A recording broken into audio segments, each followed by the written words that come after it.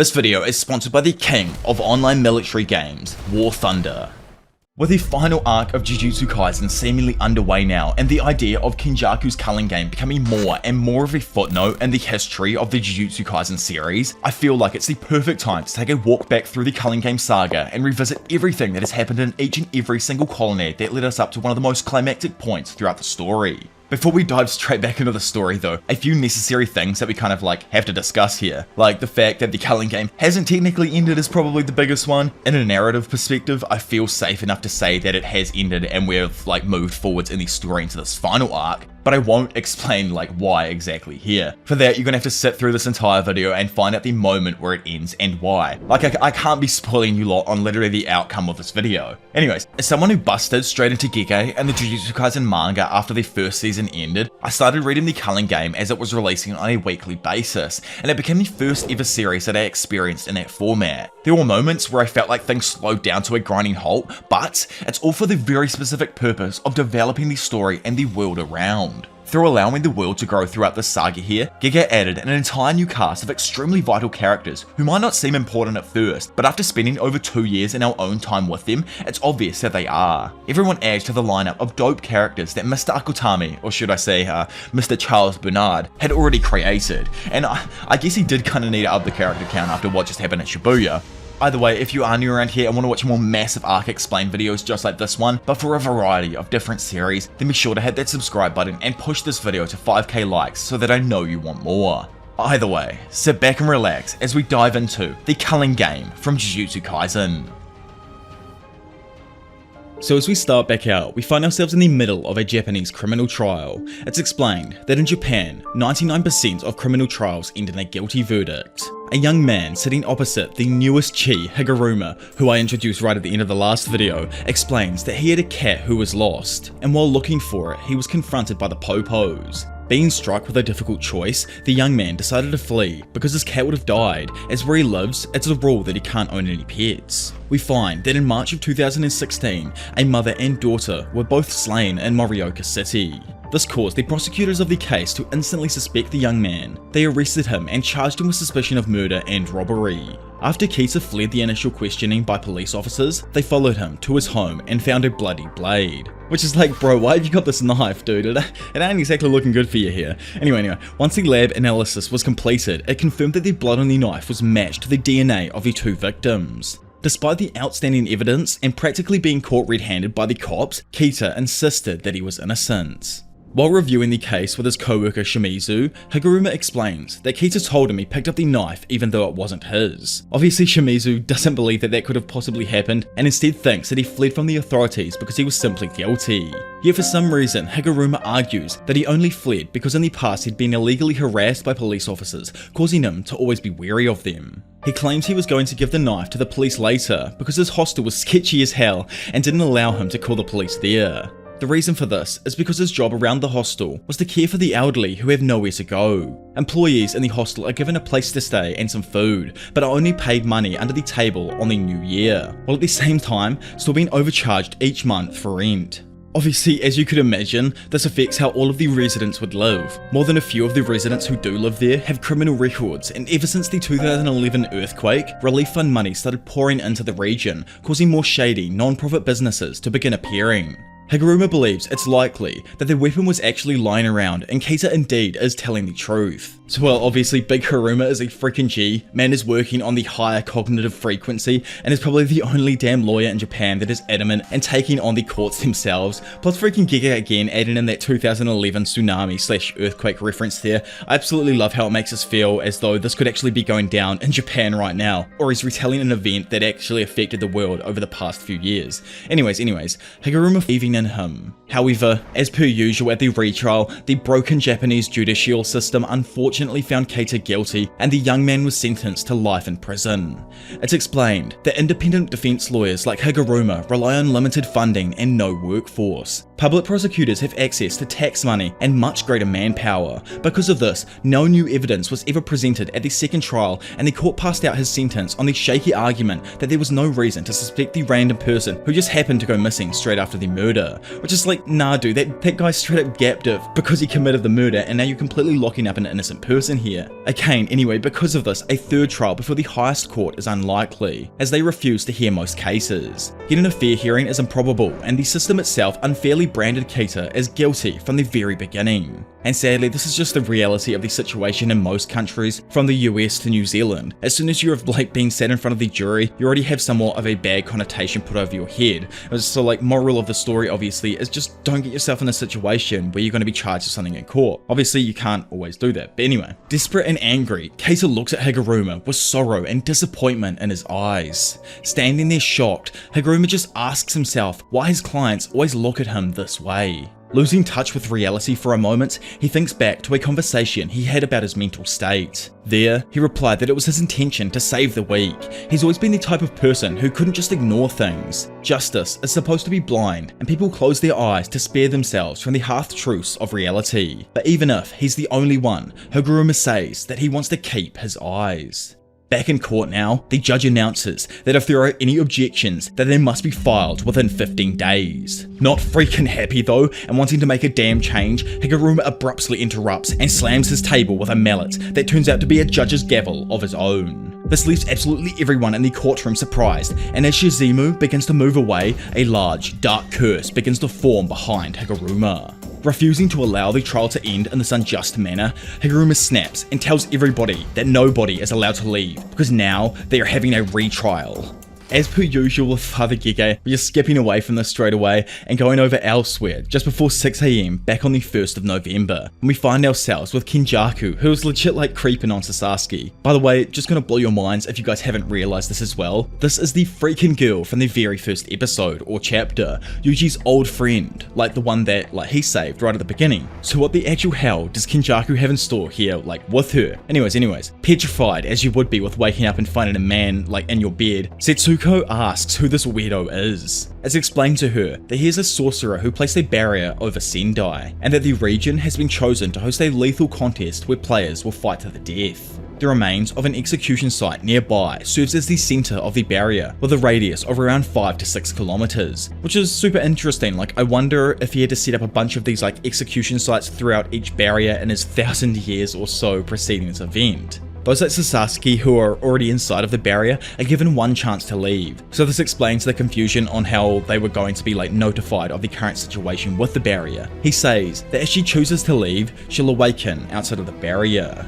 Confused with his wording of just everything, Sasaki questions if she's still dreaming, but Kenjaku replies that the space between dreams and reality is a curse. I don't know if this dude was the only one to show up personally to Sasaki, but he takes a hold of her hand and warns her to be careful. Then as he slowly guides her to the safety of the barrier exit, we get to witness the current carnage taking place across the battlefield. Then skipping back to the duo, just before they part ways for good, Kenjaku mysteriously thanks Sasaki for getting along with his son. Instantly after, she wakes up outside of the barrier with the other OG friend from the first chapter or episode, Iguchi, who's glad to have found someone that he knows. So it's always good to see Iguchi doing well again, as we left on the note that he was in hospital and everything. Anyway, he points out the gigantic barrier wall and explains that everyone saw the same man during their dream. However, to further go into my point on him physically meeting her unlike the others, Sasaki asks if the man had mentioned his son, but that isn't the case with him. Skipping away from that now and back to the present day, which is the 11th of November, Yuji and Megumi continue planning for their part of the game. They're unable to find a player named Angel, but apparently they'll know who it is when they see them. Big Hikari decides that him and his boy Panda will go over to the Tokyo 2 colony, while Yuji and Megumi will head into the number 1, and Kurara stays outside of the barrier. By the way, it's recently come to my attention that apparently Kurara is neither a male or a female, so apologies for not realizing that in the last video, but it does go to show just how in touch Gege is. Dude just knows everything that's going on with our culture in today's generations and all, and I absolutely love it. Anyway, Hikari plans to handle this mysterious Hajime Kushimo himself, since they're the player with the most points and likely is the strongest. Yuji begins to bring up that perhaps he and Megumi shouldn't travel together due to how Sukuna has been acting hella sus with him recently. However, Megumi just tells Yuji to just shut up and stop being so self-centered because the others can't exactly change their roles. After a little squabble between the boys, it skips forth to 12 PM the next day when everyone all reaches their designated barriers inside of Tokyo. Before entering, Kogen explains to them that inside the barriers the lethal competition known as the Culling game is taking place, and asks if the new players are willing to enter and declare their participation in the game. At probably the exact same time, Megumi, Yuji, Panda and Hikari don't hesitate and all agree to enter. Diving straight into Tokyo Colony number 1, we find this babe, Hanyu, asking for a signal from a dude she's forcing to work for her called Rin. He tells her that he can't do anything though if no one shows up, which leaves Hanyu annoyed. She activates her curse technique, snapping her hair into this real, dope-ass looking jet on her back, and threatens to run Rin over if he mouths her off again. Outside and approaching the colony, Megumi explains to the absolutely confused Yuji that they just need to be wary of incarnated sorcerers that have lived throughout the past eras. Still somehow confused over this, Megumi says that some of the players are from over 1,000 years ago, and even those from only 100 or 200 years ago have a completely different mindset compared to the modern day ones. First and foremost, they are sorcerers who valued life differently, and fighting to the death was a normal thing for them. Some people even desire to achieve an honourable end in battle, and that's why Megumi thinks they've agreed to become players, to achieve the warrior-like deaths they couldn't before. Megumi doesn't believe that they'll be able to negotiate with past sorcerers, to which Yuji adds on that they need to be wary not of just people, but cursed spirits as well. They knock on the barrier wall of Tokyo Colony number 1, and immediately Kogen appears to greet them. It announces that the Culling game is taking place inside, and anyone who enters will become a player in the deadly competition. Megumi declares his participation, but oddly, like maybe you guys all saw, but Megumi doesn't exactly pick up on it here, Kogen never asks Yuji if he actually wants to join the game. Determined to save his sister though, Megumi reminds Yuji that the first move is to get information on Hiromi Higuruma.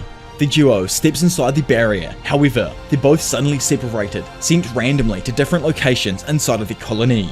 Yuji finds himself falling from the sky, confused by his circumstances, while also wondering where in the world Megumi is. It's then explained to us that when a player enters the game's barrier, they're transferred to one of 9 different locations. Certain individuals position themselves at those locations to literally spawn camp unsuspecting people who don't know this unspoken rule. Skipping back over to the simp who's actually just one of those spawn campers, he notices Yuji falling from the sky and uses a guiding light baton to signal Hanyu. Using her curse technique to propel herself, Hanyu bursts through the air, ramming directly into the chest of Yuji. She carries on and smashes him straight through 2 buildings with an attack that would have utterly pulverized most players. However, Yuji is just freaking built different, like man is constructed of a different material, and somehow he quickly recovers from the impact, surprising Hanyu. Sliding back across the roof of a building, Yuji manages to get some footing and takes his fighting stance. Recognizing her opponent's toughness, Hanyu calls her partner to her side, but Yuji quickly throws a rock he picked up in the previous attack that hits Hanyu in her stomach, seriously injuring her.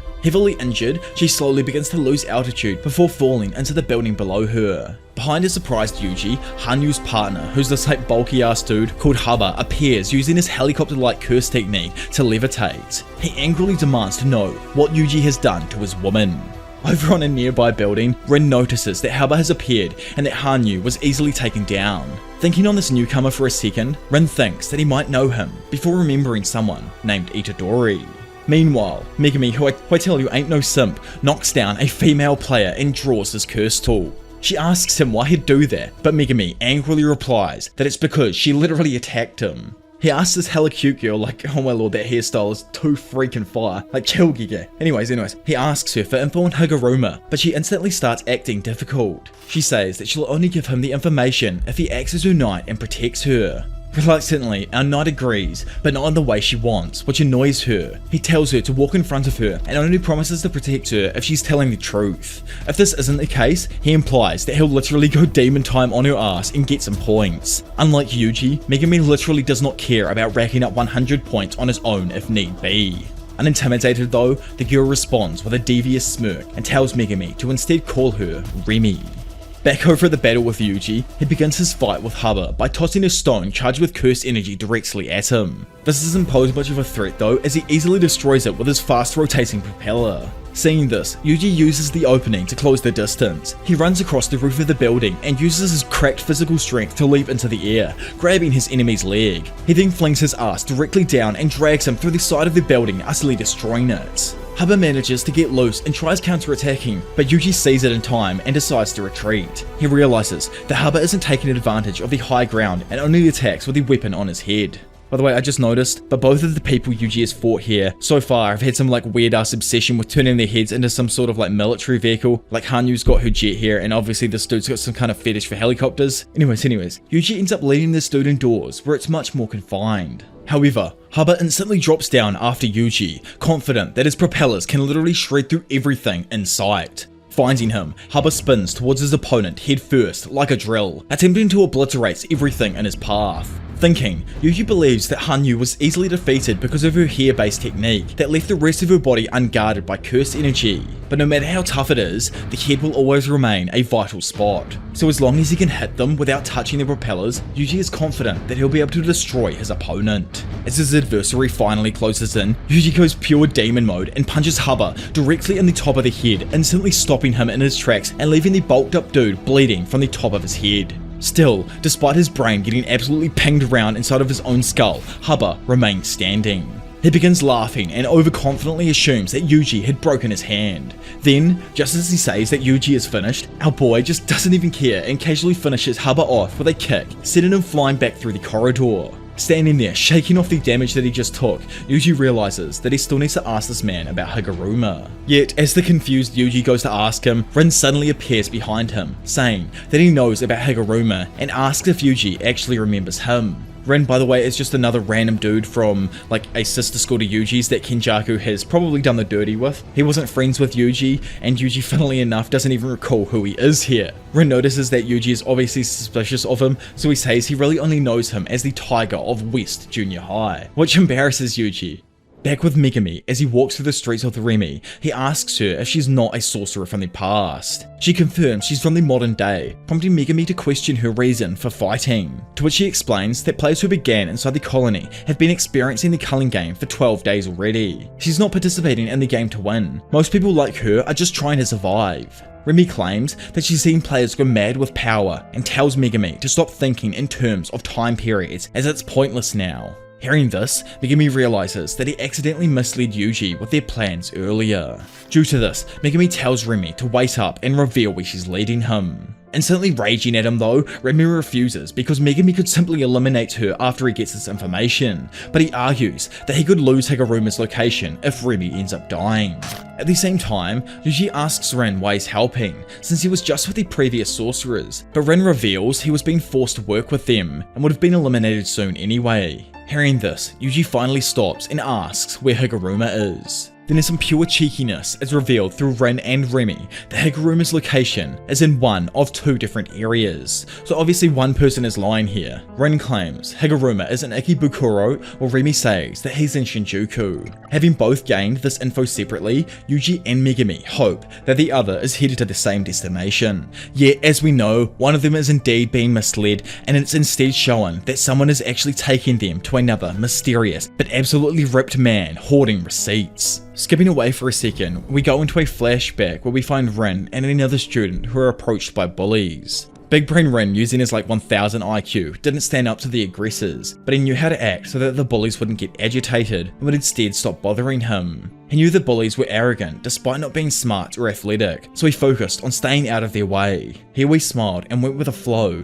even at other people's expense, because nobody would bother him. However, in that same instant, our young legend refuses to sit by and watch someone else get bullied. Rin, who was just standing there, just assumed that another moron had showed up who didn't know like how to avoid trouble, but it turned out to be the infamous Tiger of West Junior High, big freaking Yuji Itadori. The bullies attempted to beat on the newcomer, but all three of them are utterly fodderized and brutally knocked out just by a single hit each. Turning to Rin, Yuji asks if he's next, but Rin was just too shocked and could only stutter in response. Skipping back to reality and over with the two lovebirds as they head off at a station, Megumi immediately expresses some concerns about going through Ikebukuro. He believes that they should have taken a more direct route to Shinjuku instead, but Remy argues that the route is simple for her and she has a base nearby where she wants to rest and bathe. Meanwhile, Rin takes Yuji to a theatre in Ikebukuro that Higuruma uses as his base. Excited to have quickly located his target, Yuji thanks Rin. Concerned though, Rin asks Yuji if he's really going to go inside alone, to which he says that he's in a hurry to meet up with an ally and assures Rin that he'll be able to escape if anything goes wrong. Yuji, like the happy moron he is, skips off into the theatre without a care in the world, while Rin laments, sitting idly by, unable to stop him. After entering the theatre and rolling down some stairs, someone else introduces himself as Reggie. But as per usual with Gege, and him skipping around all throughout this section of the arc right here, he's not greeting Yuji. No, in fact Megumi has walked into an ambush of his own, inside of Remy's so-called base, where another player was indeed waiting for him. Reggie reveals to Megumi that Remy had tricked him, which immediately sends Megumi into an utter rage. Pissed off, he looks back at Remy, who simply tries to taunt him now that she's supposedly safe. Not worried at all though, our female-loving Megumi tells her to shut up, then instantly summons his divine dog Totality, stating that they're wasting his time. Remember how Yuji was just surprised before this? Well, Yuji upon entering the theatre finds Higuruma chilling in a freaking bathtub filled with water while he's still fully clothed in his suit. But man, I love Higuruma, dude. Gets the coolest introductions and honestly looks so freaking clean here. I'm not sure what film as well this is from, but I know for a fact that this whole clothed and chilling in a bathtub is definitely from a movie that I've seen, but I just can't remember the exact one right now. Anyway, laying there in that Belle Delphine holy bathwater, Higuruma claims that it feels better than he expected. We're just like, holy dude, chill man. He explains that he's going off the rails and doesn't care about anything anymore, so he's trying stuff he never thought he would have done in the past. Hearing him ramble, Yuji finds it kind of funny, but since he's the pro tag, he tries to get straight to the point and asks the suited man to talk, but the lawyer claims it costs 5,000 yen per every half hour. Higuruma says that this was just a joke though, because he wanted to play the part of a greedy lawyer for once. Yuji, who's obviously like, yo, what the fuck is this dude on? Quickly realizes that he's not an incarnated sorcerer from the past. Due to our genius Itadori deducing this, he believes that they can communicate and make a deal instead of fighting. But you know, if you go off what Remy's saying, then right now Yuji is utterly stuffed either way and won't be able to talk. Anyways, Yuji reveals his and Megumi's points plan, but hearing it, Higuruma declines because he believes the culling game presents a few possibilities he's interested in. So obviously our ex-lawyer has gone a little bit nuts here with his sudden power and wants to know more about the rules of the culling game in comparison to that of societies. Higuruma presents the question of what if the culling game punished rule breakers without charges, prosecutions, or trials. We're fully in that law and order arc right now, boys. Japan's rogue lawyer recognises that the rules of the game aren't perfect, but he still wants to preserve the basic mechanics of the game and see the curse technique removal process for himself. Yuji, who's probably like, just chill man, tries to get Higuruma to understand that the culling game is a ritual for sacrificing everyone in Japan, but he just doesn't believe it. Instead, he points out that the culling game's rules celebrate permanence, something Yuji can't argue with because he literally doesn't even understand it himself. Running out of options and patience, Yuji, like the musclehead he is, opts for his own form of persuasion. Getting ready to throw some freaking hands, he demands that he let him use his points. However, soaking wet, just like myself after reading this arc, Higuruma stands up out of the tub and asks Yuji if he's ever killed anyone. Then armed with the gavel in his hand and his Shikigami by his side, Higuruma claims that it feels better than he ever expected. Standing opposite him, Yuji knows Higuruma has eliminated at least 20 players. Because of this, he decides to stay on the defensive to anticipate an attack. Unexpectedly though, Yuji is caught off guard as Higuruma instantly activates his domain expansion, Deadly Sentencing. Noting the immediate danger, Yuji rushes the lawyer and tries to attack him before the curse technique can activate. Yuji throws a head kick, but his foot slows and stops right before it can reach his opponent. Higuruma explains to him that his domain forbids the use of physical violence on each other, which causes Yuji to be transported back to the other end of his courtroom. Judgment, which is the name of the Shikigami, begins stating that Yuji is under suspicion of entering the pachinko parlor on July 16, 2017 in Sendai City, despite being underage. Yuji isn't sure what's happening at first until he remembers the parlor the Judgment was referring to. As per usual, Yuji literally can't lie and makes it pretty obvious that he has been there. Higuruma explains that Judgment knows everything about everyone in the domain. It's explained that Higuruma isn't privy to all of this information beforehand, and the verdict is solely decided by the arguments presented in this courtroom. Additionally, as a confused Yuji reacts to this, some evidence in a folder randomly appears that's been submitted by Judgment to be looked over. It's not necessarily conclusive, but our boy, who physically cannot lie, won't be informed of what's inside either.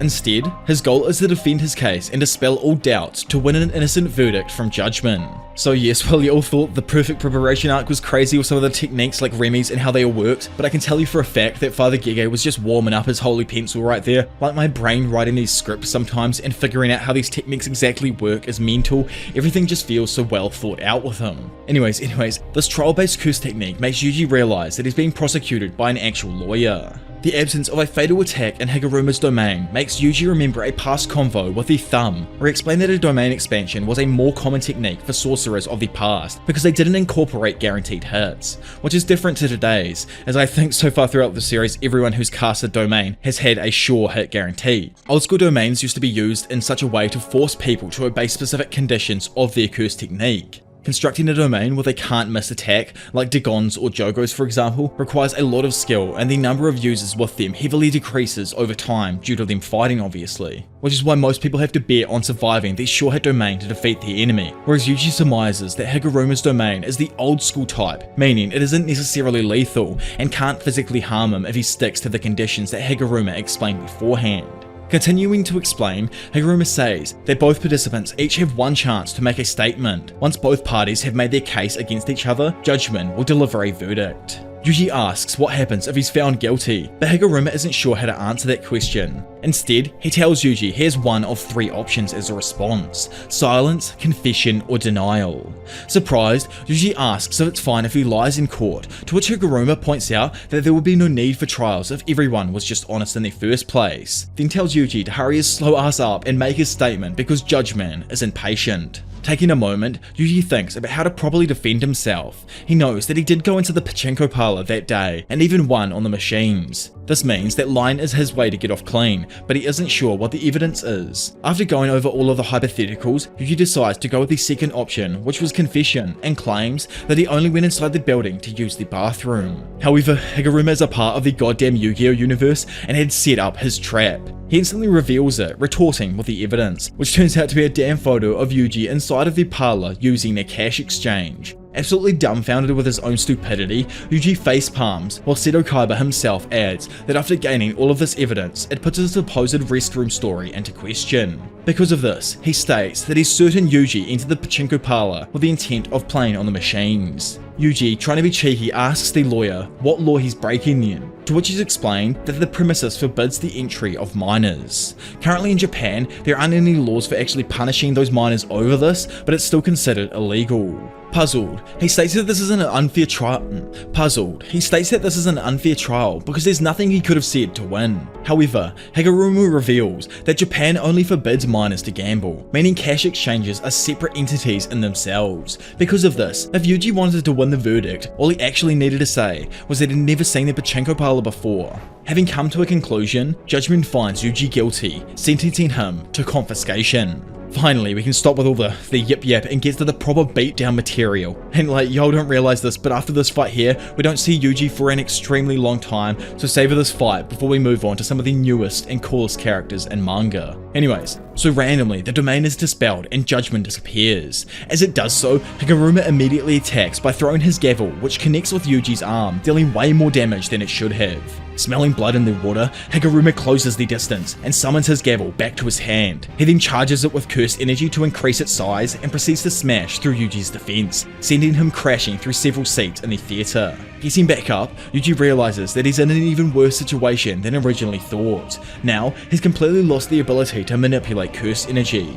But honestly, Higuruma probably got the worst matchup here, as we all know for a fact that our boy's physical strength is so damn broken it's comparable to having a freaking heavenly restriction on himself. Continuing to attack, Higuruma launches and smashes down his mallet atop Yuji. Seeing it in time though, Yuji jumps back to avoid it, but this insanely big brain lawyer makes the gavel appear in his other hand, allowing him to quickly attack yet again.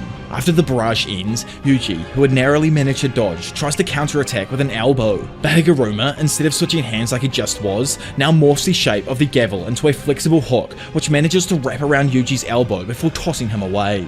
It's actually crazy when you think about how strong Higuruma really is. Like, this dude didn't have a curse technique up until extremely recently, and only learned the basics of barrier techniques by analysing his own domain expansion. Somehow, this mad genius had worked back from there and gained an instinctive grasp of how to reinforce his body with curse energy. So somehow, within just 12 days of awakening, Higuruma managed to blossom into a fighter who's comparable to someone like freaking Nanami or even Mei Mei, but probably even stronger. Before entering the colony, so literally for no point, he exercised a few curse spirits, and then soon after has eliminated at least 20 players, becoming one of the 2 current frontrunners in terms of points. Standing there, he asks Yuji if he can't control his curse energy, which confuses him because he thinks Higuruma is the reason for it. But apparently, the confiscation penalty takes away the person's ability to use techniques in the first place. So because Yuji doesn't possess any kind of technique, the effects literally fell to stopping him from utilizing curse energy altogether. Concerned over this, Higuruma quickly surmises that it must be due to an incredible physical prowess. Determined to crush Yuji with all of his might, Higuruma shifts his gavel into a staff and attacks with a flurry of swings. Using his insane agility though, Yuji is able to avoid each swing, then grabs onto the staff's middle section, only for Higuruma to make it then instantly vanish before he can pull it away. Jumping back, Yuji then kicks the bathtub directly towards the lawyer. However, he simply destroys it with his gavel, unleashing a rush of water and broken tub pieces. Erupting through the water, Higuruma increases his gavel to a freaking massive size and slams it down on top of Yuji. However, like someone please explain to me how even this isn't enough to crush Yuji. It even freaking impresses Higuruma, who compares his experience to fighting an indestructible doll.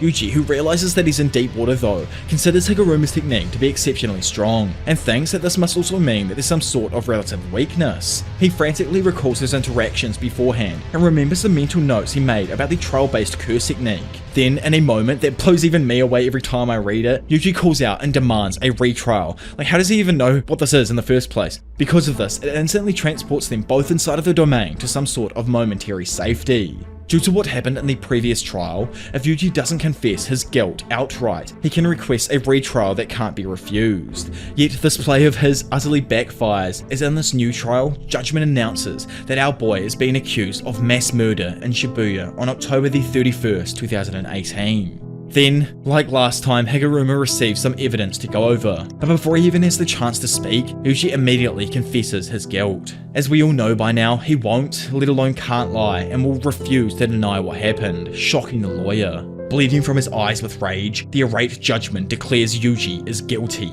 He punishes Yuji with confiscation again, as well as an additional punishment, which turns out to be no other than the freaking death penalty. So for those of you who are wondering, yes, this is the 3rd time now that a boy has been sentenced to death in some kind of manner. After judgment gives Yuji his penalty, Higuruma's gavel transforms into an executioner's sword, which has the added effect of being able to kill its target with just one cut. Higuruma believes emphasizing with people means understanding all of their weaknesses, but he can't help but perceive that fragility itself as ugly. Including Yuji, everyone is weak and ugly to himself, regardless of their aspirations to improve in life. While Higuruma continues screaming, Yuji tries to keep him back by launching several theatre chairs in his direction. Then, being his cheeky old self, Yuji throws his Jujutsu hijacker to distract Higuruma, leaving him a moment to get in and behind him. Quickly, Higuruma turns, but in that moment, also notices Yuji, who now throws his hoodie and manages to block the lawyer's sight momentarily. Dropping to the floor, Yuji throws a sweeping kick, but Higuruma, who's somehow able to keep up, is able to just jump above it. As he floats there, Higuruma prepares to land his final blow with the executioner's sword, while Yuji below prepares to land an uppercut. In the usual manga fashion though, we get absolutely cucked as it goes away into a past conversation between Mr. Yoshikawa and our current mentally insane lawyer. There, Higuruma refuses to become a judge because he felt like his ambitions in life weren't good enough. It's explained that he's reminded of this memory because Yuji, for some bizarre reason, confessed to a crime he did not commit. The evidence in the retrial was about Sukuna's massacre, and Higuruma knows that Yuji wasn't the one who committed that crime, so he can't seem to understand why Yuji would confess to something that he didn't do. Because of his confusion over this, Higuruma willingly deactivates the Executioner's sword, allowing Yuji's insanely strong uppercut. Like, this is just pure physical strength, by the way. Like, look how ripped he is right now, boys. This punch directly hits him in the body, probably cracking a rib or two, and sending him crashing back into the seats. Before he even bothers to get up from the hit, Higuruma states to Yuji that the absence of reason or control signifies non-components. He adds that Sukuna was in possession of the body, and since Yuji didn't surrender control willingly, he is innocent. Yuji doesn't see it that way though, and he still claims responsibility for it, believing that death really only occurred because he's too weak. Yuji, who's still confused over why he deactivated his technique in the first place, asks him so. Getting back up now, Higuruma explains that he remembered why he got into law in the first place, as there are still other weak people out there who need his help. Higuruma invites Yuji to sit down after he's gotten his clothes back on and agrees to give him his 100 points. However, before he does so, he asks the young sorcerer if he's ever killed anyone on purpose, to which Yuji somberly responds that he has. Then, in a quick flash, we see the moments preceding Kita's trial and how Higuruma had brutally murdered the prosecutor and judge. Thinking on this, he asks Yuji if he felt awful about it as well. So, that there officially brings the first beatdown of this amazing colony to an end. But one thing I do want to say is I goddamn love Higuruma, and I really hope that he sticks around in the story after this point. Even after the Culling game ends, it would be nice to have him as a great addition to the Jujutsu tech staff. Honestly, I think he is just truly a good person who is blinded by just how shit society is and his insane increase in power that he just received from Kenjaku. Which makes me also wonder, are all these new techniques and modern day civilians have found themselves with actually just another reincarnation, and instead of a person being reincarnated, it's technically a curse technique itself that's being placed inside of an individual who meets the right conditions. Anyways, now that the two are just chilling out, Higuruma tells his Kogain to add a new rule to the Culling game that allows players to transfer points between one another. As Yuji anxiously waits, Kogain relays the message to the Game Master, but just moments later, he breathes a sigh of relief as the rule is allowed and Higuruma transfers one of his points to Yuji, so that neither of them will be affected by curse technique removal for at least 19 days. Abruptly getting up now and leaving, Higuruma says goodbye, but Yuji, who's just like, yo, wait up dude, asks him what he's going to do now. He explains to him that he wants to use Higuruma's strength to help them in the Culling game, but the lawyer explains that he killed a few people before coming to Tokyo. Due to how he feels about this now, he wants to take responsibility and plans to turn himself in once the barriers reopen. But until that time happens, he's going to ponder his best course of action and doesn't feel comfortable staying around Yuji because it just makes him hate himself even more. Sadly, Higuruma leaves the theatre, leaving our boy alone to lament over the situation despite accomplishing his goal. Now we move on to the next round of Heat Boys, second massive battle of this dope ass arc here. I don't know if you've seen Gege's recent post to do with Hana and him honouring Togashi Sensei's ethereal level of writing, but dude said he hoped he could warm the pages to a similar degree to Togashi Sensei's writing in years to come. I don't actually believe how humble this goat is. He doesn't realise he's already setting his pages on freaking fire and has definitely become one of the hottest dudes on the block with a constantly releasing manga each week, especially in the western side of the world. Meanwhile, and over the other side of the Tokyo colony, Reggie commends Megumi as he says he can already tell that the young man is strong just based on his Shikigami. Unbeknownst to Remy, Reggie was actually just using her to lure in potential allies, and now seeing Megumi here, he asks him to join their group, then asks what he knows about the Culling game. Without mentioning Master Thumb, Megumi reveals that it is a ritual for bringing Japanese people to the other side so that they're no longer considered human. Hearing this explanation, Reggie cracks up and asks Megumi if he knows Kenjaku, surprising the younger sorcerer as he'd figured he'd run into a person with a connection to Kenjaku sooner or later. Reggie explains that the ritual explanation is probably just a cover for Kenjaku's real plan. And I don't want to spoil anything, I want to catch up and probably reveal the true plan myself, because Reggie may look like a silly mofo, but this dude is a genius for stating this cheeky foreshadowing right here. Continuing with his big brain explanation, assuming that 1,000 players were equally divided among 10 colonies, Reggie suggests that each colony of 100 players is top heavy in regard to the player's skill level. Players like Kashimo and Higuruma are much stronger than most of the other combatants, and between the two of them, they have already eliminated roughly 60 players within just the first 12 days. which makes sense to Megumi as like the Tokyo Colony #1 has been extremely quiet ever since he entered. He asks Reggie if all the strong have already weeded out all of the weak this early on in the game, and if the game has reached a deadlock due to those circumstances. Reggie confirms this, then goes on to explain that the transferal process isn't just a way to spread out players, but actually a way to stimulate a second awakening of new modern day people's curse techniques. Some of the weaker people even die during that transfer process, but this doesn't benefit the ritual in the same way that a drawn out melee would. Reggie then drops a freaking bomb saying that Kenjaku is currently overseas in China, meeting with the government officials there. So like, yo, I don't know what Mr. G and his boys are doing over there, but anyways, he explains that he is pretty certain that Kenjaku will drop his own metaphorical bomb on all of the players once only the strongest ones remain. At that point, Reggie believes the Culling game will have served its purpose, so for now he's just focused on gathering strong allies and storing points. Megumi asks how Remy fits into his plan because he's obviously a weakling with no value, to which Reggie clarifies that Remy is useful for luring in people as they tend to drop their guard around a woman.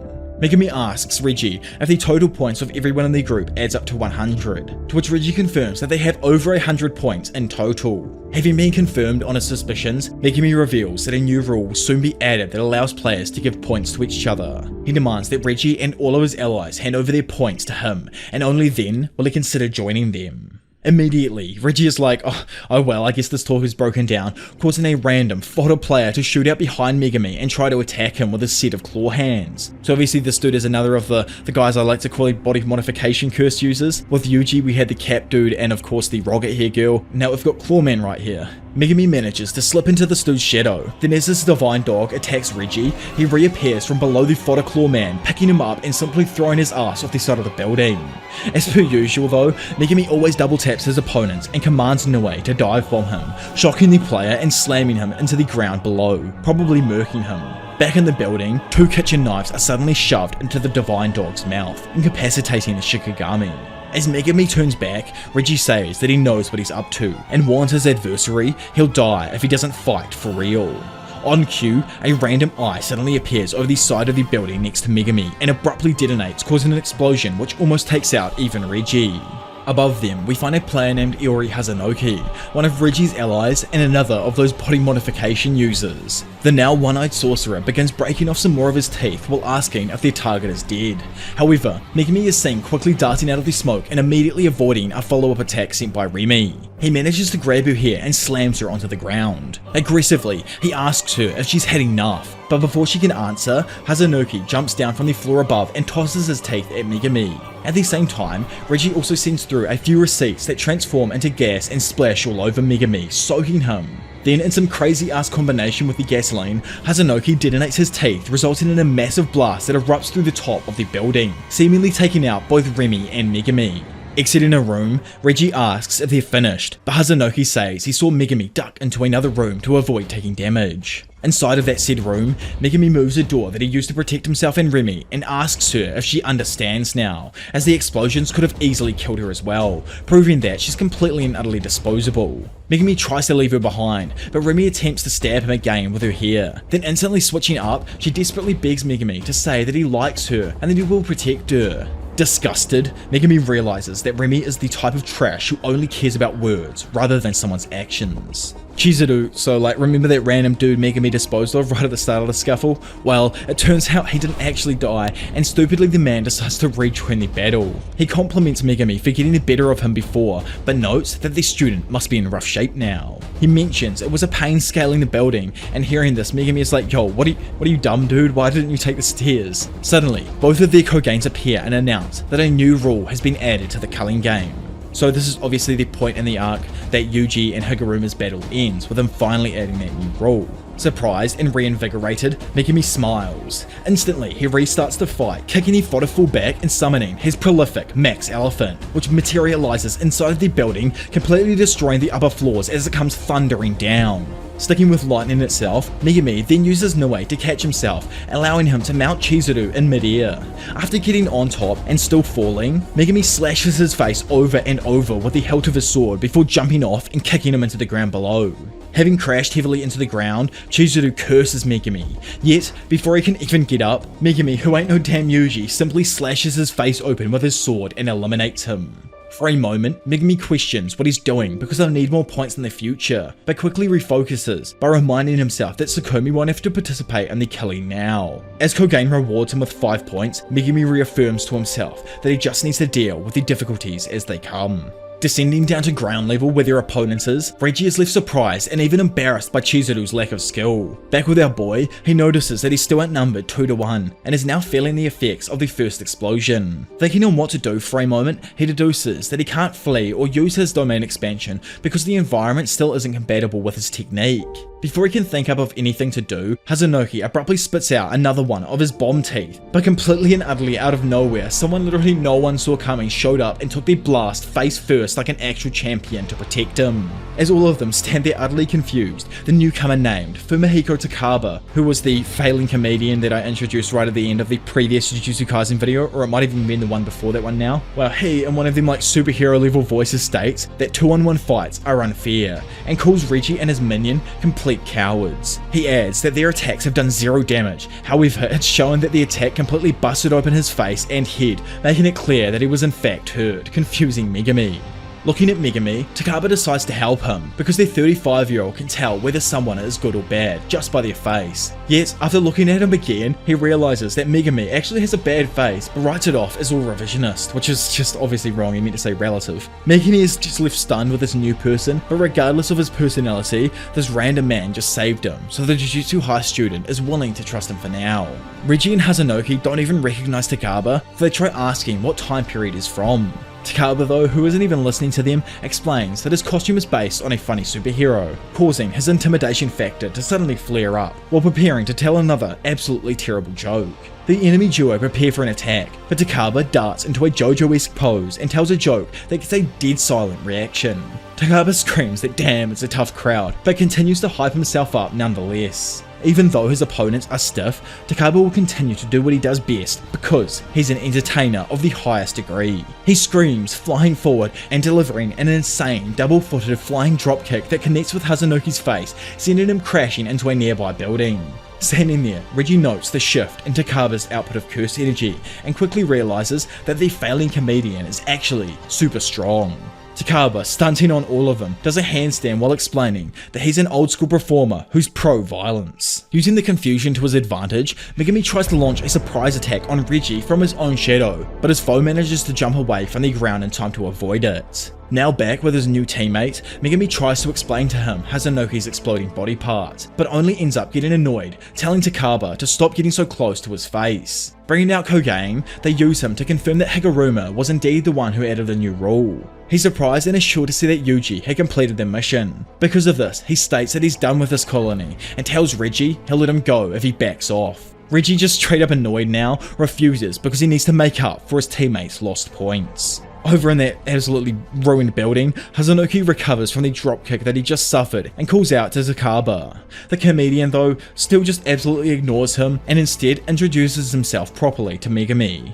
Since Takaba is most likely going to end up killing the bomb guy, Megumi requests that he take Hazunoki's points if possible, to which he accepts on the condition that he continues to entertain, as first and foremost he is a performer.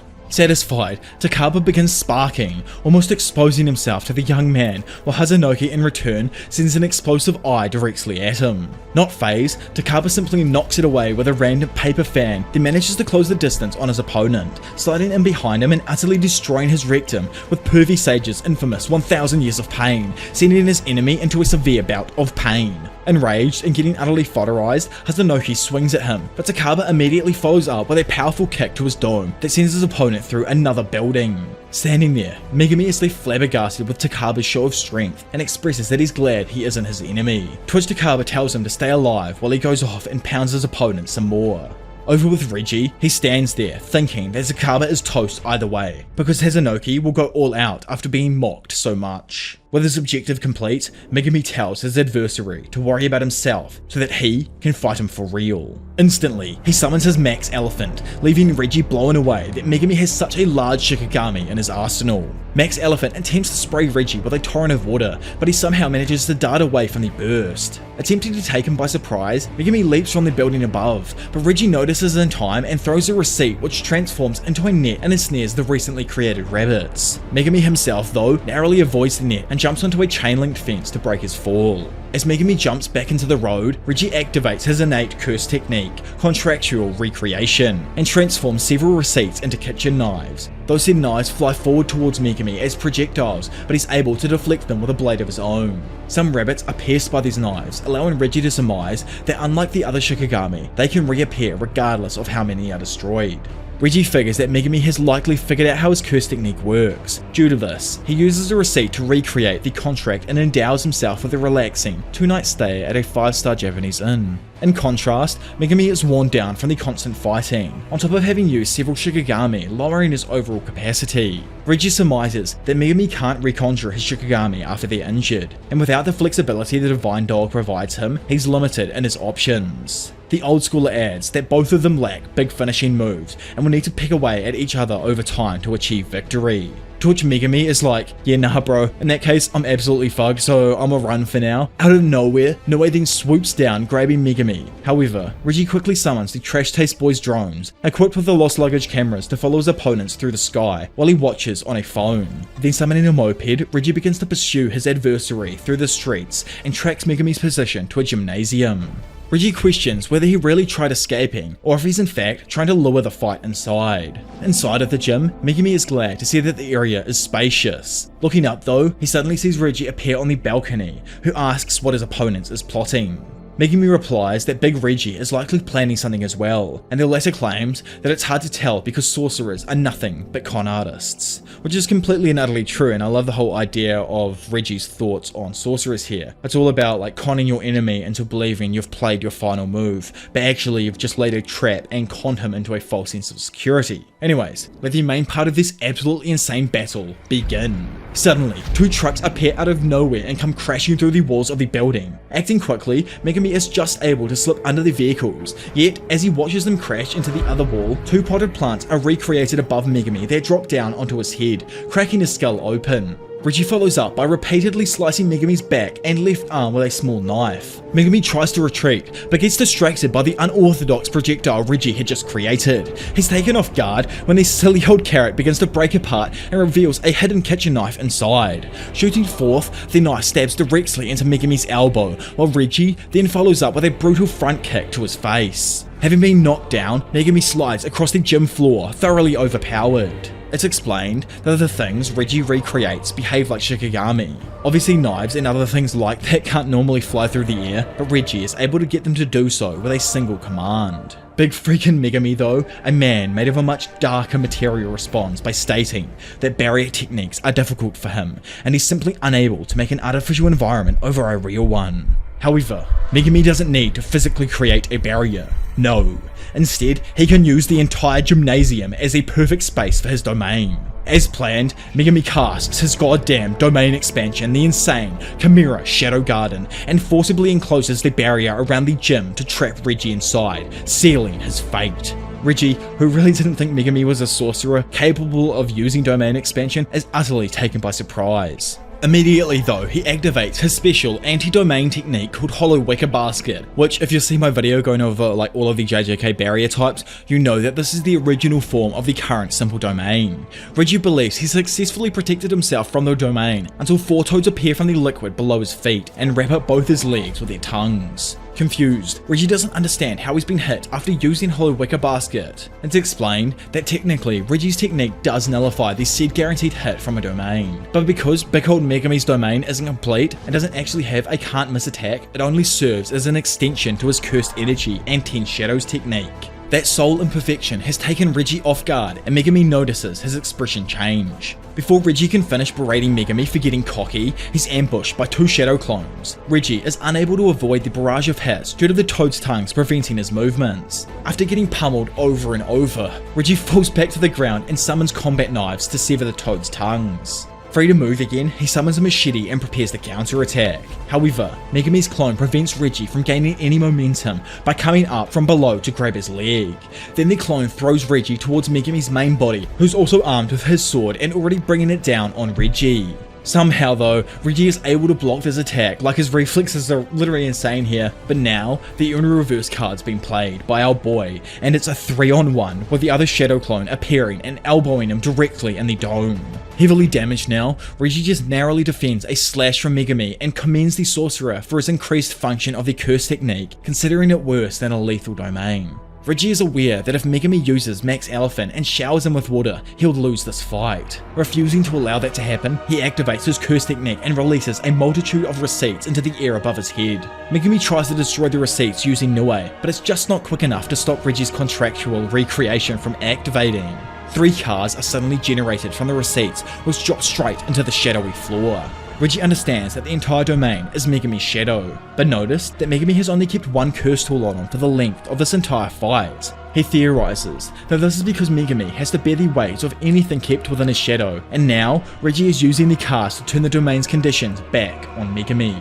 Having been forced to the ground under the immense weight, Reggie believes Megami might be able to summon Shikigami still, so he keeps his guard up and plans to keep on piling weight until his opponent is completely crushed. Megami though, like we all learned this throughout the first battle against that silly old cursed womb, he literally is insane and the dude does not care about life anymore, to the point that he tells Reggie he's forgotten something important. He reminds him that an incomplete domain is still a domain, and there is shadow all around the both of them.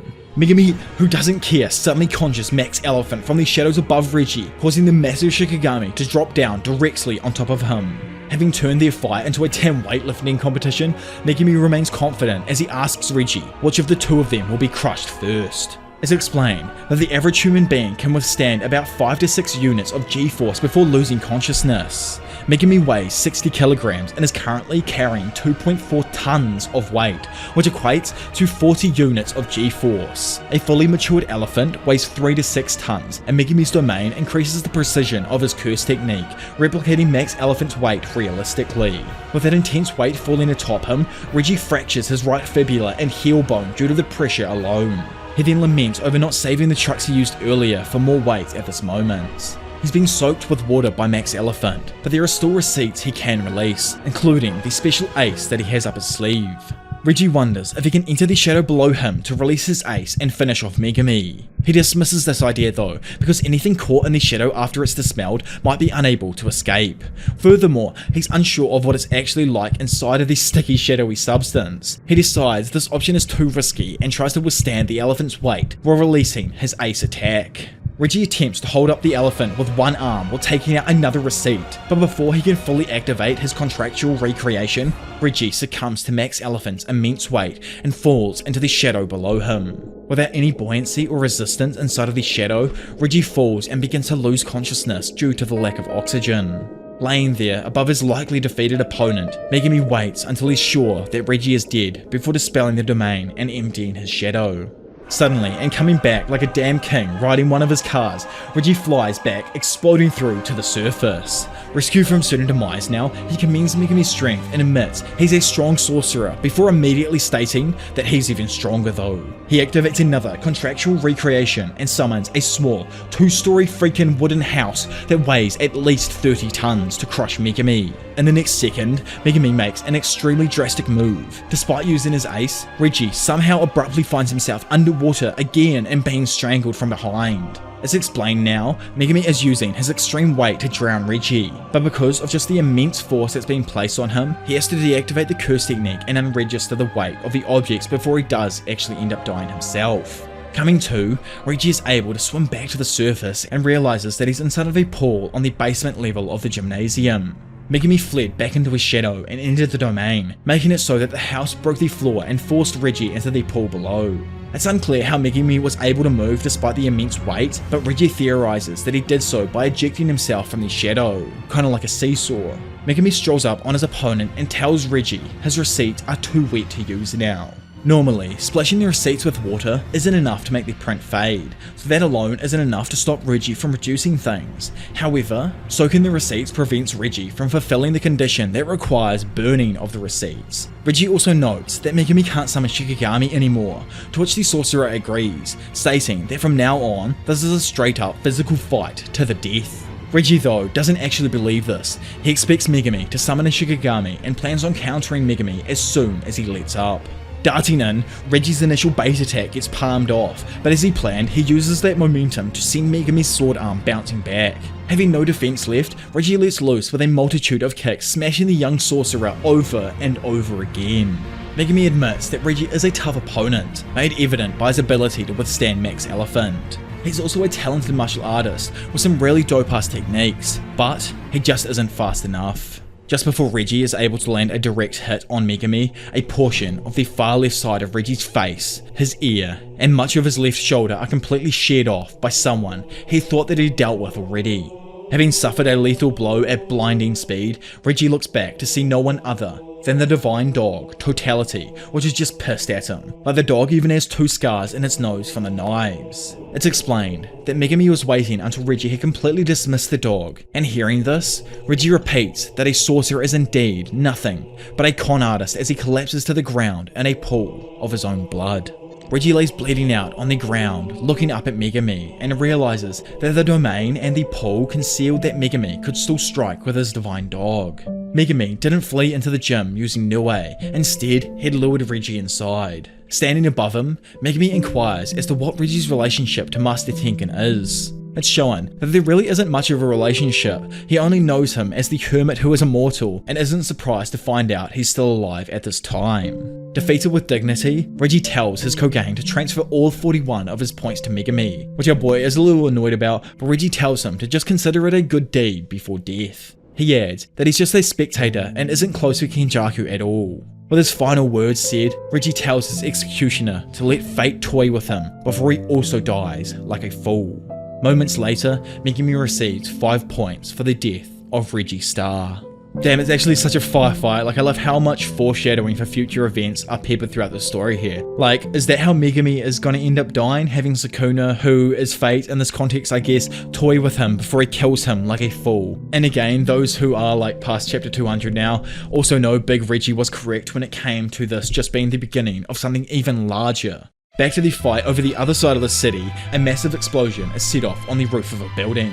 Hazunoki, who's still fighting with Takaba, wonders if he's finally hit his target, yet the comedian appears right beside him and comically encourages him to stay focused because his opponent is a tough one.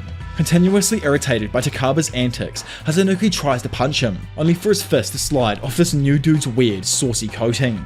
Hazunoki is just frustrated by this fight as he doesn't understand why Takaba won't take any damage regardless of how many times he gets bombed. Kogen interrupts their battle for a moment to inform them both that Regi has been eliminated. Surprised, Hazunoki decides to walk away from the fight entirely. Initially, Takaba is fine with this, telling his opponent to bathe and brush his teeth once he gets home, but after thinking for a moment and sticking with the original plan, Takaba starts to pester Hazunoki for his points, only to be repeatedly denied. As it skips away from them, it's explained that Big Fumihiko's curse technique is called Comedian. It's actually like too broken of a technique, so broken in fact that it has the possibility to even rival that of Gojo's. Like anything that Takaba thinks is kind of funny or is funny in general becomes reality itself for him. But unfortunately, Takaba is a little bit mentally lacking and is completely unaware of how this even works. Elsewhere, she's distressed because she's always been told throughout her life that men are supposed to be wolves who would tear her up, but they've always come to take care of her. Which is, what do you mean by getting torn up? In New Zealand, that's some crazy ass slang. Anyways, she doesn't know how to go on and still thinks that wolves will continue to help her until she's cornered by a deadly hound, which turns out to be Megami's divine dog. Before Megami can make good on his threats, Tsukumi's voice randomly appears and tells her brother to stop before he kills someone in cold blood, causing his divine dog to disappear, and Remy surprised that she's being let go. Annoyed and just completely exhausted now, Megami tells his sister to just shut up before he collapses to the ground unconscious. Just as this happens though, literally something I didn't even think happened throughout this arc happens. No one other than the angel herself, Hana Kurisu, descends upon his body.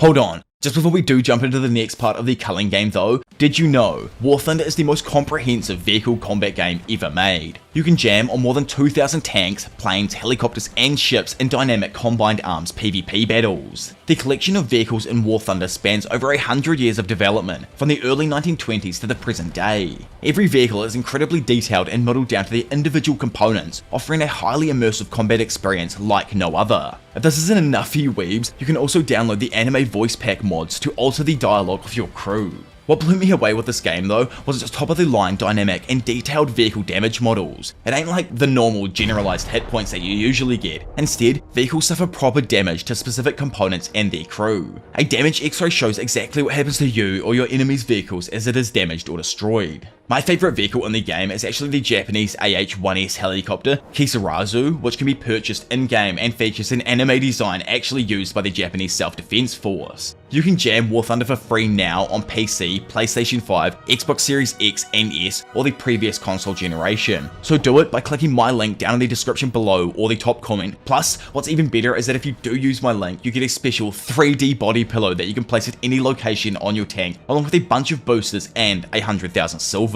So, I'll see you in the game.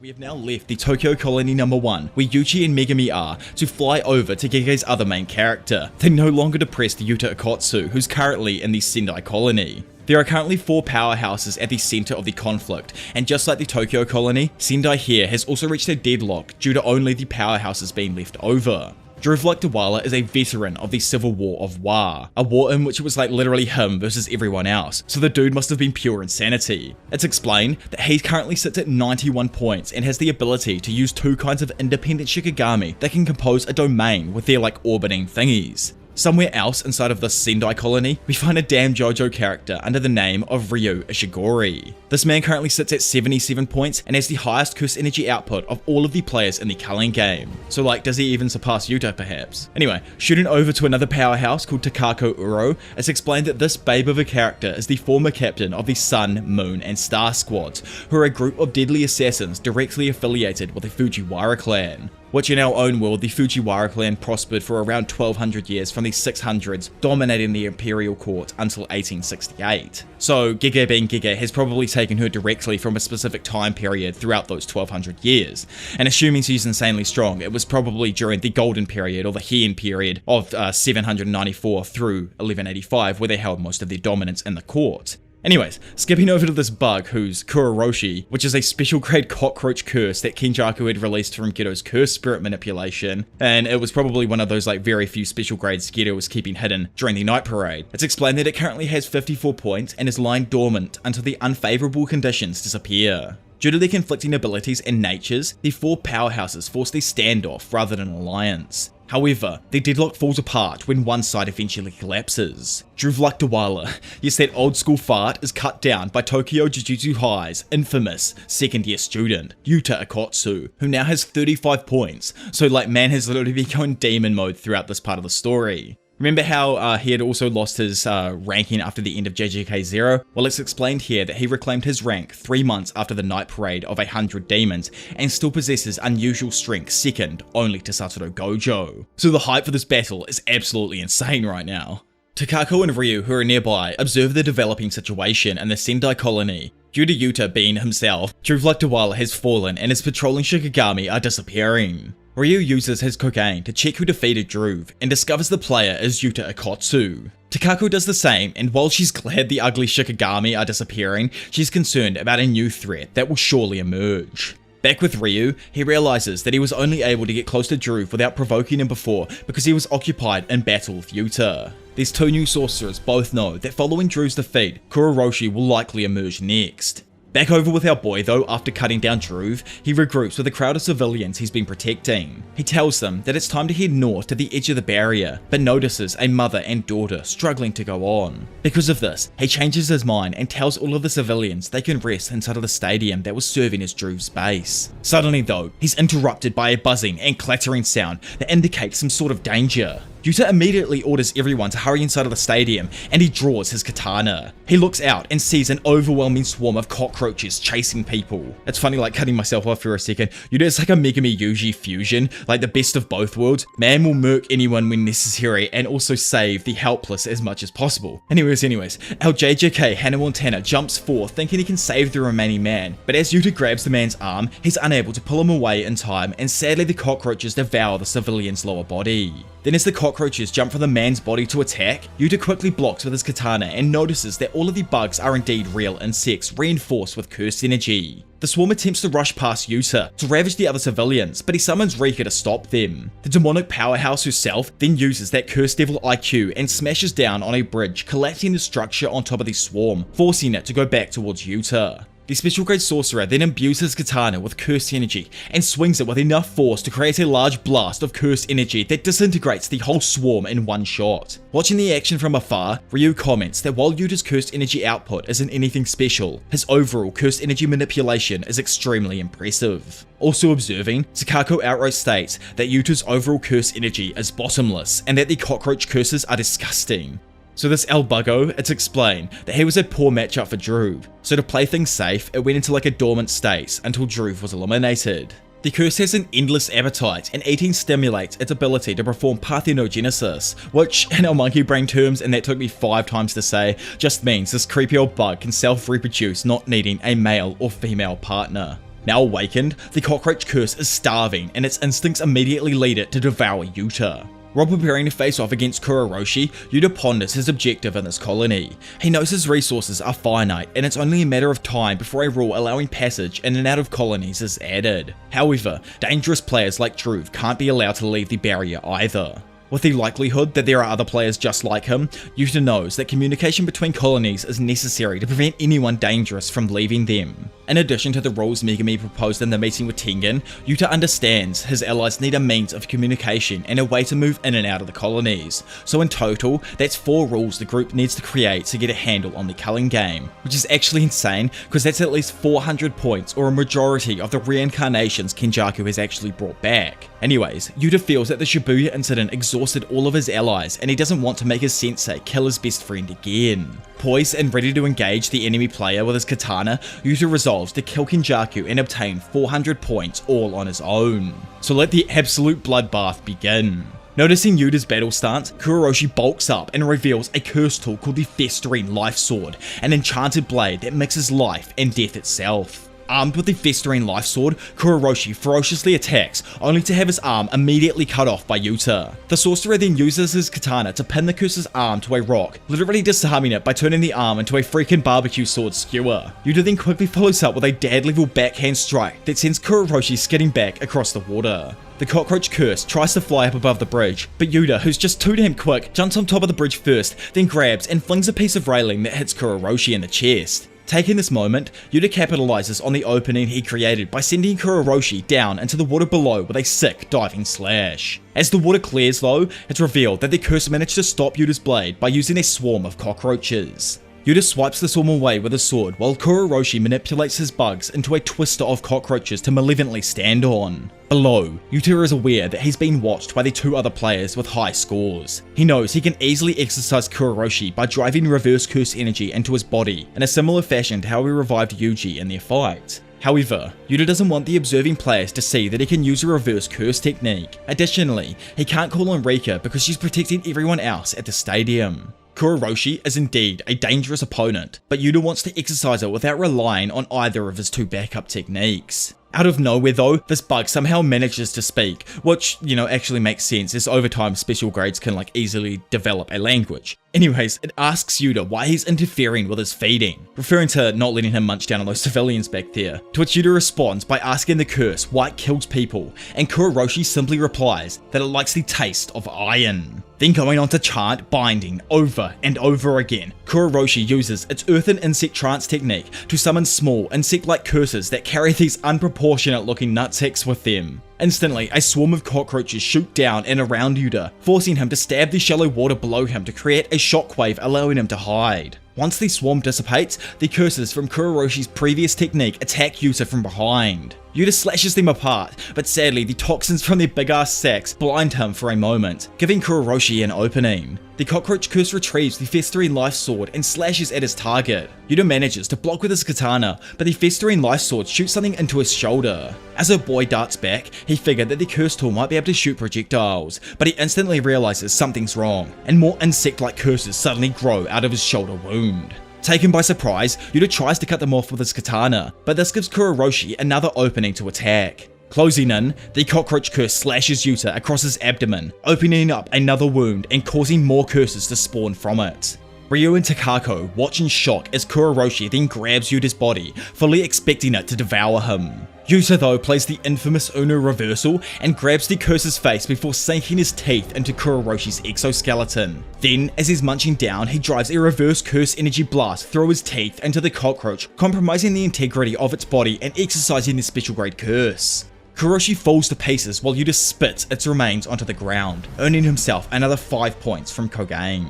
With the cursed spirit out of the way and Yuta in a vulnerable state, Uru decides to take advantage of the situation and confronts him directly. Levitating upside down behind a new rival, Uru whispers into Yuta's ear, taking him by surprise. Before Yuta can confront the danger directly though, Uru uses their dope-ass curse technique to heavily distort the space around them. Instantly, this distortion fractures the terrain around her and launches Yuta backwards. Taking the hit head on, Yuta minimizes the damage and starts to wonder how exactly she caused so much destruction. But before he has time to think, Uro follows up her attack with a punch. Yuta is just able to weave past the hit and tries to counter with a punch of his own. However, Uro grips down and warps the sky around his fist, completely stopping his counter attack and turning his hand into some spaghetti ass noodle, which reminds me of Harry's hand after the Quidditch game in Chamber of Secrets. Anyways, while Yuta stands there confused by his distorted appendage, Uro knocks him back with another attack. Now out of combat, Yuta's arm quickly returns to normal without any damage, leading Yuta to assume Uro's curse technique manipulates space without actually crushing anything within it, similar to how like a lens creates distortion. It's just an idea, but I wonder if she could also create some sort of pocket dimension or wormhole.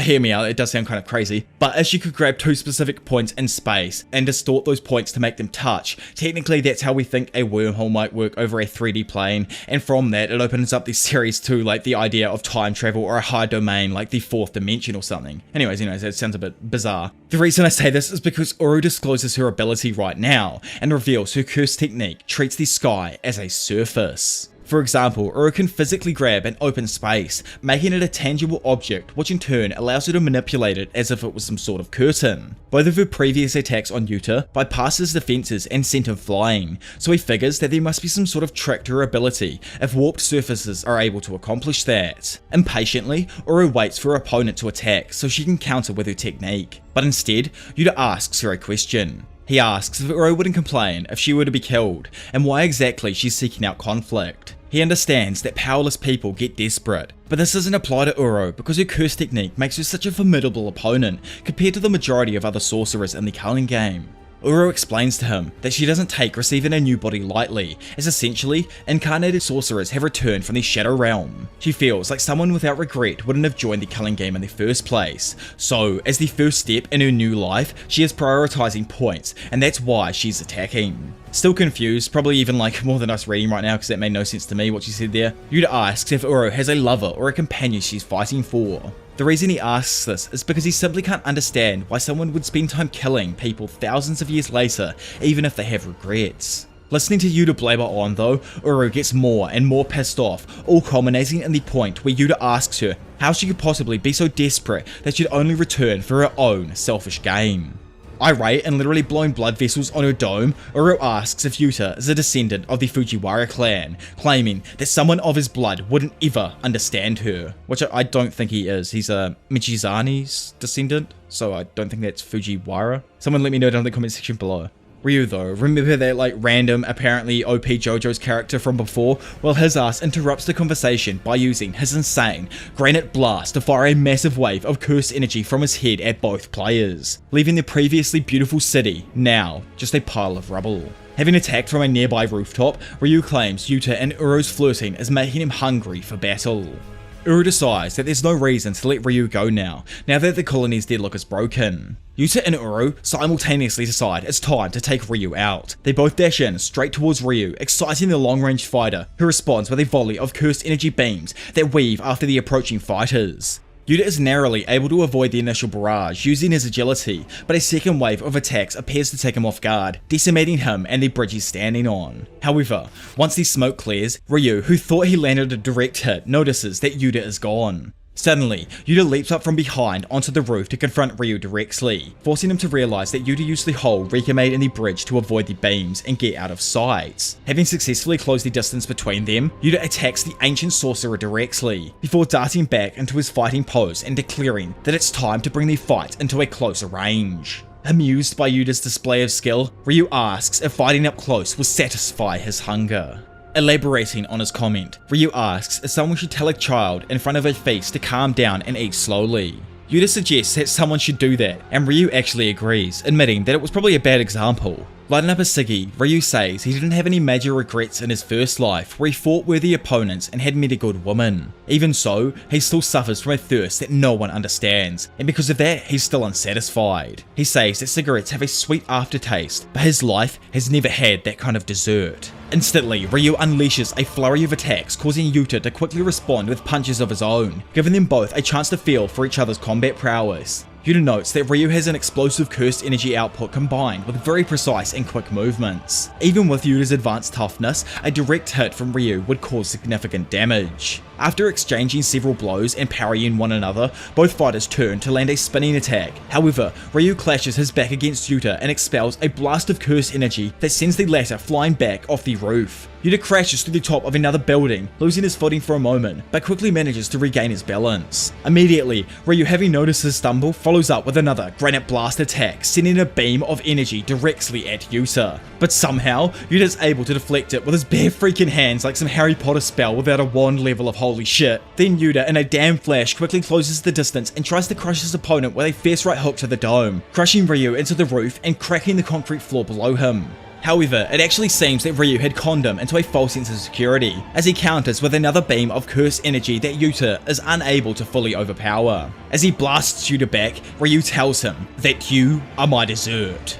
Uro, who's just rolled up on the scene, takes advantage of Yuta's unfavourable positioning in midair and targets him with her curse technique. It's explained that technically she doesn't hit the person with her technique, but strikes the surface of the sky instead. Having revealed the extent of her technique, Uro breaks the surface like thin ice and smacks your opponent straight down onto the brick road below. Irritated by the interference, Ryu shoots a wave of curse energy at Uro and tells her that she's in his way. Telling him to silence himself though, Uro uses her technique to warp the space around the cursed energy beam, firing it right back at him and hitting him directly.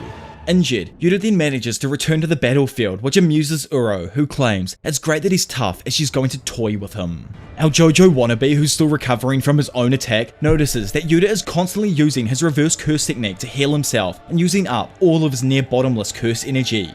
Let down by his opponent's receding strength, Ryu comes to the conclusion that Yuta is not the dessert he had been searching for to quench his gluttonous thirst. Thinking on what to do himself, Yuta knows that Ryu doesn't target civilians, but he wouldn't care if they ended up as collateral damage in an attack. Yuta knows that he wanted to put more distance between the fighting and the stadium where the civilians are, just in case, but that isn't likely to happen anymore. Instead, Yuta decides to use his full strength now. He pulls out and puts on his ring, then calls upon Rika and asks her to give him everything. Rika suddenly manifests as a curse spirit right next to him, leaving both Ryu and Uro confused by this turn of events. Uro is shocked Yuta wasn't already using his full power, and Ryu doesn't understand how Yuta's curse energy is already filling back up. For those of you confused, think of Rika like a water tank of curse energy, and when Yuta decides to open that tap, he can just refill his deflated curse energy. On top of that, Rika tears open her chest to display a freaking arsenal of curse tools kept inside her body for Yuta to choose from.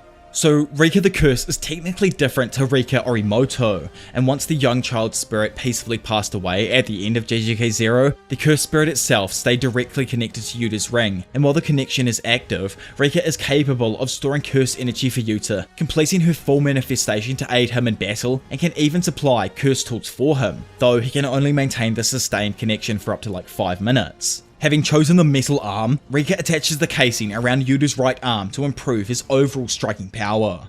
Ready to re-engage in the now 3-way battle, Yuta begins by having Rika soar through the air towards Uro, who now prepares her sky manipulation technique in response. However, Yuta suddenly creates the prolific Snake Eyes and Fang sigil of the Inumaki clan on his mouth and activates Curse Speech, commanding all of his opponents to not move. Uro tries to cover her ears, but she's just too late, and is immediately immobilized, which I wonder if that implies that the Inumaki clan had been around from the time that Uro was previously alive, as she reacted like she knew what the ability was. Anyways, unable to defend herself, Uro was pummeled by a large barrage of strikes from both Yuta and Rika, setting her shooting off. Yuta then drops down and launches himself off Rika's arms like he's a goddamn volleyball towards Uro, continuing to pressure her. Ryu tries to intervene in their fight and launches a beam of cursed energy, claiming that Yuta's approach is too soft. Rika though cuts it off and slices the attack in half with one hand, impressing Ryu, who believes that Rika might be even more durable than Yuta himself. Irritated by the pain, Rika angrily lashes out, punching Ryu in the face and sending him flying off the roof. He tries to follow up with another strike, but Ryu quickly counters with an explosive punch of his own, smashing Rika back into the roof of an opposing building. Excited with the potential to satisfy his hunger, Ryu fixes his hair and claims he has an appetite that calls for an extra large helping. Back with the other two though, Yuta summons a bunch of small flying Shikigami by using strands of his hair as an intermediary. Uru destroys one of them using her technique and claims that members of the Fujiwara only stand in her way because they fear her true potential. Going on that typical anime level spiel, she explains that she is the leader of the Sun, Moon and Star squads affiliated directly with the To of the Fujiwara clan. They were assassins that pursued lives of selfless devotion in the shadows and didn't even bear names. A particular sorcerer of the Fujiwara clan though gave Takako her name, only to execute her as a proxy to cover up his own crimes of killing someone else in the clan.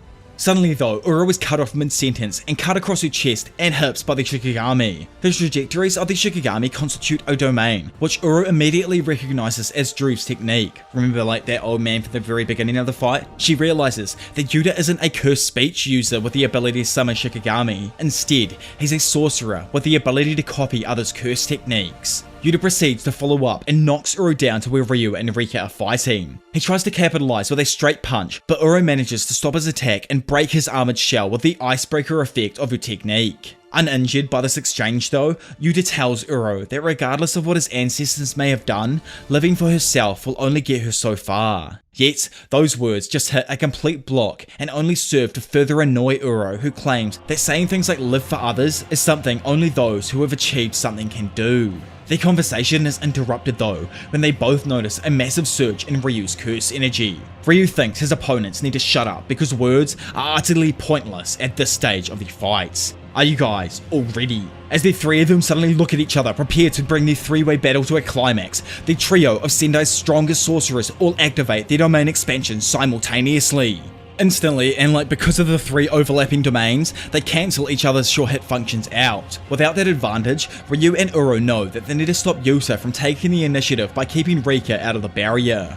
Ryu knows that he had already knocked Rika over 20 meters away, so it was unlikely she would be able to reach the barrier in time. But outside, it's shown that the last vestiges of Rika Orimoto's will inside of Rika couldn't accept that she was unable to protect Yuta, causing her strength to ratchet up another notch. Suddenly, Kuroroshi, yes, remember that damn cockroach from back at the beginning of the video that just got murked by Yuta, randomly appears and infiltrates the freaking barrier while its cockroaches outside occupy Rika. So, remember how I said this dude was able to self-reproduce and all that kind of stuff? Well, before going dormant, Kuroroshi actually reproduced via his parthenogenesis. After Yuta exercised the parent roach, the country's cursed energy of fear was transferred into the new offspring. Kuroroshi, the player, is indeed perished, but Kuroroshi, the cursed spirit, is still completely active. 3 overlapping domains are more complex than 2, and the conditions imbued within their barriers complicate things even further. With the addition of an unexpected intruder, the barriers are completely compromised and begin to shatter, falling to pieces. Falling out themselves, Yuta notices that Uro is totally focused on Kuroroshi. Obviously, this is due to her technique being at a complete disadvantage with the roach. Because of this, Yuta takes the opportunity and literally kicks Uro in the back while she's distracted, sending her flying towards the ground, almost like cementing her death. Seeing her coming down, the cursed roach rushes towards her with the festering life sword. Uro tries to respond by activating her curse technique. However, as we all know from the past events with Mahito, curse techniques are difficult to use immediately after using a domain expansion, and Uro's ability to manipulate space burns away in her hands, leaving her open to Kuroroshi's assault. The roach curse slashes Uro's left arm, and quickly these disgusting insect-like curses spawn from the wound, severing her limb completely. Rika, who's also there, acts quickly by devouring Uro's arm before the roach could, impressing Ryu.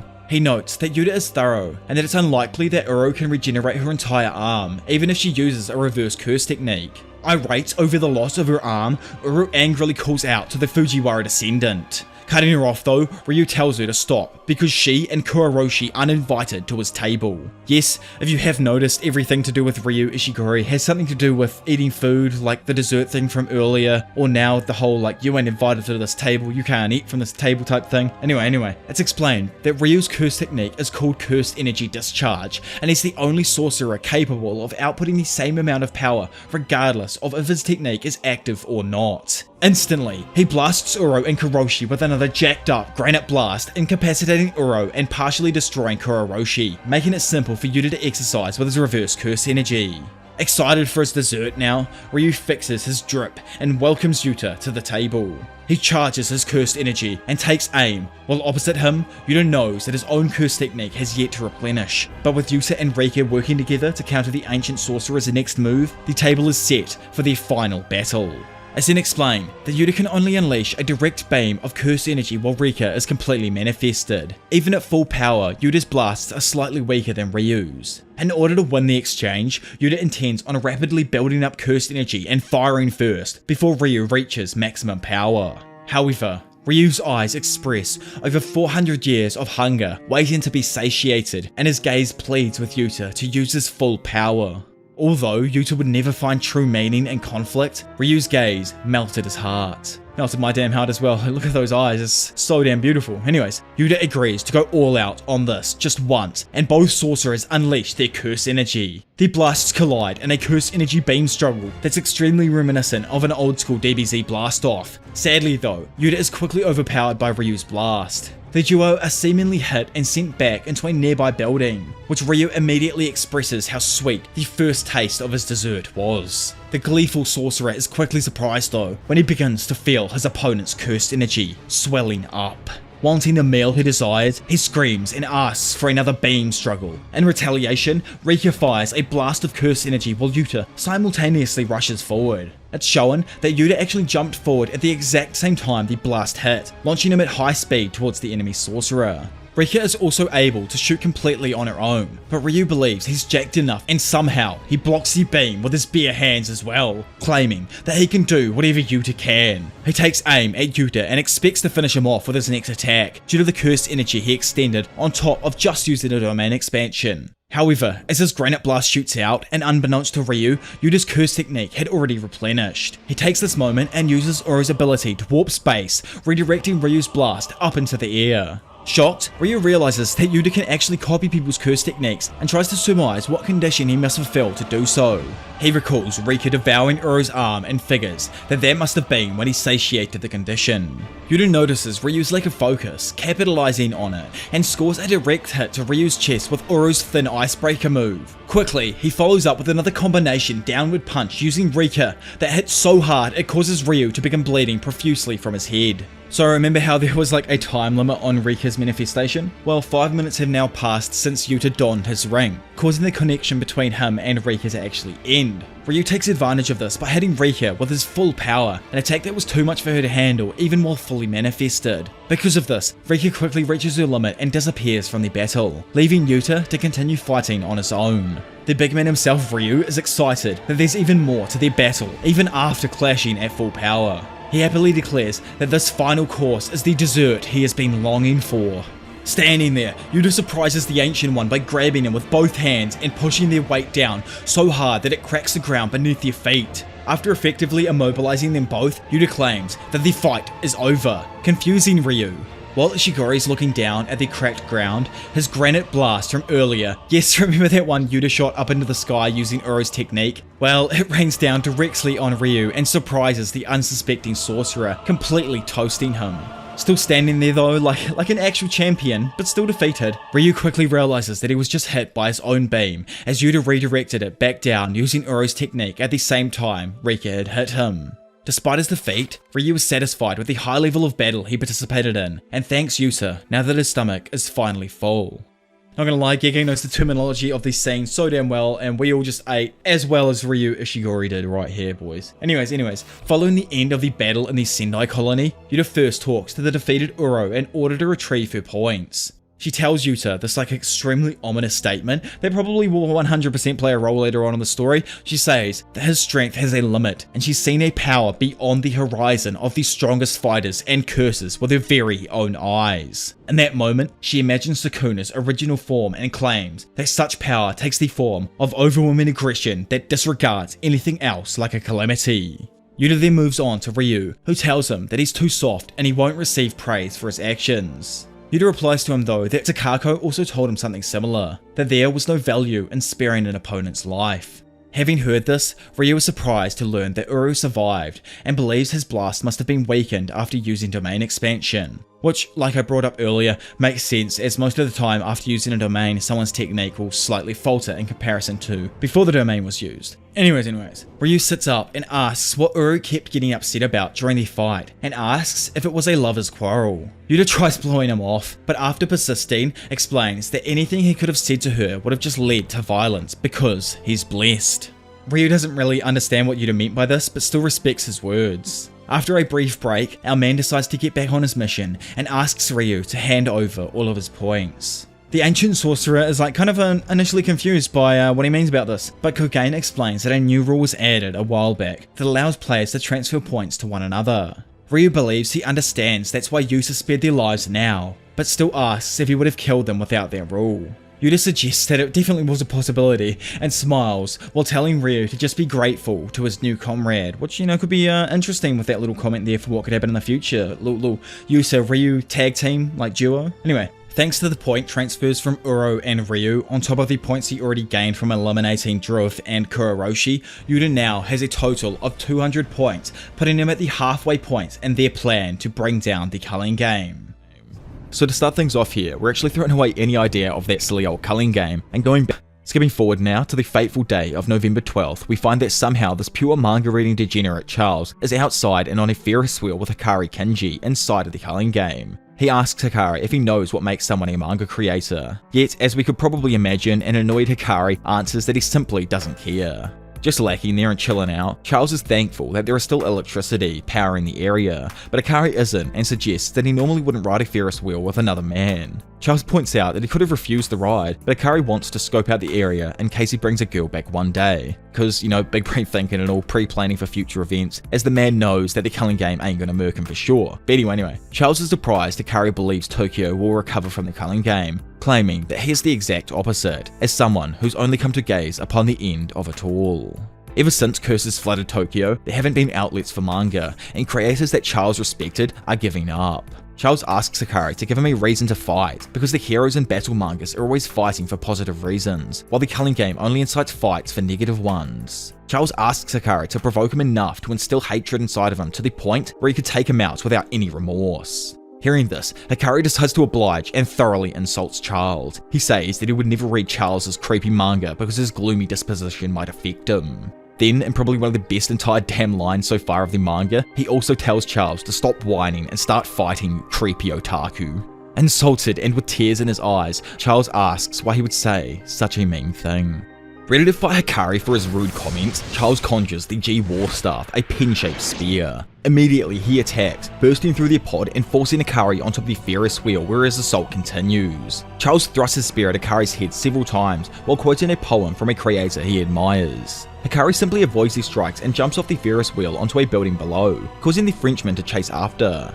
Standing there, it is shown that our special grade is a little annoyed because Charles is actually quoting a comment from Katsura Hoshino, which Hikari just doesn't consider as a poem. Charles expands upon the poem by explaining that a mangaka enters a fictitious space in their minds where anything is possible because to them, reality just isn't satisfying. He continues by stating he believes his reality has been overtaken by Jujutsu, and because of this, he has lost his motivation as both a manga reader and a creator. He asks Hikari what that feeling is called, and the suspended student just simply replies that he's just getting bored with this. As his fighting spirit then begins rising, Charles suggests that the feeling he's got is called despair instead.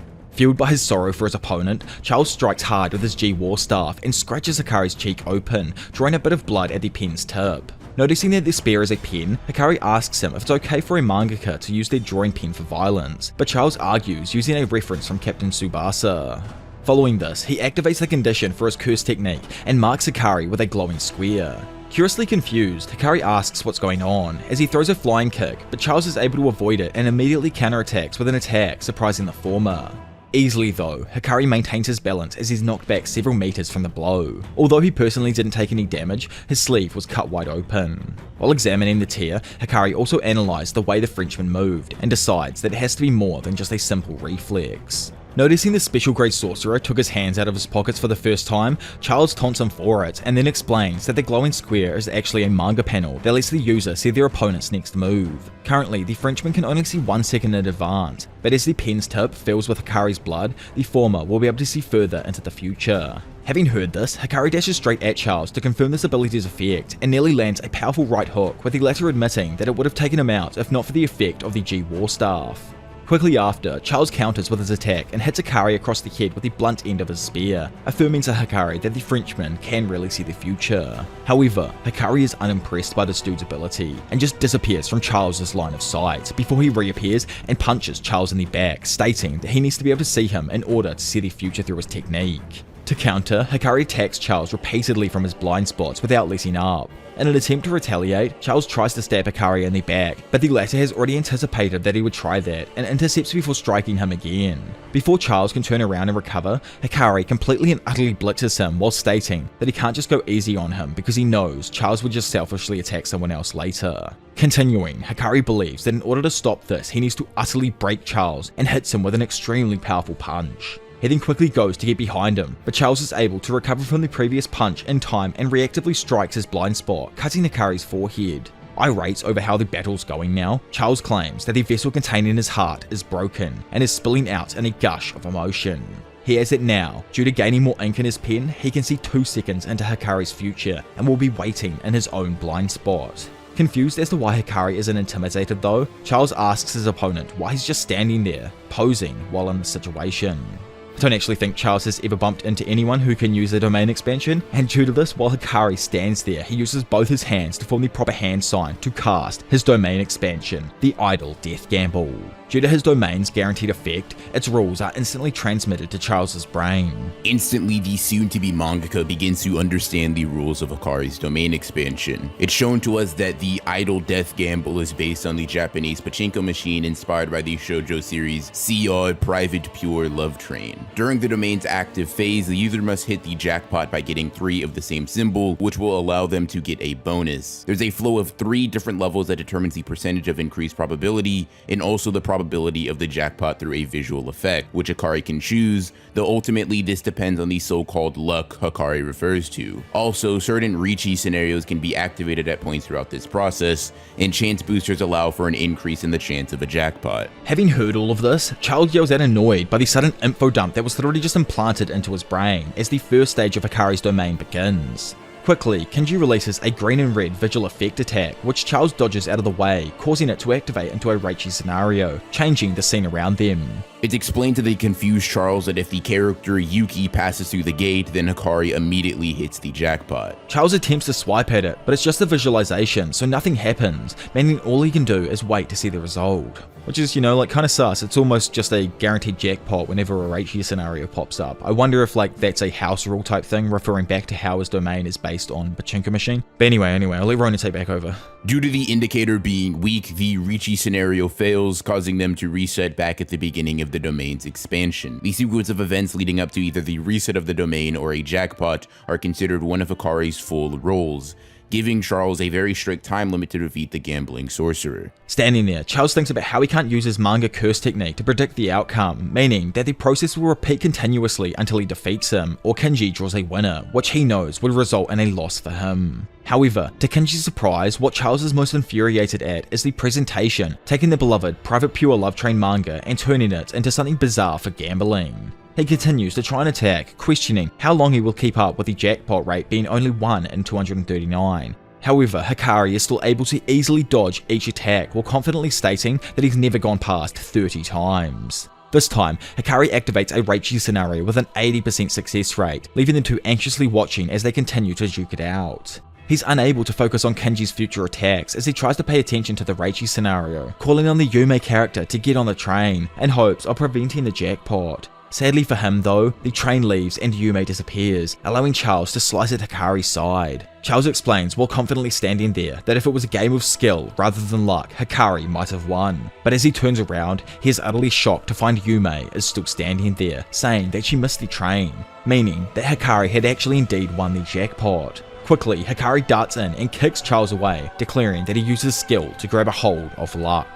Elsewhere in Tokyo No. 2 Colony, Panda sits alone atop a shipping container in a shipyard. Upon smelling the air, he notes that roughly 3 people have been dismembered nearby. He can also hardly sense the perpetrator's presence, which might suggest that they can freely activate their curse energy.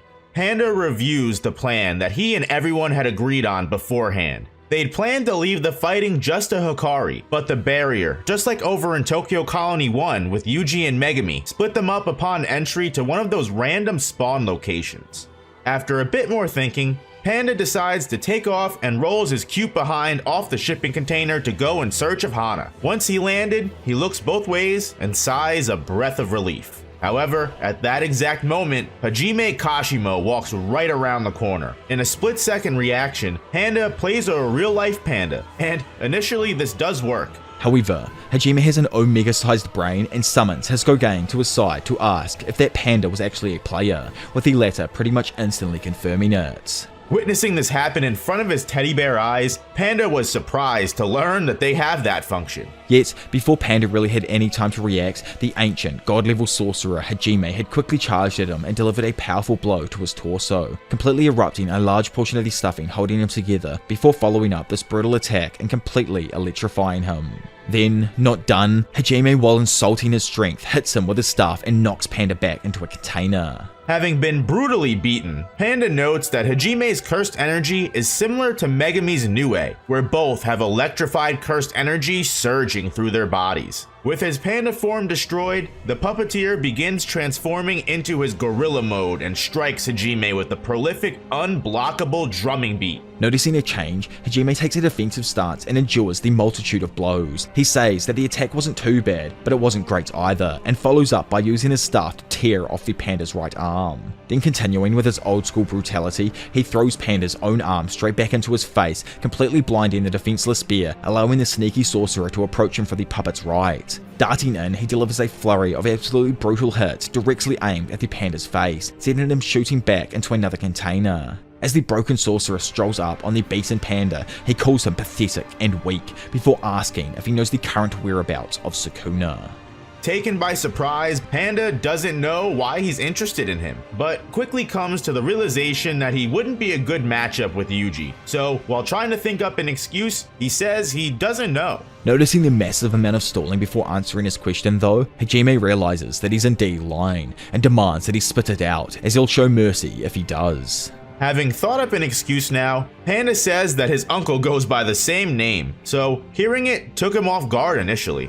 Hajime, who easily figures out that he's still lying, doesn't appreciate being looked down on by the cursed puppet and tells him to stop playing with him. Annoyed now, Panda retorts by saying he's the one being looked down on, and tells him to be aware of his sister, as anyone who meets her eyes, she tries to kill out of pure embarrassment. All of a sudden, a massive horn is seen from Panda's nose as his body begins to transform and his head morphs into a giant triceratops skull. However, in that exact moment, Hajime charges up his own attack and a lightning bolt appears between them. It's then explained that Kashimo separates the cursed energy's charges like electricity. When he strikes an opponent, so like all of the hits that he's landed on Panda earlier, it transfers a positive charge into the target. Then, when the negative charge that lays inside of Kashimo is discharged, it launches directly at the target without shooting off any other surface. This results in lightning that literally cannot miss, as it will travel directly to its opponent, pretty much taking away any need for Kashimo to actually use the domain, as this is kinda a sure hit technique in itself.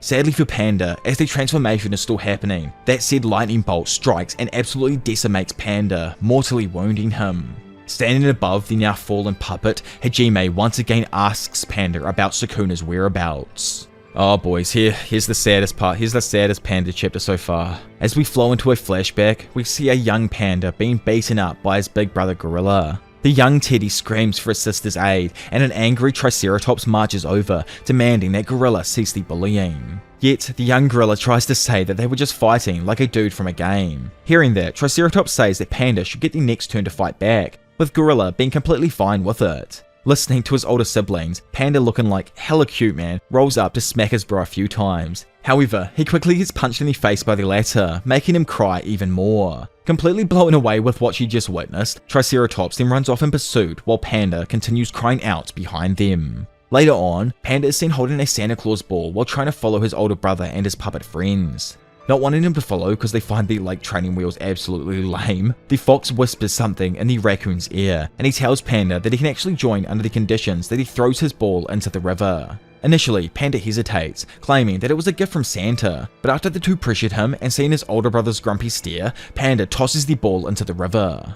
Blown away with him actually doing it, the raccoon and the fox tell him that throwing stuff into the river is illegal, as it would harm the environment, before they ran off aiming to tell the police, which is like, who is Gorilla hanging out with? These are the worst puppets I've ever met. Gorilla rudely asks a saddened Panda why he threw his ball into the river, telling him that it was a precious gift from Santa. Breaking down in tears even more, Panda screams at him that he just wanted to play with his big brother.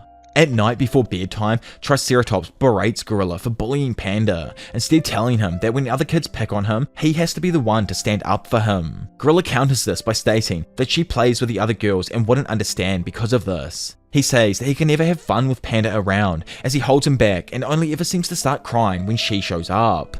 Gorilla thinks that she's far too cushy on him, but Triceratops views this differently. She notes that no matter how mean Gorilla is to him, Panda shrugs off all the bad things and cheers up by the time it's time to eat. He literally doesn't have a bad bone in his body and believes that that's how brothers should always be. She belittles Gorilla by saying that maybe he's the spoiled one, as Panda always ends up forgiving him for his transgressions. Suddenly, interrupting the two of them, Panda then storms into the room with a beetle and shows it to Gorilla, who immediately points out that it's actually a Dorcas titanus stag beetle and screams while throwing it out of the window in horror. Before going to bed, Gorilla and his sister open their piggy bank to see if they have enough change to buy a replacement ball for Panda. As he then begins trying to sleep, he just thinks that an idiot like Panda would be fine with any ball. Suddenly though, in the middle of the night, a voice tells him to wake up.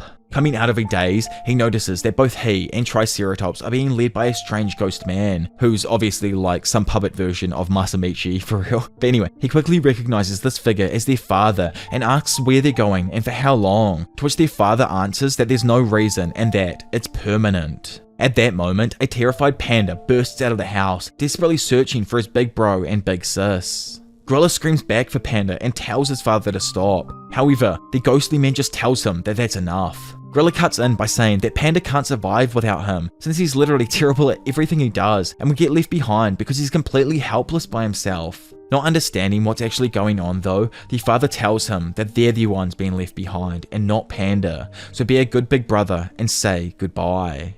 A confused Gorilla gets defensive, wondering about how in the world he was going to buy a ball for him tomorrow and that he needed him there to talk to these shopkeepers instead of their sister. But sadly, after a second thought, he finally catches on and fully begins to break down in tears, not wanting to leave this world and his little brother's side. Back in the real world now, Hajime Kashimo stands over the bloodied mess of Panda's obliterated corpse. While prodding the bear, he notes that he didn't gain any points from him before realizing that he probably hasn't found the core of the panda yet. He picks up Panda's head with his staff and asks once again about the whereabouts of Sukuna. But Panda simply replies, like the true friend and legend he is, that pandas are very tight-lipped. Taking this as an insult, Hajime threatens to fully destroy the rest of Panda, yet, just as he raises bloodlust to do so, the legend himself, with his cursed energy already fully flared up, and with the anger of the entire Jujutsu tech on his back, drops in, completely destroying a shipping container in the process. Instantly, he screams at his boy, asking if Panda has lost some weight. Seeing his classmate arrive, Panda is happy and shouts out Akari's name, while an initially confused Hajime begins to get riled up.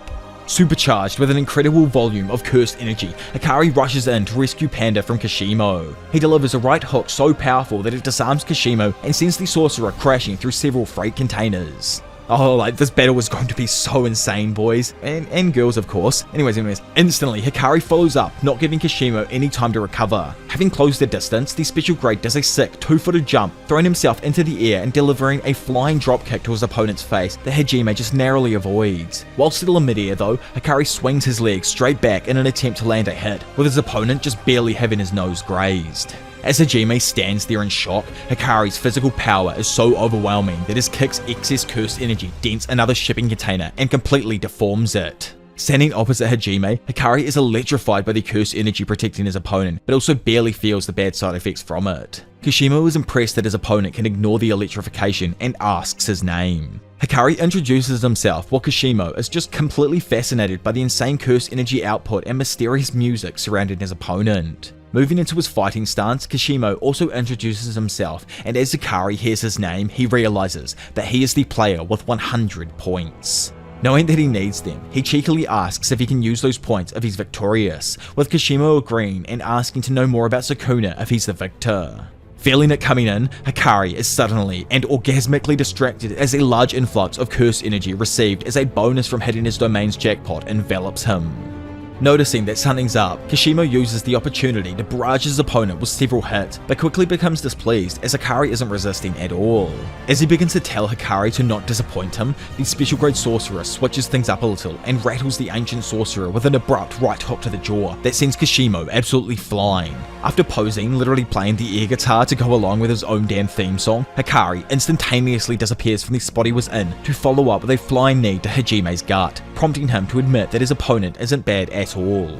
Landing back on his feet, Hajime regains his balance, grabs onto the leg Hikari kneed him with, and counterattacks with a spinning elbow straight to the chin of the sorcerer. Overcoming it though, Hikari withstands the attack and forces Kishimo to release his grip by jumping down and completely smashing the ground beneath their feet with a straight punch. Jumping back out of Hikari's range, Kishimo, who's charged back up, discharges the same lightning attack that defeated Panda. Being able to see the approaching lightning, Hikari is able to avoid the direct hit to his head, but sadly his arm is blown off by the attack.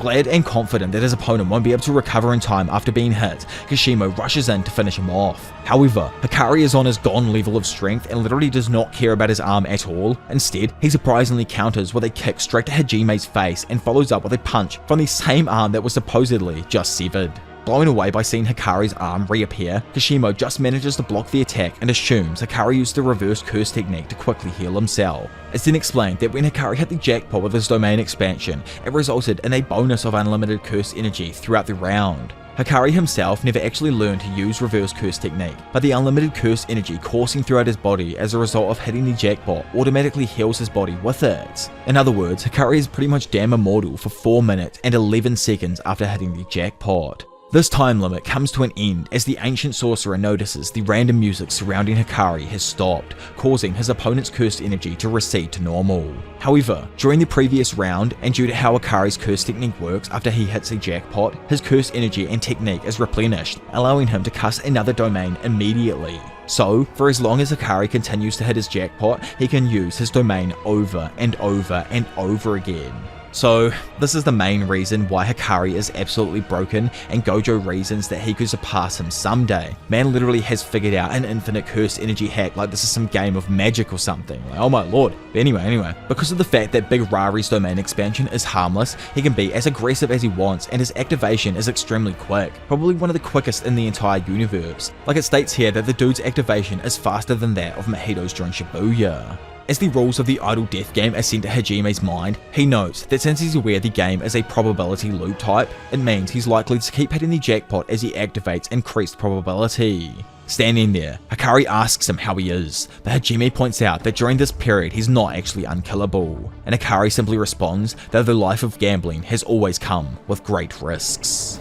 Flashing in, the two monstrous sorcerers trade a flurry of brutal punches before Kinji spins away and activates his continuation effect, absolutely confusing Hajime with what's going on. It's then explained that currently Hikari is redoing one consecutive effect sequence. The normal percentage chance of hitting the jackpot is over 20% or 1 in 5 on its first activation, and because of that there is usually a high risk of drawing a dud, so typically he only uses this activation when he has increased probability. Igniting the fight once more, Hikari throws another punch, but Hajime blocks it and completely batters the bulked up high schooler, punching him in the side of the head and kneeing him in the stomach. Jumping back though, Hikari flexes while screaming renewal, leading the potty emergency Reichi scenario to occur. During this Reichi scenario, if the Denji wannabe who's stuck on a hypothetical train headed to Yoyogi doesn't have a bathroom, or more specifically as it implies here, doesn't have any accident at all, will result in a jackpot Reichi scenario for Hikari. As the train flies forward, it's shown that this fake chainsaw man named Hero just barely made it to a stop without accident, causing Hikari to once again hit his jackpot. Standing there with his eyes closed and just looking like the absolute king he is, Hikari suddenly reopens his eyes and screams for his music to begin once more. Sometimes, like I really just personally wish I could make sound effects like with my mouth and everything, just like boom. As Hikari finishes speaking, his body once again erupts with a flood of curse energy, restarting his invincibility and the brutal showdown. Time to really kick things up a notch here, boys, so subscribe to please save my throat from the throat goat and push this video to like 5 or 10k likes, just so I know that you want a full 4-hour JJK video dropped, because I'll compile all these parts together and re-edit the Gojo past arc, and I'll do that, or I'll tell you, I will, don't make me. Anyway, moving forward. Standing opposite him, Hajime notes how this is the same form that will last for 4 minutes and 11 seconds, meaning that he currently has no restrictions on curse energy and can automatically activate a reverse curse technique. However, he also notes that this time the jackpot was not an even number, meaning that if he activates his domain expansion right after this, his increased probability will have actually ended, so he won't get another jackpot again as quickly after. He states to himself though, that if he can make it through the next 4 minutes and 11 seconds, he will win. But as his smile grows larger, he recognizes that that line of thinking is how losers think. Instead, he screams that it's time to turn up the volume, because this is a funeral for the living. He releases a massive burst of curse energy, declaring that even though he may be unkillable for the next 4 minutes and 11 seconds, he will still kill him anyway.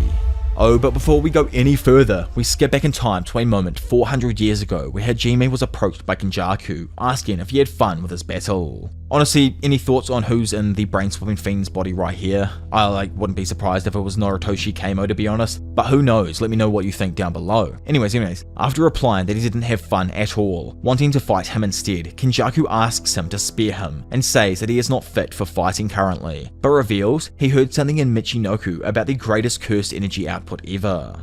Coughing up blood though, Hajime asks Kenjaku who's the strongest sorcerer he knows, with the latter replying that it's Sukuna, before apologizing that it was from 600 years ago and saying that he will never change his mind on that fact. Realizing that he will never get to fulfill his own wishes, Hajime responds that if that's the case, he will entertain what Kenjaku has to say, so that he can fight Sukuna himself.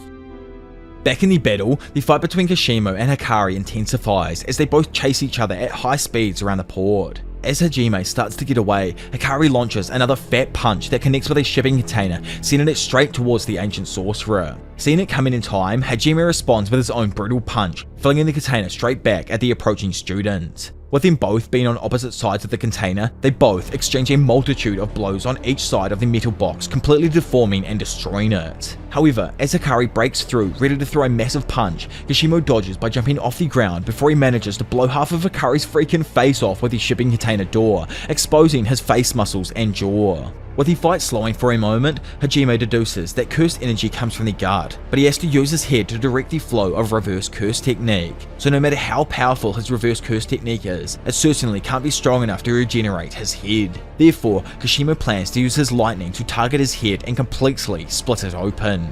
Following this, Hajime sends his lightning directly at Hikari, connecting with his head. Yet, I am here to tell you that this is just not a normal human. This is Hikari Kinji, and man just simply blows out all of the energy from the attack straight out of his damn nose as it destroys his face, literally allowing him to regenerate as he breaks. Realizing that he almost died there, Hikari, being as cool as ever, just laughs it off, and with only 8 seconds remaining on his jackpot, shoots in, deciding to use even more brute force in his punches now. After taking a plethora of punches to the face, chin and body, Hajime darts back, realizing that Hikari is getting even faster as the fight continues. Getting straight back to his face though, and with only a few seconds remaining, Hikari, who's completely unkillable, decides to cut loose and totally beat down on his opponent, elbowing him hard in his guts. Yet, surprisingly, this turns out to be exactly what Kashimo had actually wanted, and as he smiles, he retrieves a massive streak of electrical feedback using his staff pierced into the ground at some distance. This streak of instantaneous lightning passes through the left side of Hikari's torso on its way to Hajime, before completely and utterly blowing it to pieces, mortally wounding the student. Just then, the theme song ends, marking the end of Hikari's unkillable period, with Hajime then stating that it's finally over. However, to the perplexed surprise of the ancient sorcerer, Hikari is not done yet, instead moving his hands into placement and opening his domain once more. Sadly, it's shown though that Hikari is just making a desperate attempt at casting his domain. After activating his domain, Hikari keeps trying to spin faster, even if the probability is only 1 in 239. Immediately, Hajime catches on though, as the rules are implanted in his brain, and once again, Hikari, somehow like the dude is a complete and utter demon, gains an unexpected jackpot due to some kind of increased probability, allowing him to roll an even number. Therefore, he is again unkillable for the next 4 minutes and 11 seconds. Breathing a sigh of relief, Hikari states that he's impressed with Kishimo, as he's never faced death this much in one day. But now, thanks to some manga otaku, he's got a big manga brain and asks Hajime if he also likes manga, with the latter stating that he doesn't. Getting the battle underway, Hikari flips things up a notch, figuratively and literally, as he changes his domain's polarities, making down up and also shifting the coordinates of his barrier over the sea. As Hajime falls back towards the sea below him, he states that because his cursed energy is like electricity, it won't stop discharging until it's fully depleted. He has one of two options in the coming water tussle. Either he can release his cursed energy until it's all gone, or shut it off until he's able to return to land. This obviously goes back to like what Panda said about someone having that amazing control over their cursed energy at the beginning of this battle. But anyway. However, to avoid falling into the water, Kishimo stands on the cursed spirits that burst out of the ocean in an attempt to devour him. On the other hand, Hikari, who's got his manga brain fully rolling, absolutely pummels a massive cursed spirit as it bursts out of the ocean, before shooting across at high speeds towards Hajime and sending him flying into the ocean below with a fat kick. Then floating above him on some like fat flying fish looking ass cursed spirit, he watches as Hajime slowly begins to burn away all of his cursed energy in the water. However, Kishimo is actually smarter than this. He recalls that there are two ways to end a reverse cursed energy user. One, by simply blowing up their brains, or two, by using toxins. Therefore, he uses his electricity on the seawater to produce a chlorine gas that completely takes Hikari by surprise as he floats above. Sadly, Hikari loses his grip on the cursed monster and ends up falling into the sea due to the toxic effect of chlorine gas.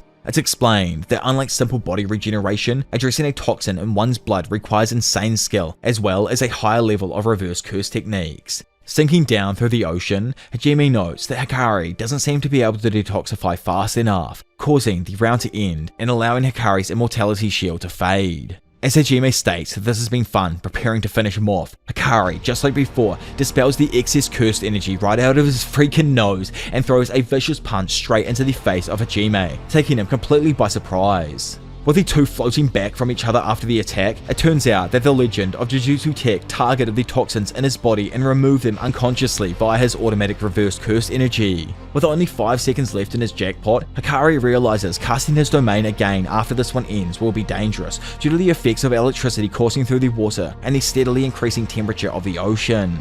He ponders going up to the surface, but is like, nah, stuff that dude, I might instead just beat the absolute hell out of this dude here, and proceeds to throw a fat left hook to his opponent's face. Kishime though, battered and bruised, but still excited to continue, drives forth and grabs a hold of Hikari's arm, before releasing a massive blast of electrified cursed energy in an attempt to destroy Hikari's entire arm and prevent him from being able to cast his domain again. Back above the ocean's surface, as all the water rains down, we find a cute baby panda who's changed his form wandering around, as he then comes across Hikari's severed hand. As the previously lively battle now comes to a seemingly abrupt end, we see Kishimo plop out of the sea completely out of curse energy. However, right as he is about to consider himself the winner, Hikari emerges from the sea himself with one arm and punches him back to reality. It's explained that during the previous attack Hajime released, before the electricity could travel all the way through the water, it resulted in a massive thermal explosion of hot steam. Laying down on the ground completely exhausted, Hajime asks how he isn't ripped apart from this explosion, but Hikari explains that he knew what his opponent was up to, and purposely sacrificed his left arm through a binding vow so that the cursed energy that usually protected it protected the rest of his body. Hearing this, Kishimo finally tells his enemy to end his life. However, Hikari offers him a deal instead, as he personally doesn't see this as a win. Hikari also brings up how Kishimo technically didn't use his technique, to which the Ancient One actually explains that he is saving his curse technique to use on Sukuna, as it is a single-use one, and all Kishimo wants is a fight with Sukuna. Therefore, the ancient sorcerer agrees to side with Hikari in exchange for a future duel with the King of Curses. Rolling onto the scene and seeing the two hanging out, Panda is quite shocked after hearing that Hajime is now on their side because he wants to have a future bout with Sukuna. Hikari discards Panda's concerns by casually asserting that a Kohai has to obey his senpai's wish, before randomly leaving the small panda with the ancient sorcerer to go in search of someone else. This is also where the announcement of a new rule being added to the game is made. The rule is that players can also give as many points as they want to another player, allowing Hajime to send his points over when needed, obviously. It's actually crazy when you think about it, how all of these battles are happening simultaneously. I love how Gege hasn't given us a timeline per se to go off, but it's more or less just this one kind of rule that we can refer back to, knowing that all of the fights have been in relation with it. But anyway, continuing. Shooting back over to the Ferris wheel, we find that Charles has been chilling out after his defeat. After seeing Hikari rolling up, he confusedly asks what happened to his arm, with the student stating that he'll fix it later. The two mates then bicker about their fight hilariously, Hikari is actually abusing the dude in an attempt to get the name of his manga out of him because he'll buy and read it, which you know is very nice of him. Big plot twist that I'm going to chuck in here myself that me and No Operator were talking about for a sec. What if Gege is actually French himself, and this is a self-insert of him in the actual story? It'd be kind of funny to go back to after the story if Gege ever reveals himself and find out that this was just himself inserting. I'd love to know what you guys think on that down in the comment section below. But anyway, continuing on. Big Momo then cruises on in, interrupting their banter and asking if he managed to get all their points necessary, with Hikari confirming that he indeed did.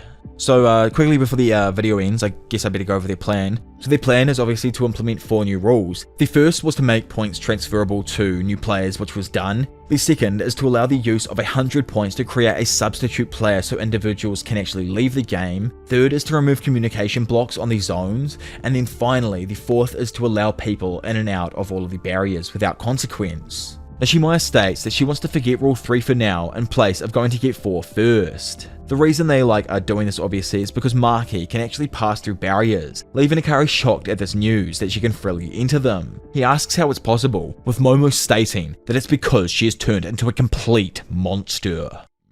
So, remember how right at the end of the last JJK arc we found the monster herself, Maki, in the Sakurajima colony? Well, after dispatching the toughest cursed spirits and players, she runs into Noritoshi Keimo, who's undergone a clean-ass looking transformation. Man literally had to switch up his entire look after realizing he's named after the worst sorcerer in their family's history. But anyways, they both acknowledge the change in each other's look, with Noritoshi confessing that he's lost his position as the Keimo family's heir and has fallen from grace, while Maki has become formidable. Noritoshi asks Maki to meet with Yu once she leaves the colony, as remember, because of her recent transformation, she can freely travel between colonies. But suddenly, their plans are interrupted by the sudden appearance of a formidable curse spirit. As it enters, shooting in through the barrier, it disregards Kogane's request to become a new player, telling it to shut up. Anyway, skipping away from the action as per usual, and going into a moment that happened a few days prior, we find a hurried Noritoshi Keimo running through the house searching for people until he comes face to face with a senile Shino. By the way, has anyone noticed the dramatic change in Gege Akutami's art style from the beginning of the series till now? I feel the Culling game especially has changed into this darker arc where his art especially is a lot more scratchy and has this more of a horror style feel to it. But anyways, continuing on. The senile old dog asks how Keimo got in, claiming that ever since the guard was taken over, it's been completely useless. Noritoshi tells the old fart though that he doesn't have any time for jokes, but Shino eerily asks him if he's forgotten who's actually the next head of the family. As he then continues spouting more bizarre nonsense, a worried Noritoshi presses on and enters the house.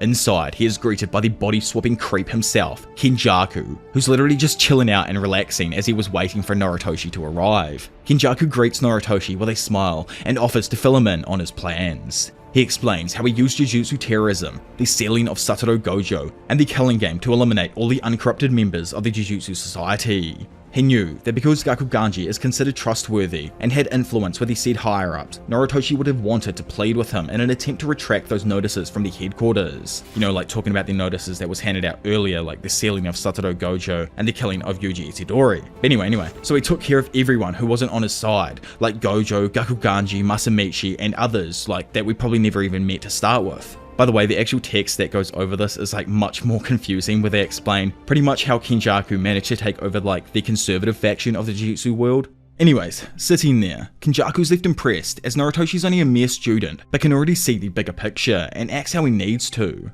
Utterly let down himself, Narutoshi asks Kenjaku if he's already removed the people responsible for initiating Suguru Geto's execution, to which it's confirmed, along with a person who named Yuta as Yuji's executioner. Chuckling at Narutoshi's efforts to approach Gakuganji and fix everything, Kenjaku confidently exclaims that the Keimo clan was the conservative seat, but now it all utterly belongs to him, along with the title of the 25th Keimo family head. Feeling challenged, Narutoshi sparks up in preparation to battle, but Kenjaku quickly waves to dismiss him. Like, man literally laughs at him as like, nah bro, just chill out for one sec. Confused, Narutoshi asks what the hell he's on, but Kenjaku just tells him that it's fine, because even if he is alive, nothing is going to change. Plus, he doesn't want to mess up the new house. He tells him instead to get lost, allowing Narutoshi to eventually make his way to where we find him at the very beginning of this arc. Back in Sakurajima, Narutoshi and Maki are left on high alert as they both spot a supposed cursed spirit chilling above them in the sky. Looking at it, Maki just has this weird and uncanny feeling. Instantly, approaching them at lightning speed, the cursed spirit rampages towards Maki, tearing up and utterly obliterating everything in its path. It connects with a blocking Maki, sending her crashing back and allowing the disgusting amalgamation of a cursed spirit to pin her against a cliff. Not having seen this happen, Narutoshi watches as Maki struggles to break free. She attempts to hit it, but the cursed spirit's speed is too much for her to handle as it dodges out of the way of the attack and sends her shooting into a nearby cliff face, completely deforming it. Despite being at a disadvantage, Maki refuses to give up, sensing something weird about this cursed spirit. With determination in her eyes, she quickly dodges out of the way of the monster's thundering right hook. However, the curse manages to flick its snaky behind around, destroying a few trees in its wake and trapping the sorcerer up against the cliff. Emerging from the head of the cursed spirit, no one other than the misogynistic goon himself, Naoya Zenin, now reincarnated as a terrifyingly strong cursed spirit, reveals himself. Pinned up against the wall and unable to move, Maki is just left stunned, asking if it's actually him, with her older cousin replying that he's finally arrived at the other side. Of course, if any of you are confused on how this man managed to actually come back, Maki thought she took her brother out with her fists, yet as we all know and she isn't privy to, Noah was actually murked by Maki's mother wielding a plain steak knife, so he also wasn't killed by Jujutsu with her, and it resulted in him coming back as a special great curse spirit. But I don't even know why I write these scripts without reading the next chapter sometimes, literally right as we jump out of the battle into a flashback that takes place, this time between Narutoshi and Gakuganji, where they talk about Itadori's recent death. Sitting there, Gakuganji asks what to keep in mind while killing the sorcerer, to which Keimo, like I just mentioned, responds that it must be eliminated using Jujutsu. The story then shoots back over to Sakurajima, where Naoya still has Maki pinned up against the wall, his face continuing to push even further out of the curse's shell. Quickly, Maki comes to the realization that because she doesn't have curse energy, she failed to finish Naoya off in their previous fight. However, Naoya denies it, telling Maki that she simply doesn't understand, and instead claims that it was her mother who finished him off. While Maki's left shocked with this news, Naoya takes full advantage of the situation and declares that he's returned to completely end her. Luckily for our queen though, Big Narutoshi blasts off a shot from his curse tool, allowing Maki to escape the grasp of the curse spirit. Darting away, she thanks him, but also asks if he only used intuition to aim, as obviously, he can't sense her. Nearby in the woods, Narutoshi, who's getting ready for another shot, is easily able to deduce Naoya's location through the curse's presence. However, he notes that deducing Maki's location is a bit more difficult, which is obviously because the only energy actually coming off her is a Jujutsu emanating from the sword that she wields, and I'm pretty sure that doesn't actually happen in the first place. That's just headcanon of mine right there anyway. Continuing. Finally shooting off his 3 arrows technique, Narutoshi is able to expertly navigate all his arrows around the trees and other obstacles on their way towards the cursed Naoya. Spotting the arrows bursting through the trees behind him, the cursed spirit mocks the arrows and their pathetic speed. Taking the monster by surprise though, Maki grabs a hold of him, then using the momentum from his massive size, sends him flying directly into the path of the arrows, which penetrate deeply into his body. As Naoya screams in pain, Maki immediately pulls up and slices him in half with her curse tool. From a distance, Narutoshi watches as Maki falls onto the buildings below her while wondering to himself if she actually managed to exorcise Naoya. To their shock though, our high schooler duo are left helpless, only able to watch as Naoya's cursed spirit explodes before collapsing in on itself like some kind of cursed energy dark hole. Seeing this in the sky above her, Maki immediately begins to recognize what's actually happening. As it fully begins to form into a ball of energy, she screams out to Narutoshi, telling him to shoot at it as she knows it's a cursed worm that's currently evolving. To prevent disaster and just looking hella clean by the way as well, I'm loving the new drip on Narutoshi, he immediately throws up and destroys a blood bag, then uses his curse technique, piercing blood, to stop Naoya from completing his transformation. The beam of blood pierces directly through Naoya's cursed womb, causing a massive flood of blood to begin pouring out the other side.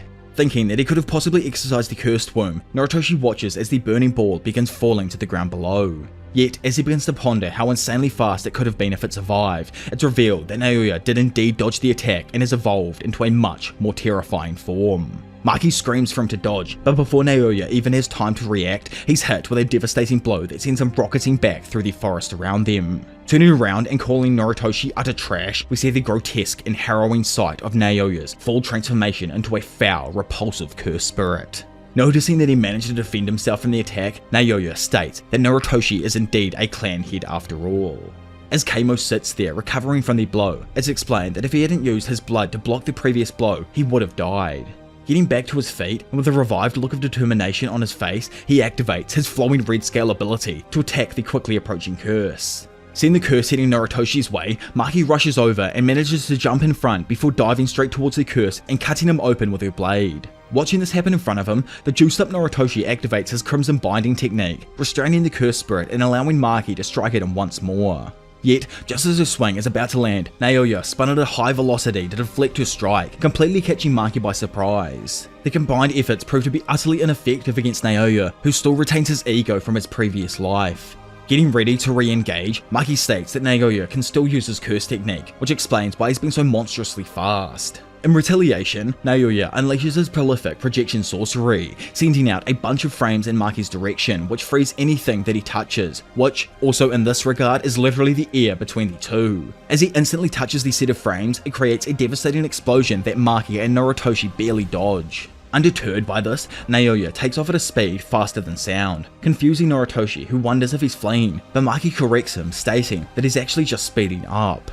As the cursed Zenin is off boosting around, the duo discuss what they're going to do now, to which Maki says that if he's going to approach them at the speed of sound, then they can lie in wait and deliver a killing blow.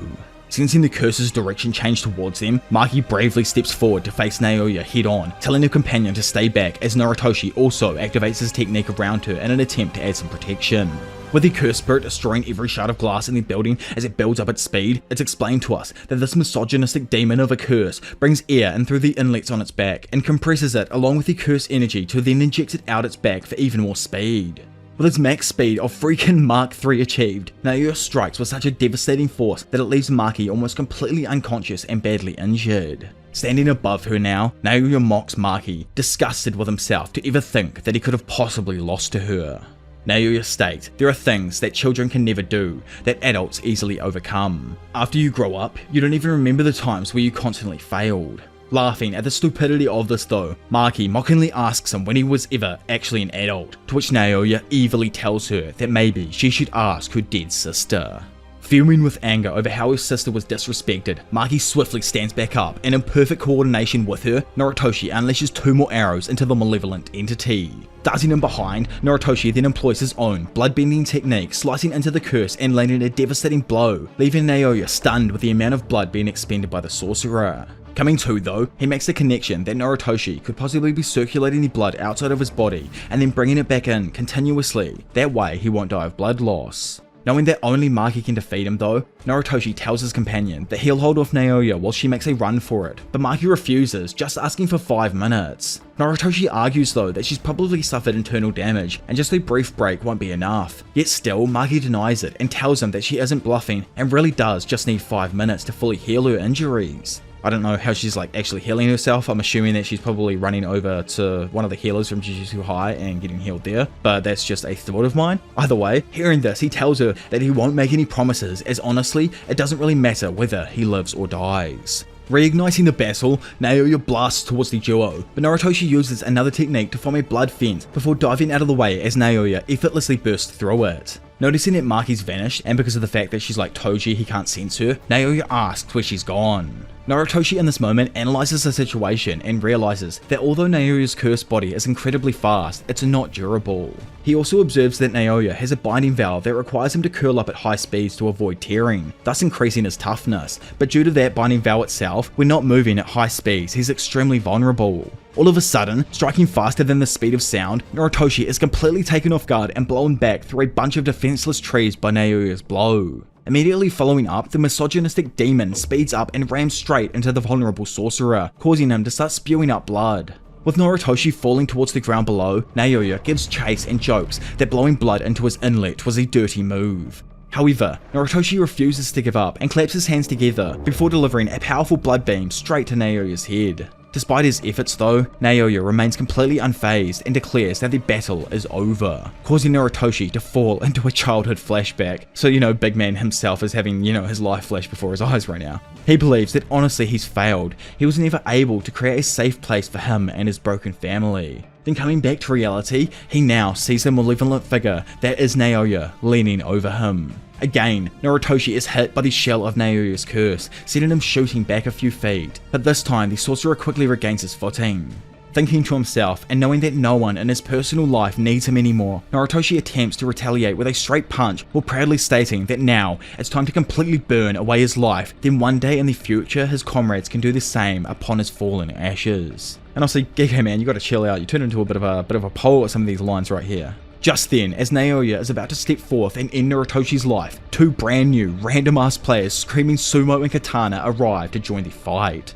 So that random man screaming for a katana is actually an old schooler who goes by the name of Daido Hagane. Like the sumo dude, he was summoned into the current time period, but right in the middle of the Kagoshima Sakurajima colony. He searched far and wide, night and day, looking for a beloved katana, until one day, while searching through in an abandoned child's room, he finds a Kimetsu no Yaiba, first form, water surface slash sword hidden away in a box.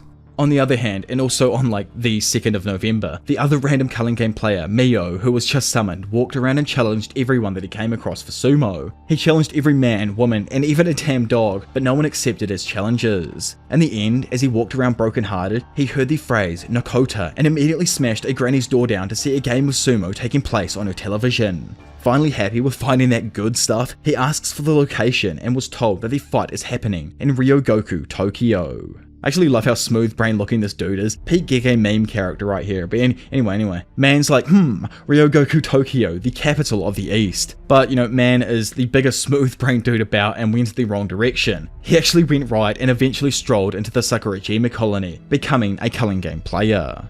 With Noritoshi initially taken off guard by new people showing up, Naoya takes advantage of the situation by sending some tentacles his way. Yet our girl quickly shows back up and cuts off the attacking arm. Seeing the weapon that Maki wields, Daido screams for her katana and runs in her direction, beginning to scream and cry for her sword. Knowing that the battle is in a bit of a stalemate right now, Maki throws her katana in the direction of the old man in the hope that an external piece to this fight would alter its outcome. Instantly, as the old geezer's fingers touch the hilt of Maki's katana and grab a hold, all four players feel an overwhelming presence of power emanate from him. It was not cursed energy, but an overwhelming presence of sheer lethality, like a brutal master of death standing before them. It's said that this Daido is the reincarnation of a nameless, unmatched swordsman who fights only with his swordsmanship and not with cursed energy. So he probably does have cursed energy, but doesn't know what it is or doesn't use it for that purpose. Anyway. Slicing at the curse, Naoya is just barely able to dodge out of the way of Daido's attack. Randomly though, the ancient samurai gets annoyed at the katana not actually listening to him and begins yelling at it, asking if it was trying to shame him.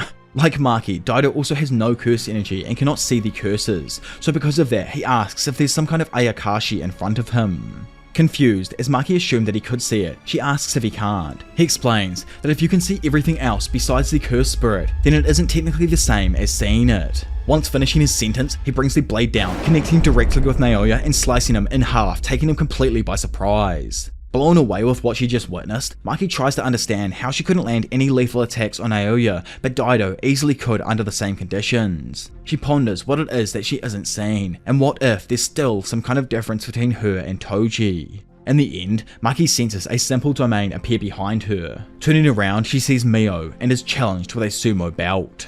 Maki decides to enter his simple domain and notes it only functions when he wants to do sumo. It's an extremely simple barrier focused on only one thing. So you know how we was rolling around previous to this asking people for sumo matches? Well, it's actually because during his pre-sumo bout, both the challenger and opponent must agree to a match to complete his domain. Due to this, Mio asks Maki for a bout, or if she's like everyone else and is going to refuse to do sumo. To Norotoshi's annoyance though, Maki nonchalantly ends up agreeing to take part in the bout. With a massive open grin appearing on his face, Mio finally achieves bliss and his domain begins surrounding them both. Confused as to why Maki's entering, Noritoshi asks what she was thinking, but Maki actually responds that she was in fact overthinking and just needed to blow off some steam. With the domain fully covering the duo now, Maki enters the ring, and as she gets into her pose, begins to wonder what the hell it is she isn't seeing. Thinking more, she starts to ponder the true question that everyone has been thinking since the introduction of Toji.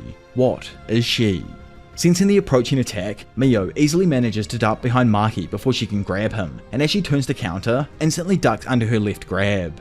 Then quickly springing back up, he manages to lock his arm perfectly around hers, then uses Maki's previous momentum to throw her over to the edge of the ring, winning the first bout. Standing above her victorious, Mio asks Maki if she's got another round in her, as the moment that he laid eyes on her, he knew that she was much more powerful. Doing like the ballsiest crouch ever in front of our queen, he asks what's up and to tell him what's wrong. Why can't she focus? It's explained that Maki never relied on anyone to become stronger. Despite having teachers at Jujutsu High, she always believed in doing everything on her own and being self-reliant, and that's why she just doesn't know what to say to him here.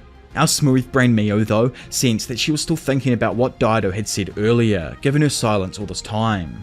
Cutting off her chain of thoughts, he asks her to stand up and have another sumo match, as that's the only way he knows how to explain things. As they continue a number of countless matches, Mio begins explaining to her that she has become entangled in it all, and because of that, she's limited her own progression too much. She needs to instead let herself loose and experience what it's like to finally be free while fighting her opponents. Then, everything before her eyes, like the idea of victory and the possibility of defeat, will become meaningless, or in other words, exactly what the samurai was talking about. Freedom. Thanks to the wise words of the ancient sumo goat Mio and the multitude of sumo matches, Maki finally knows what to do next, and all she has to do is experience it for herself. With the two beginning another bout of sumo, it skips forth and soon comes to an end as she finishes her match with Mio. Stepping out now, Maki leaves all of the others shocked as we see our queen smiling for the first time in over a decade, finally ready to be free. Having exited the domain, it's explained that the exchanges Maki had with Mio hadn't even taken 1 minute. Kinda like in Dragon Ball Z with a hyperbolic time chamber, time moves slower in Mio's domain, and the time it takes for 1,000 sumo belts is less than 1 minute. Fed up with all of it though,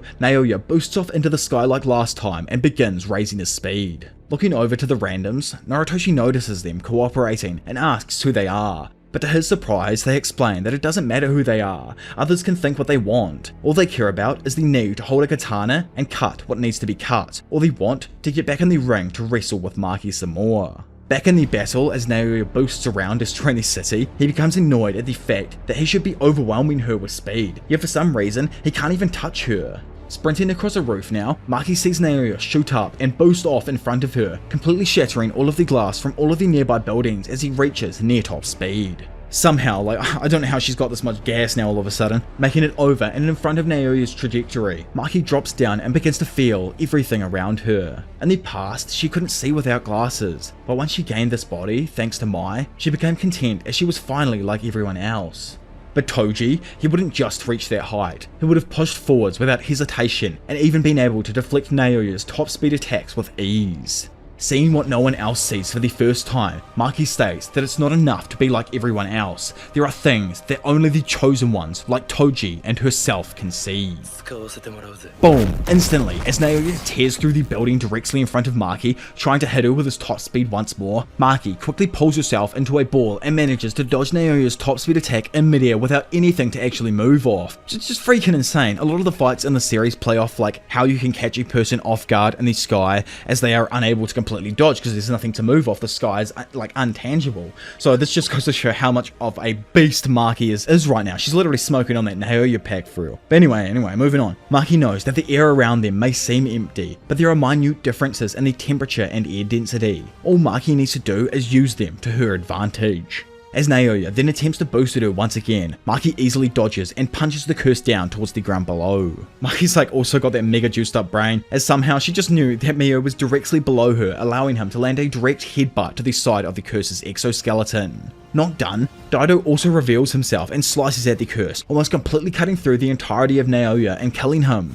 Coming in as well though, and seemingly landing in the finishing blow, Maki kicks the back of Naoya's cursed spirit, sending his top half tumbling across the street in front of her.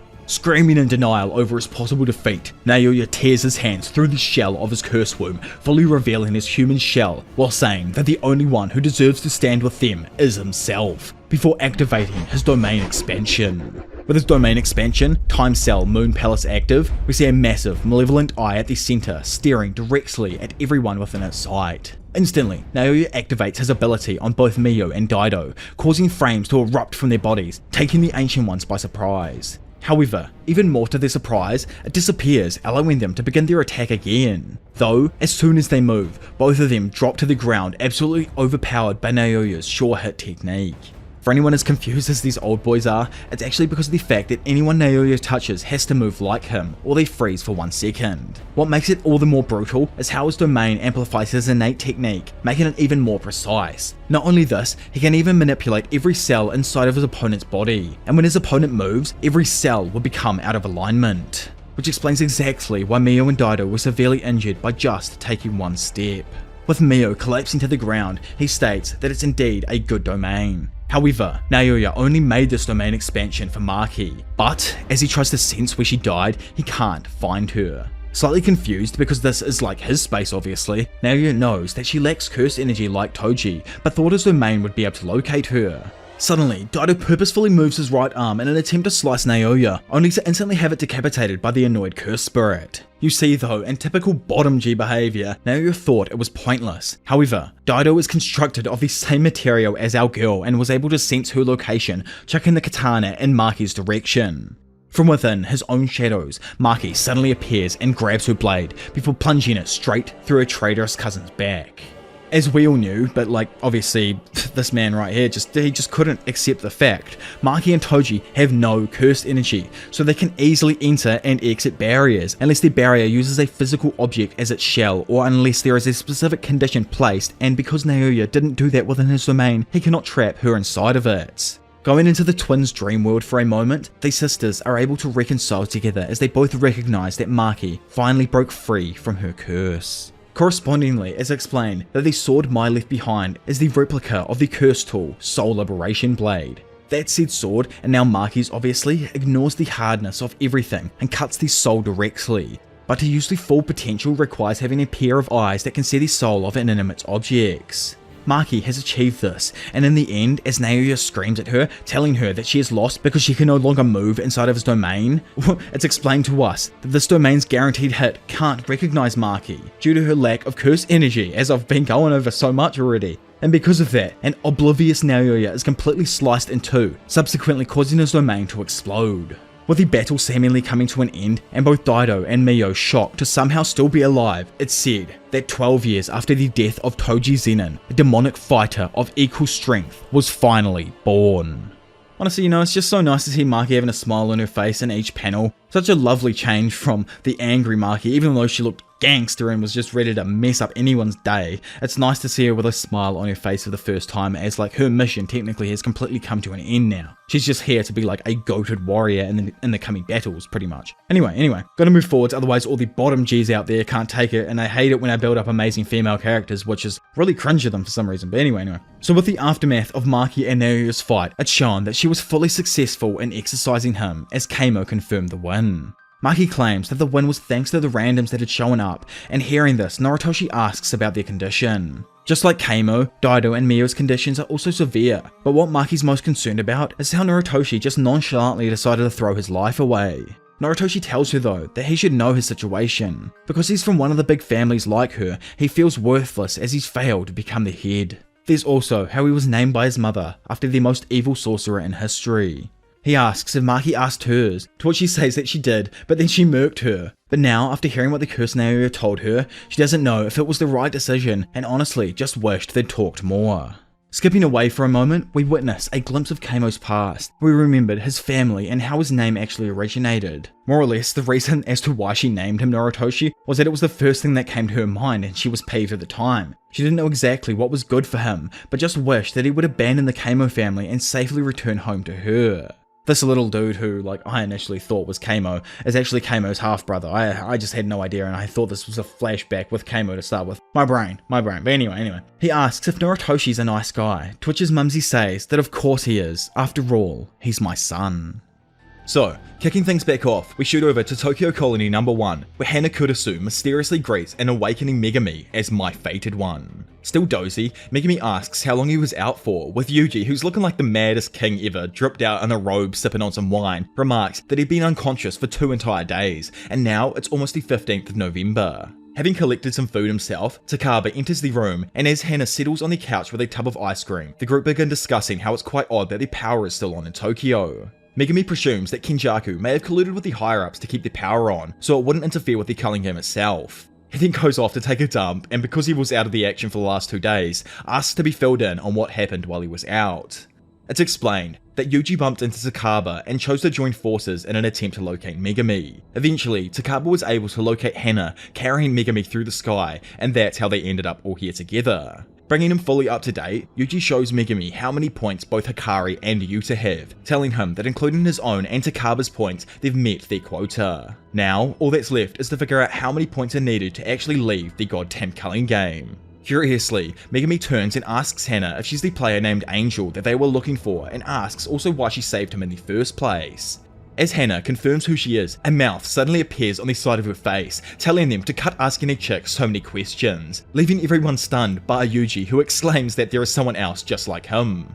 Answering Megami's question, Angel then goes to tell him why he was saved, but Hana randomly cuts the mouth off, obviously hiding something. Continuing, Angel, which is like the incarnated sorcerer inside of her if anyone's confused on why I keep referring to like her as Angel and Hana, well, she explains to us how exactly her technique works. Simply, it negates curse techniques, seals, and barriers. Because of this, it allows her freely to travel between colonies, hence how she was like originally in Tokyo Colony 2, as they thought. The reason that she even left this colony in the first place was because her main goal is to purge all incarnated players, and Tokyo 2 was saturated in cursed spirits, as we obviously saw in the last arc. Her reasoning for this is because the vessels of incarnated players are usually suppressed and destroyed upon incarnation, which goes against the laws of God. Therefore, Angel chose to coexist with Hana. Sitting there, Megami asks if she could use her curse technique to free Gojo, to which she affirms it's possible, but first, wants something in return. The disgraced, or the fallen one. She promises to the boys that if they manage to take him down, she won't hesitate to help.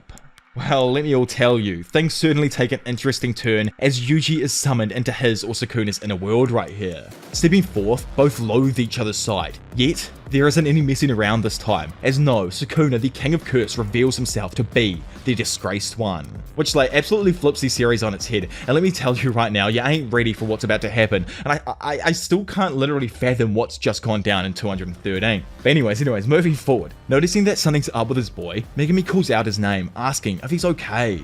Looking like he freaking died on the inside, Yuji says that he just ain't really feeling that well and asks Hana to switch places with him so that he can lie down. Man's actually suffering after realizing he's been hunted by yet another ancient sorcerer.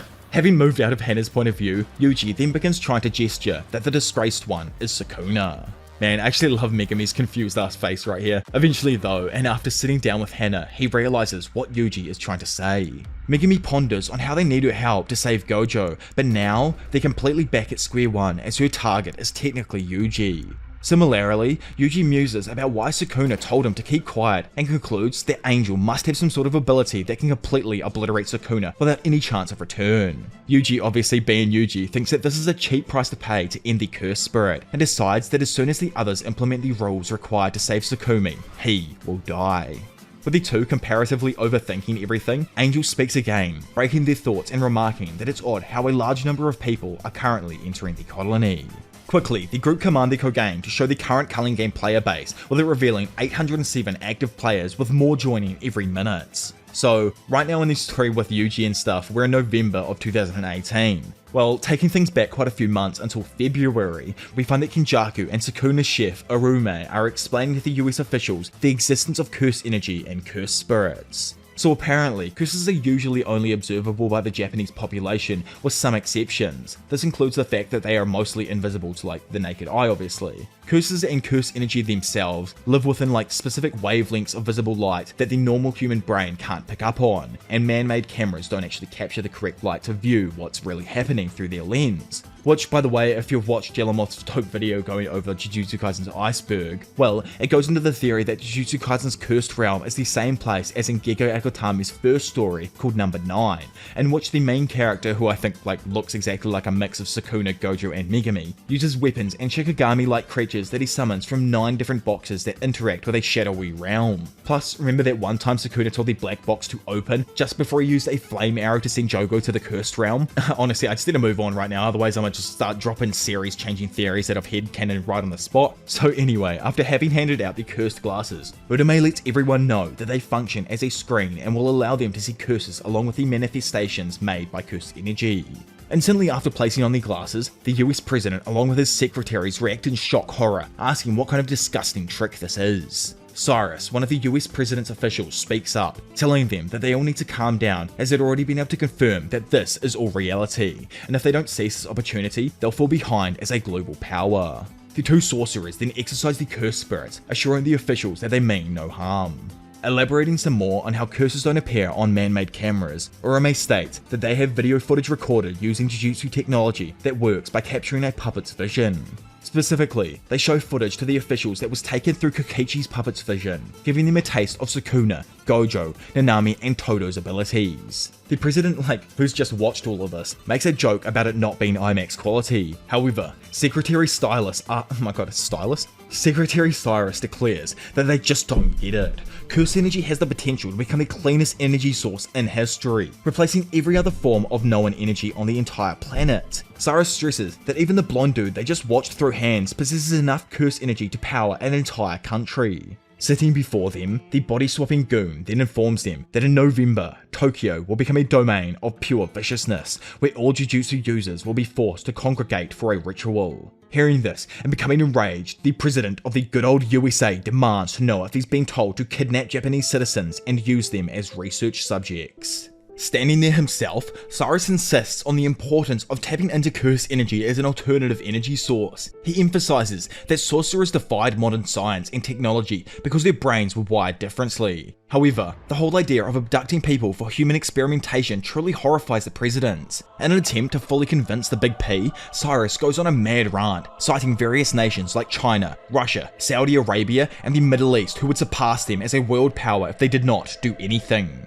Beginning to twist facts, he declares that their operation would be to form a protection for the Japanese people against other countries that could target them indiscriminately, sorcerer or not. His advisor also suspected that because this negotiation was being kept under wraps, their failure to comply would force Kenjaku to negotiate with other countries. Having overheard them, Kenjaku added that because sorcerers were a minority, even among Japanese citizens, the November gathering would be an excellent opportunity to collect specimens. Knowing that there are Japanese descendants in the US, the president orders them to be heavily guarded in order to protect them from attacks by foreign countries. Quickly following this up, he then turns and asks Big Gary K, the Special Operations Commander, how many soldiers they should deploy to Japan. Gary, who calls himself a military man, bro, we obviously all figured that one out, asks for more confirmation about the average strength of sorcerers. After learning that the main threat in Gojo would be locked away in November, Gary becomes confident that 1 battalion of 60 soldiers would suffice, given that all the sorcerers were amateurs. He declared that even with their supernatural abilities, they couldn't compete with the skill, weapons, and experience of trained US soldiers. Kenjaku casually agrees,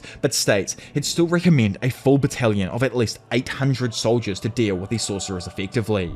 Hearing this, Gary dismisses the idea, mocking the Japanese people and pretty much calling them weak and pathetic. Speaking up, Uraume proposes a test, and moments later, Kenjaku snidely guessed that the 15 men guarding the meeting room definitely wasn't everyone here. So, I always lose it here, but the meeting actually ends and the Special Ops Manager goes in depth to the President about how in addition to the 15 Secret Service agents guarding the room, men from SAC, the CIA's paramilitary division, were patrolling the White House. Along with them, there's another 45 elite soldiers ready to bring down Suguru Geto. Having moved from the east to the west side of the building now, they believe that Geto would never be able to defeat all of them. In the West office, and wanting to wrap this up, Geto gets ready to unleash his technique in a show of dominance. Opposite them on the east side, that crazy ass man Gary states that these silly old Japanese people should stick to anime and cars. Right now, the US objective isn't to win, but to instead present such an overwhelming show of force that is America. Instead though, man's instantly shocked when all of his soldiers begin falling from the sky, oblivious to how it even happened. Though, after chucking on his sunnies, Gary finally realized the true, horrifying power that is curse spirit manipulation. Back inside, Kenjaku throws down all 45 name tags in front of the president, asking if they now understand. So skipping away from February like we were just in, and time traveling all the way up to November, and first of all, mind if I just blow your minds for a moment here? Well, remember Riko? She wasn't actually the only one that was a star plasma vessel. I actually thought there was only one star plasma vessel, hence why Tengen was like, nah, I guess I can't. Anyway, she wasn't. Yuki was actually also compatible with Tengen, but the reason Tengen chose Riko was because no one existed with her potential, making her the ideal vessel. Which just gets me wondering, is Yuji someone who's compatible with Sukuna because he also fits the same potential as a vessel? I don't know, it's just an idea that I've had while scripting. Obviously, let me know your thoughts on that down below. When Yuki demanded to know why Tengen hadn't risked not merging with another vessel, the immortal sorcerer stated that they had simply accepted reality. Tengen knew that it would eventually happen, and he might become a threat to humanity upon evolving, but reasoned that they could retain their sanity using barrier techniques, which does make sense as Tengen is the most proficient barrier user currently known in the series, with Sukuna being the greatest RTC user of all time as well. And sensed by the explanation, Yuki asks a really good damn question. Was it reasonable to burden all of the children with his own responsibilities? It's honestly just sad that this thumb of a man doesn't see the Star Plasma vessel as humans, but more as just expendable paces, and that's why Yuki was so peeved with how he casually disregarded them. Thinking on the past now, Yuki grumbles that she could have helped the Star Organization if their aim was to simply prevent the merging instead of killing the vessels. It's then revealed that Yuki is able to hear the voices of past Star Plasma vessels, unlike Tengen itself. Tengen asked Yuki to tell them what the voices were saying, but Yuki refused, stating that the immortal sorcerer would only use those words to justify their decision to evolve. Sighing over not really getting anywhere, Tengen states that they would have liked to chat some more, yet they're unable to, as it's shown that the megalomaniac, body-swapping fiend Kenjaku was able to break through and enter the area above the Tomb of the Star corridor. If you all remember from way back at the beginning of the preparation arc, well, Choso had teamed up with Yuki to protect Tengen from this exact issue. Due to this, Choso, our brother, is the first to intercept Kenjaku, and while standing opposite his disgusting father, he states his intent to finally end him. Kenjaku, though, simply dismisses him as a dispensable pawn, declaring that the preparations for the merger between Tengen and the Japanese civilian population had been completed, with the culling game having now served its true purpose. He then also states that once he gets his hands on Tengen, it's all over. Japan and the world are done for. Suddenly, we then move into a theatre as Kenjaku shows his son one version of what could possibly happen later on. If everyone remembers during Shibuya and how Yuki mentioned that optimizing cursed energy through Tengen will cause non-sorcerers to assimilate, well, Kenjaku adds onto this theory of hers here, revealing that he believed that to be the step which preceded the merger, and unlike Yuki, he didn't want to create a world without cursed spirits. Kenjaku wanted to cause cursed spirits to evolve to the next stage to create a new form of cursed energy. So in order to achieve this, he began citing his earlier experimentations, including the creation of the death painting wombs, but deemed them all to be utter failures. We all know from stuff that we've learnt so far that an evolved Tengen is more cursed spirit than human, so merging all non-sorcerers with him would cause their consciousness to technically cause Tengen's consciousness to become one with everyone in Japan. This means, in Kenjaku's eyes, that 100 million or so people merging together would be able to create a god-level monolith with infinite power. With Kenjaku's film coming to a close and the realm changing back to normal, Choso just asks why. Why is he even doing this? To which the craziest sorcerer alive stated that it just sounded like fun. With Kenjaku trying to drop a joke, an infuriated Choso claps his hands together before beginning an attack with piercing blood. Although, typical Gege fashion, we don't actually get to see that piercing blood attack straight away. Instead, we go back to before the fight kicked off, but now with Big Bro Choso in the room as well. There, he tells Yuki and Tengen that he'd like to face Kenjaku alone. Yuki, though, stated that he'll die if he did so, to which Choso, like the absolute G he is, countered by asking if she would prefer to fight Kenjaku alongside him.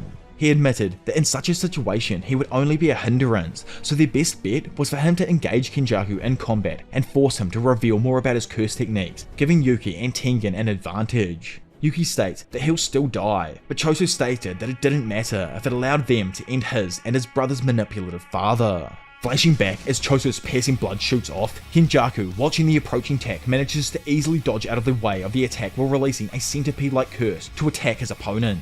Having destroyed the curse along with a large section of the tomb, Choso watches Kenjaku shoot out in front of him and fling a large piece of rubble in his direction. Seeing it, Choso screams that he's been underestimated, but instantly he's proven wrong as several cursed spirits burst out from behind the thrown piece of concrete. Throwing a condensed orb of blood forward himself, Choso uses Supernova to eviscerate the curses. However, the cloud provided Kenjaku with a quick opening to engage the death painting in hand-to-hand combat. After being pushed back and realizing that he was at a disadvantage, Choso tried to buy some time by asking how Kenjaku intended to use Yuji since he was undeniably different from the death paintings. So, obviously it's explained here by Kenjaku that he doesn't really have a plan for Yuji other than being Sukuna's vessel. Yuji and Sukuna are catalysts. As long as the two live, the chain of curses will never end. Choso, utterly enraged by his opponent's conviction that Yuji was the reason for all of this bloodshed, declares that it was Kenjaku whose existence fueled the chain of curses, not his brothers. Being taken off guard, Choso looked down to see some small curses tugging at him when all of a sudden Kenjaku takes the opportunity and pummels his face, sending him spinning backwards. Instantly following up, he stomps our poor boy's face and condescendingly declares that he's only been using low-level curses on him, but maybe that was unnecessary since Choso was so pathetically weak. Just straight up enraged now, Choso grabs Kenjaku's foot again, but he gets nowhere as he's quickly slammed back against the floor. Kenjaku asks the defending cursed one if he even knows what the rank of special grade stands for. With Choso unable to block for any longer, the curse overrides and completely decimates him. All the while, this body-swapping freak remarked that it's the ability to single-handedly destroy nations. Those like Satoru and Suguru with special grades because of their obvious abilities to completely obliterate nations or create an army of unparalleled monsters. Kenjaku added that by strengthening pathetically weak curses with curse energy, he can easily deal with a failure like Choso. Laying there, a boy berates himself for failing to be a good older brother to Yuji and his other siblings. He needed to protect them and be there to be depended on, as that's what big brothers do. But now, he couldn't even land one hit against this creep of a father. Man will never go down, and still, like the king he is, Choso stands back up, refusing to ever let his brothers' names be disrespected. Screaming, he demands all his brothers lend him their strength as he prepares to deliver a raging attack. From behind him, Choso all of a sudden begins to feel the support of his younger brothers pushing him forward. Iso, Kachizu, and Yuji assure him that he's got this. Subsequently, an emotionally overwhelmed Choso begins attacking Kenjaku using all his power and curse technique. Standing there, the latter observes that the piercing blood's initial velocity is its top speed. Dodging the attack, he continues explaining that the ability loses its lethality once the opponent gets used to its speed, and changing the trajectory will only slow it down. Watching Kenjaku effortlessly dodge his attacks, Choso decides to further use an approximation of Wing King, the most powerful version of Iso's rot technique. Which, if you've forgotten what this technique does, well, when the lines of blood connect with its target, they are instantly burned by the corrosive effects of the death painting's blood. As Choso darts in, throwing a fat right hook, Kenjaku calls his version of Iso's technique just a cheap substitute. However, Choso releases the technique, sending 4 beams of blood shooting towards the body-swapping fiend. Having summoned a curse, Kenjaku backflips out of the way, using the curse as a shield before sending a bunch of low-level curses towards Choso as well. Having been hit directly by Kenjaku's previous attack, the latter explains that Iso's ability was not as fast as piercing blood and wouldn't even affect him as he's his father. Chilling over on a tree branch now, he asks the cursed womb if there was even a point to everything that he's doing now. Beaten and bruised, Choso declares that he must fight with the grace of Iso, the freedom of Kachizu, and the domineering strength of Yuji. Suddenly, Kenjaku is taken off guard when Choso's arm fully detaches and begins blasting towards his enemy, using the connecting blood as a rope. Using his arm as a freaking grappling hook, Choso latches on and pulls the megalomaniac sorcerer towards him, destroying the ground in the process before reconnecting his hand to his body and utterly pummeling his fat right hook into the face of Kenjaku. Still, man's way too quick somehow. Big Brain Kenjaku managed to use a curse shield to protect himself, and lying there unharmed, he asks if his son is done. Choso, with just the fattest grin on his face, like man's entire purpose has been for this moment right here, asks the dumbass what he thinks. Releasing another burst of Iso's ability, he does his best to attack the fleeing sorcerer. And if you just didn't catch on to what he's doing right now, our bro, Big Freaking Choso, is actually Omega third eye level of pre-planning and uses his brother's technique to create a funnel to purposefully trap Kenjaku within, giving him utterly nowhere to run, as he releases a few supernovas on either side of the malevolent entity.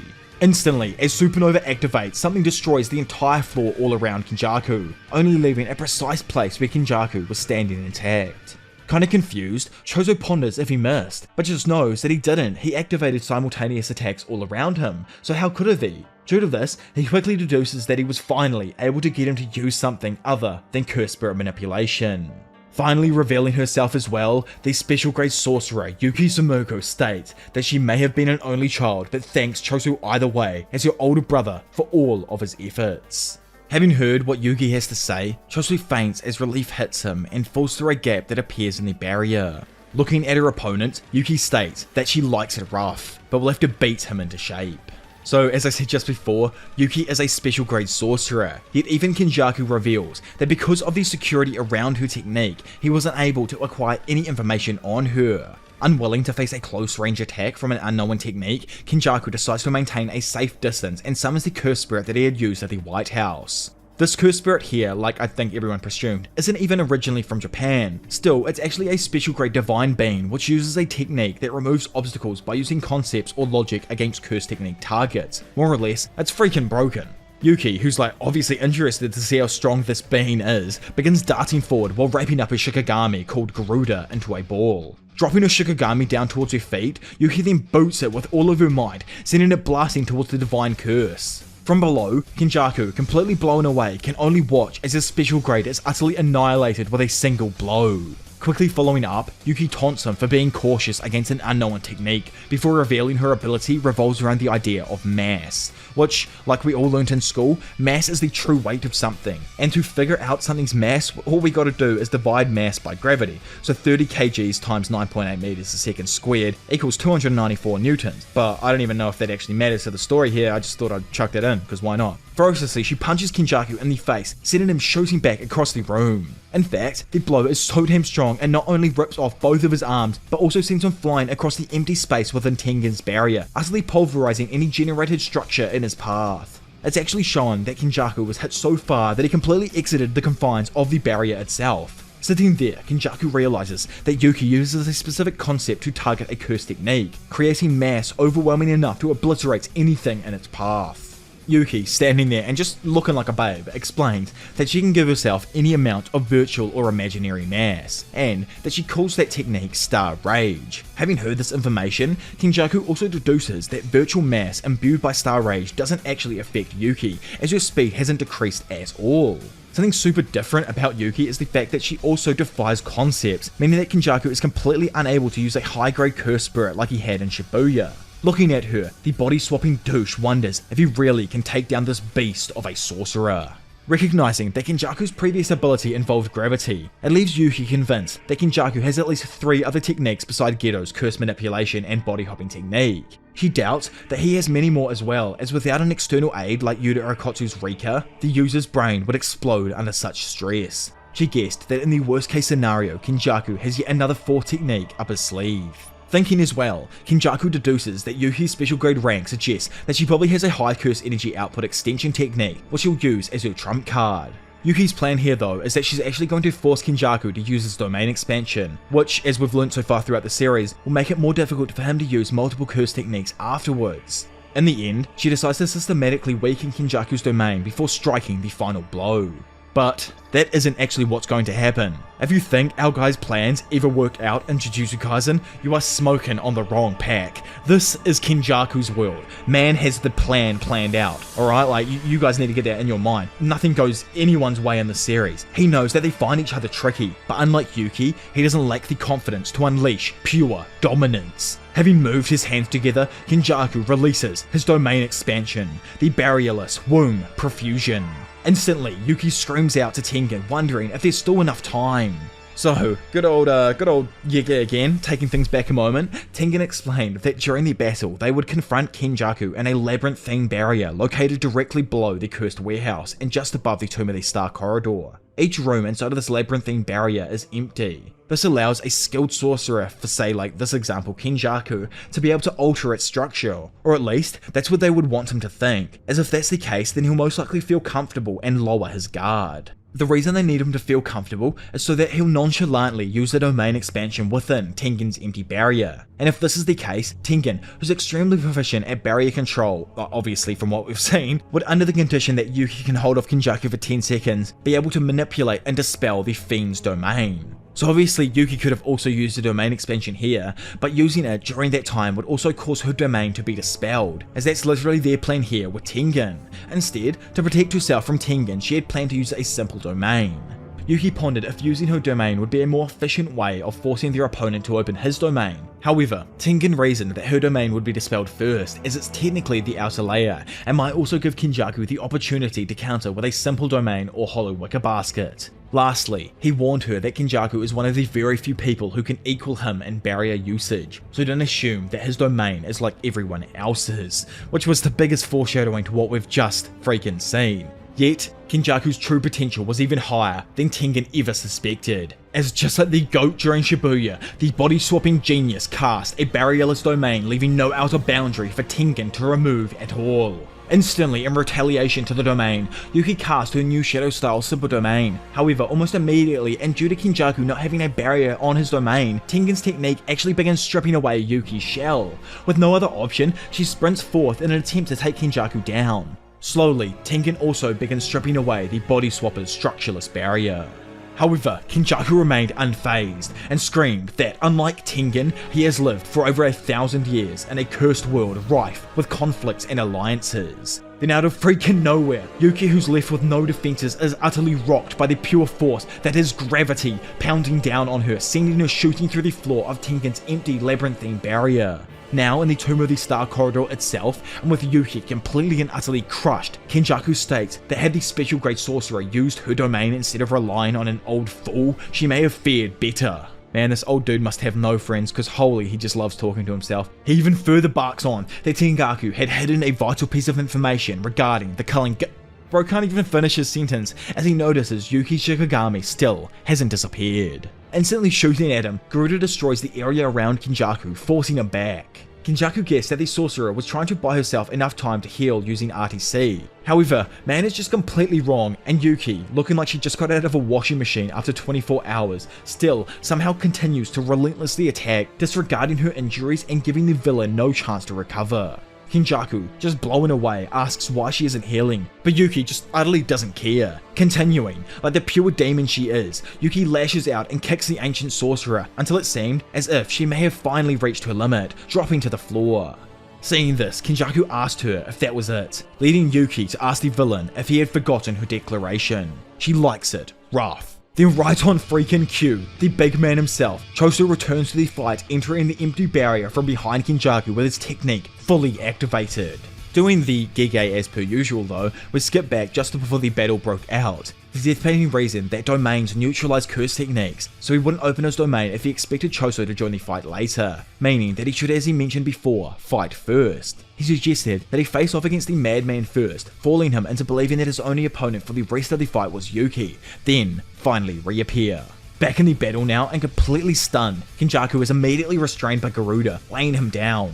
Firmly landing on the ground, Choso slaps his hands together and tells his brothers to watch as their big bro is about to commit patricide. Instantly, our boy uses piercing blood on his dad at a point blank range. Yet, bro, how did your brain even manage to dodge that? Yuki and Choso are also just like blown away as they get a glimpse of Kenjaku's true form. Yuki observed that the villain had spun his head deliberately to deflect the attack, which is just actually insane when you think about it. Man's got like his skull is literally just a cap at this moment, like he's wearing it around, like it's crazy. Can he interchange caps, change hairstyles and stuff is what I'm wondering right now. But anyway, I need to continue on. She concluded that Kenjaku was desperate enough to use such a move because he was also becoming troubled. Knowing this, the duo keep up their heated beatdown, attacking in tandem, laying fat kicks, punches and elbows on the sorcerer. Using her RTC, Yuki easily manages to fix her mangled arm and other injuries, but the momentary distraction weakened Star Rage just enough to allow Kenjaku to escape. Wielding Garuda like a whip now, Yuki swings at Kenjaku, only just missing, but the energy released from the attack utterly demolishes the floor and walls of the Star Corridor around them. With everyone falling down onto some water below, Choso takes the opportunity to attack through the smoke screen, while simultaneously, Yuki lets loose another attack using her Star Rage imbued curse tool. Caught off guard themselves though, both Choso and Garuda drop to the floor under the weight of Kenjaku's overwhelming gravity and replenished technique. Yuki's Shikigami lashes out trying to move, but it's unable under the gravity, and while Yuki runs in to collect it, she deduces how Kenjaku's technique works. She concludes that the ancient sorcerer's attacks have a radius of 2 or 3 meters, and remained active for at least 6 seconds. Swinging her Garuda at him, she knows that once he's caught something within his gravity trap, Kenjaku will then finish it off with a cursed spirit, but doubts that will even work against her, as she's not going to stop until she beats him down and wins. Though she should have honestly just won and not internalized it, as Kenjaku was able to parry off a vicious head punch before grabbing Yuki's arm and directing a miniature Uzumaki at her face. With Yuki completely fried from the point-blank blast, she begins to dart backwards, when all of a sudden Kenjaku follows up and forms another miniature Uzumaki while remarking that her density may have increased due to Star Rage, but her tensile strength didn't. Releasing the ability, Kenjaku leaves Choso screaming in horror as the attack tears straight through Yuki's abdomen. Really damn abruptly, we again fly into a flashback where our team is sitting at a bar. There, Yuki asks Choso if he didn't want to be there for Yuji, since it seemed like he was throwing his life away now. Not answering the question though, Choso asked if he's even human. He remembers thinking back to the time when his brothers took form, and realized that they would never be accepted by humans because of their deformed looks. So from this, Choso decided to live as a curse with his brothers, hence why he killed so many people in Shibuya, and why now he burdens himself with their deaths. Saddened with his choices, Big Bro Choso states that if he had chosen to live as a human, he wouldn't have lost them. Weeping, he wonders why he chose the easy path. Was it because he didn't want to see his brothers suffering as humans? However, a human then showed up who just happened to be suffering himself. Those 4 were meant to be brothers and fight together as one, but instead he took the easy road and left Yuji all alone. Returning to the battle, Choso, gearing up to unleash a spinning wheel of blood at the enemy, states that the only way to make it up to all of his brothers is to use up all of his life here. But before he could even do that, the G himself, like this is the only time I'm calling Tengen a G because I don't know his ulterior motives right here, the G removes him forcibly from the barrier. Yuki, looking like Gojo for real, tells him that this battlefield was where the Death Painting's life as a curse ended and his time as a human begun, so because of that, he must live. Above the falling Choso, Yuki's body also falls to the ground, but in 2 pieces, with her seemingly defeated by Kenjaku's previous blow. Behind the two, Tengen then reveals themselves, causing Kenjaku to actually start laughing at their thumb's appearance, even comparing him to Sukuna's original form, which actually has to have some kind of freaking merit in the story right there. Tengen is like, dude, check your kills, all I had to do was distract you for literally 2 damn seconds, allowing Yuki's top half, I don't understand this as well, Yuki's top half, she just reaches out and grabs his leg, to literally reach out and grab your cankle, bro. Not taking her seriously though, Kenjaku just tells her to die, before all of a sudden and out of freaking nowhere, a massive force begins ripping the sorcerer down towards Yuki. As I mentioned at some point earlier on, Yuki's techniques, alteration and mass doesn't actually affect her, up to a certain density that is. And you remember when Kenjaku asked Choso what makes a special grade? Well, nothing you've seen so far from Yuki would actually give our girl the ranking of special grade. Like yeah, she's insane, her strength alone is mental, but this next technique is what makes her the threat to every freaking life form on this planet. When Yuki goes beyond her max density control point, the sorcerer can add an infinite amount of mass with her curse technique, and if you somehow haven't caught on yet, yes, she can create a goddamn black hole by just continuously just pushing more and more density into it. The end result of what she had just formed was the creation of a black hole, which not only consumed Yuki's entire body, but trapped all matter and even light within it. Right before disappearing, Yuki declared to Kenjaku that he should have seen this coming, as gravity, mass and time all need to be wielded with extreme caution. With the black hole fully formed, it began sucking away literally everything from the surrounding area inside of the Tomb of the Star Corridor. As the energy from the black hole then finally begins to subside, it's revealed that even the ceiling of the tomb began crumbling away, with natural light breaking through and lighting up the underground chambers. By the way, I'm just going to say this right here, rest in peace Yuki, I'm pretty sure she died from that, so rest in peace. What an insane attack, but despite the immense gravitational force exerted by the black hole, Kenjaku somehow manages to survive, climbing out from underneath the collapsed debris. Stunned by this himself, Tengen asked if he had used the reverse curse technique in combination with his gravity technique, but Kenjaku actually makes a shocking revelation, declaring that the true nature of the technique had not been gravity at all. He admitted that his third curse technique originally belonged to Yuji's mother, Kaori Itadori, with its true form being the anti-gravitational system. Kenjaku added that he had taken a risky gamble and used labs to reverse the effects of the technique, stabilizing the output and activation by using his own body as a domain. Like I said, this is like obviously Kenjaku's freaking world. Man has pre-planned absolutely everything for a millennia, so I don't know how our boys are going to actually end up winning here.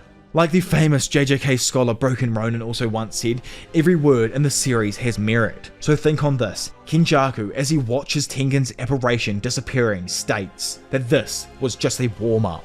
Then, finding the latter's body encased within the trunk of a tree in the Star Corridor, Kenjaku says goodbye to his friend. So, remember how we left things with Yuji and his group at the end of the last period? Well, as the influx of American soldiers entered the Culling game, a multitude of Koganes appeared and began registering the soldiers as new players.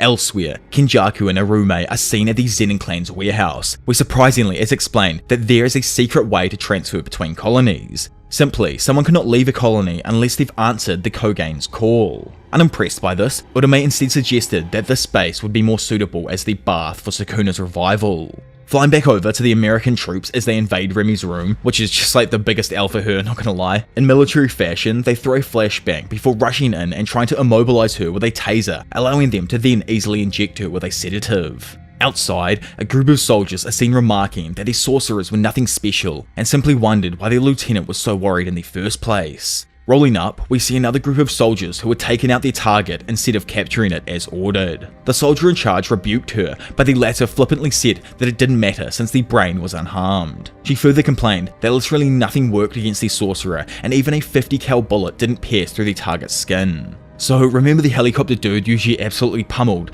Well, that's actually the person her squad took out here. Having heard that the dude had a helicopter type head, the soldier was hesitant to believe her until he saw just how damaged the female's comrades were. In the end, she concluded that there must be sorcerers of various power levels, and she just got stuck with one of the tougher ones. Which, to us readers is absolutely hilarious, thinking that Haba for some reason is OP is too good. I can't actually wait until they find a proper A grade or above sorcerer and have to fight them in some kind of way. Funnily enough, we pop over and see the ruffian himself, Hazunoki, exploding some poor unsuspecting soldiers' vehicles as they rolled nearby. Noticing that the enemy was a foreigner, the sorcerer remembered Regi's words from earlier and wondered if this was the bomb he suggested Kenjaku would drop. Now back with the megalomaniac himself and Urame, the latter guessed that the curse energy of every colony would be increased by pitting sorcerers against non-sorcerers, ending the custom before the merger with Tengen. Kenjaku though admitted that what Urame had guessed is only about 60% of his plan, elaborating that the curse energy levels in every colony except Tokyo and Sendai were still inefficient. Also, Kenjaku did only say that Tokyo was the battleground to the US, so I'm assuming that they aren't anywhere else in the country other than Tokyo Colony number 1 or 2, but we're going to find out about that later on. What's even funnier about the military is that Kenjaku had only sent in the foreign military as insurance, and was already aware that the fighting would not be very intense. Having manifested a curse to clean up the mess that was Ogi Zenin, Kenjaku claimed that unlike reincarnated players, those who had only recently awakened their curse techniques would be reluctant to fight, and the US may even retreat if they get too many casualties. Urame questioned if the military had been sent in at night to give them an advantage, and also wonders since non-Japanese individuals would not release curse energy, so how is it actually going to help him? Yet, it's actually revealed that in the moment of passing, there is an exception, as the stress of seeing curses pushes them to a new level. It's also considered natural law that non-sorcerers can't win against Jujutsu sorcery. Elsewhere, as one poor American soldier notices a terrifying curse spirit, it further goes in depth that Kenjaku had released multiple curse spirits in every colony that are specifically active only at night to force out that higher level of curse energy from these new soldiers. Back over with the main crew now, Angel quickly deduced that Kenjaku had sent in non-sorcerers to be killed by curse spirits as a failsafe to produce more curse energy. Having left the room now and made their way down some stairs, the group run into an empty cafeteria right as a stun grenade lands in front of them, obviously thrown by the military boys. Noticing it, Yuji quickly kicks the flashbang away before it could explode in front of them. Seeing the squad pull up, Megumi initially assumed that these soldiers were trying to protect people, but instantly discarded the possibility as these soldiers without a second thought began shooting at the sorcerers. Abruptly, we then seem to skip away and see what seems to be the past memory from a cursed spirit feeding 3 young children inside of an abandoned building. Then, back with the group, all of a sudden, we see good old Megumi interrogating a Japanese soldier who is actually acting as a guide for the foreign military forces. When Hana asks why Japan had not taken the opportunity to become energy self-sufficient sooner, the soldier responds that Jujutsu headquarters controlling the country is too proud and everyone here is obsessed with self-responsibility, so it never ever would caught on like it would have in other countries. Megumi also realised that Kenjaku had only lured the military to the colonies under the false pretense that curse energy was up for grabs as another energy source. From this, Megumi then deduces that their soldiers' deaths would increase the curse energy in their colonies and complete the ritual preceding Tengen's merger with the wider Japanese population. Megumi, obviously is so damn big brain that the dude even suspects that Kenjaku has likely orchestrated the culling game as a distraction for his true plan. Stepping in, Yuji asks if they should help them, prompting Takaba to ask why they should even help people who wanted to abduct them for experiments. Megumi reasons that if they allow Kenjaku to fulfill the ritual, everyone would be caught up in the merger with Tengen. Yet Angel cuts in telling them that it's no use since Tokyo Colony 1 has already reached the required level of curse energy. Yuji challenges Angel's decision though, stating that it did not invalidate their saving of other people's lives. The latter tries explaining to Yuji though that it has a symbiotic relationship with its vessel, so putting Hana at unnecessary risk is akin to putting the curse living within her body at risk itself. Shooting over, we then see the true terror that some soldiers are being put through. After having fun with its first soldier, the predatory curse then picked up its next prey, which just happened to be the same Japanese soldier the group was interrogating before. Laying there and suspecting the worst, the soldier thinks back on the times he had believed that he was ready to pass on, but feels that now this is different and seeing what awaits him truly shatters his resolve. Nearby, Yuji and Megumi just happen to be running through an alleyway. Megumi insists to his boy that he doesn't need to be so hostile and asks if Yuji's comment about not trusting Hana was a reference to beings like Sukuna and Angel. Skipping away for a moment and referring back to the random flashback that we had just before, well it was actually Hana as a child. Sadly, she had been forced to live with that cursed spirit for almost a year. Eventually though, she managed to escape after following a white dog with a fluffy tail. Of course, it was no one other than Megumi's white divine dog who had led her to safety before returning to him and Gojo. As Hana watches the three reunite and begin to leave, it flashes back to the present as she remembers their kindness. Because of that moment during her childhood, she decided to try and help people herself as she's always believed that someday they would meet again and she would proudly stand by his side. All Megumi wanted was for Yuji to be a bit more considerate, to which, after hearing all of this, our boy confesses that ever since they regrouped, he was just scared that Hana would take Nobara's place. Which, oh my lord, Giga, we actually got some Nobara crumbs for the first time in how long? We're damn fiends out here, absolutely wanting anything to do with her or Gojo, man. Just come on, please. Anyway, as Megumi scolds Yuji and asks him to apologize to Hana, the queen herself appears before the boys, bringing the group fully back together. Let the ripening begin. If you guys know what I mean, then you know what I mean. As huge beams of light suddenly emerge from every colony throughout Japan, it begins attracting the attention of everyone throughout the entire country. Not understanding what's happening, many people just note that something doesn't feel right, like the air had become unnaturally dry. Returning to our crew, Maki gives everyone a full rundown of everything that's happened up till this point. She explained that Choso had managed to protect the back of the prison realm, but relayed the news of Yuki's defeat and Tengen's capture. In another location, our boy Choso, clutching the Batgay, or literally Hope itself in this case here I guess, weeps as Kurara asked him about Yuki's whereabouts, pretty much to me at least confirming her demise. Maki further told the first 2 years that the ritual preceding the merger had already ended. Calmly, Maki concluded that taking down the villain would be a challenge, leading Yuji to wonder how the merger hadn't actually started yet. Angel points out to the group that the sorcerers inside of the colonies could probably reject the merger with Tengen because of their curse energy, so because of that, nothing is going on around them. Being able to travel inside and out of the barriers herself though, Maki disagrees and informs them that apart from a few affected people, most of Japan's population is unaffected as of now. Megumi suspected that Kenjaku either couldn't start the merger yet or didn't want to. However, since there was no way to find out right now, they decided to focus on freeing Sameki first. Intervening in the conversation himself, Yuji decides to list off the 4 rules that they decided to implement. Megumi again clarifies that Rule 1 does indeed subject a player to curse technique removal or subsequently death through something messing with their brain. The purpose of this first rule was just to start fights with people, but now they can obviously circumvent that. Maki though remarked that it was actually rules 2 and 3 which were the tricky ones, as they involved somehow creating a form of movement and communication across colonies.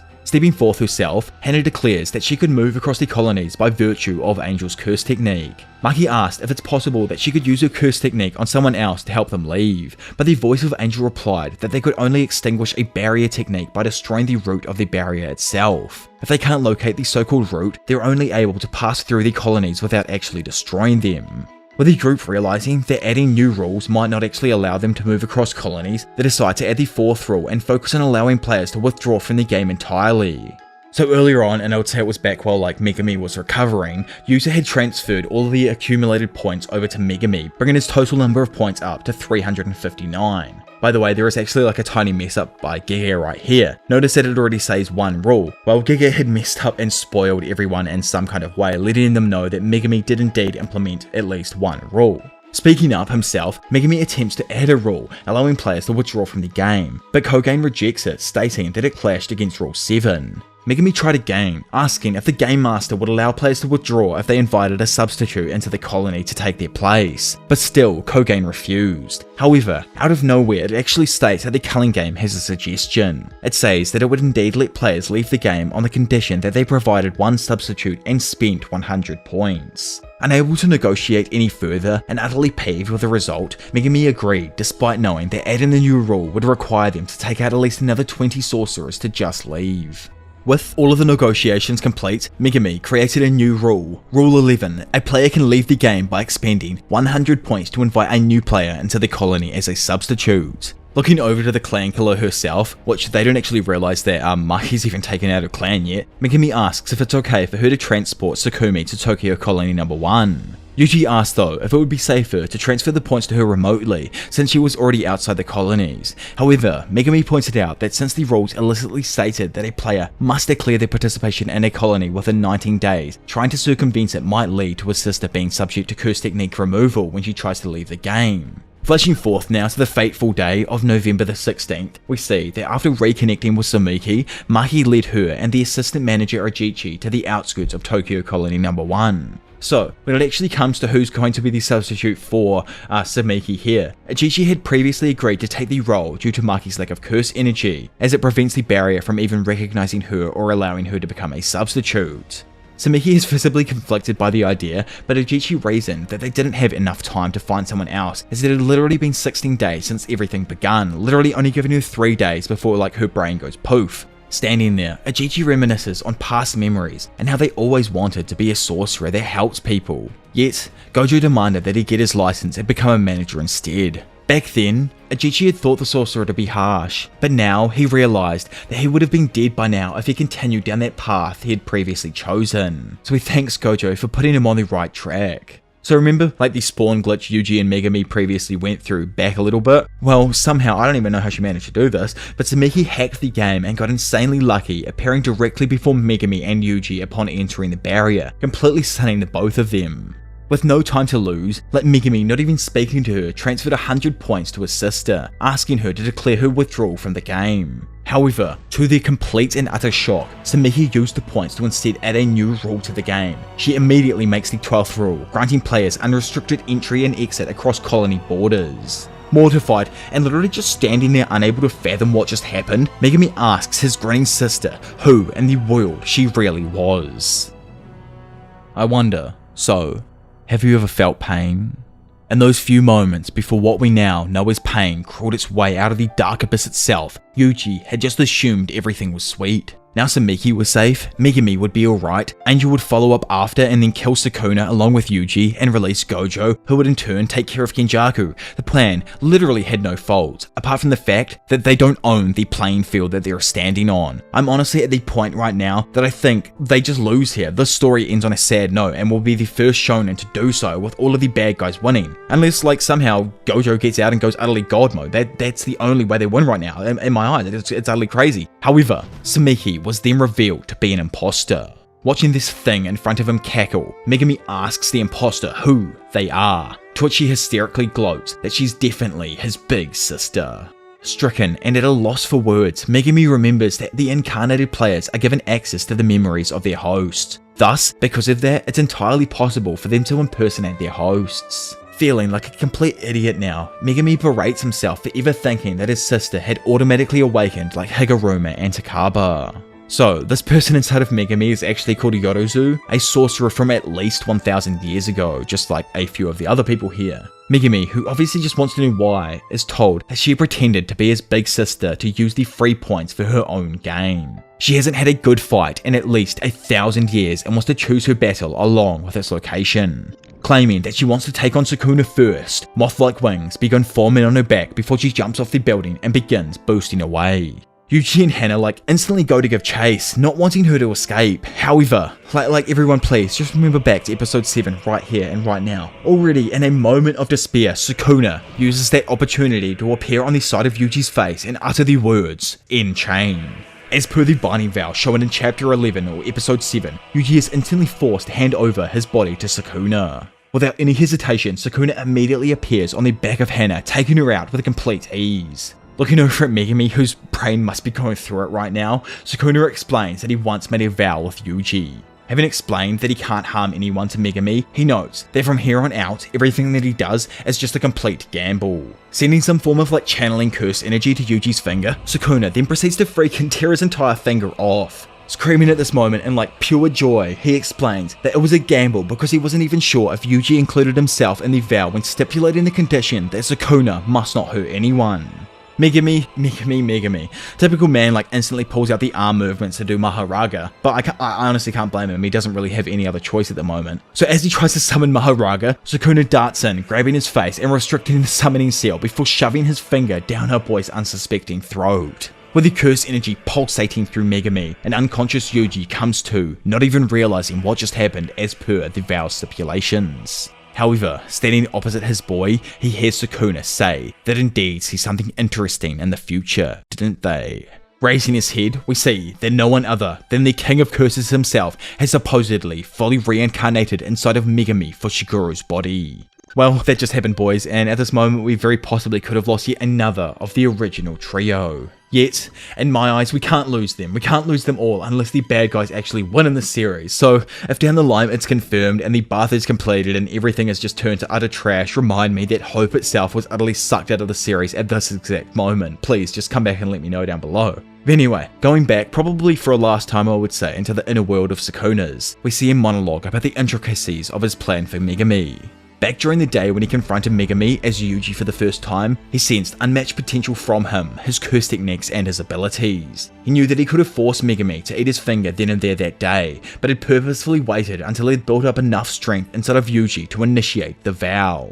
I actually have a great theory here on how we all know that Kenjaku had made Yuji specifically for Sukuna. Well, what if Kenjaku also made it a binding vow that Yuji would not be able to use his curse technique while Sukuna was caged inside of him? With Sukuna finally leaving our boy's body now, we may see for the first time that Yuji actually has his mother's technique, or possibly something that even relates to a little thing that I'll bring up right at the very end of this video. Anyway, atop the building, Meguna, which is Sukuna Megami mix-up, I'm just going to call him that sometimes, the absolute beast himself stands there, leaving Yuji stunned, asking for his friend to just talk to him. Yet, as we all probably expected was just about to happen, the demon, Megami Asukuna, comes in with a charge and punches Yuji.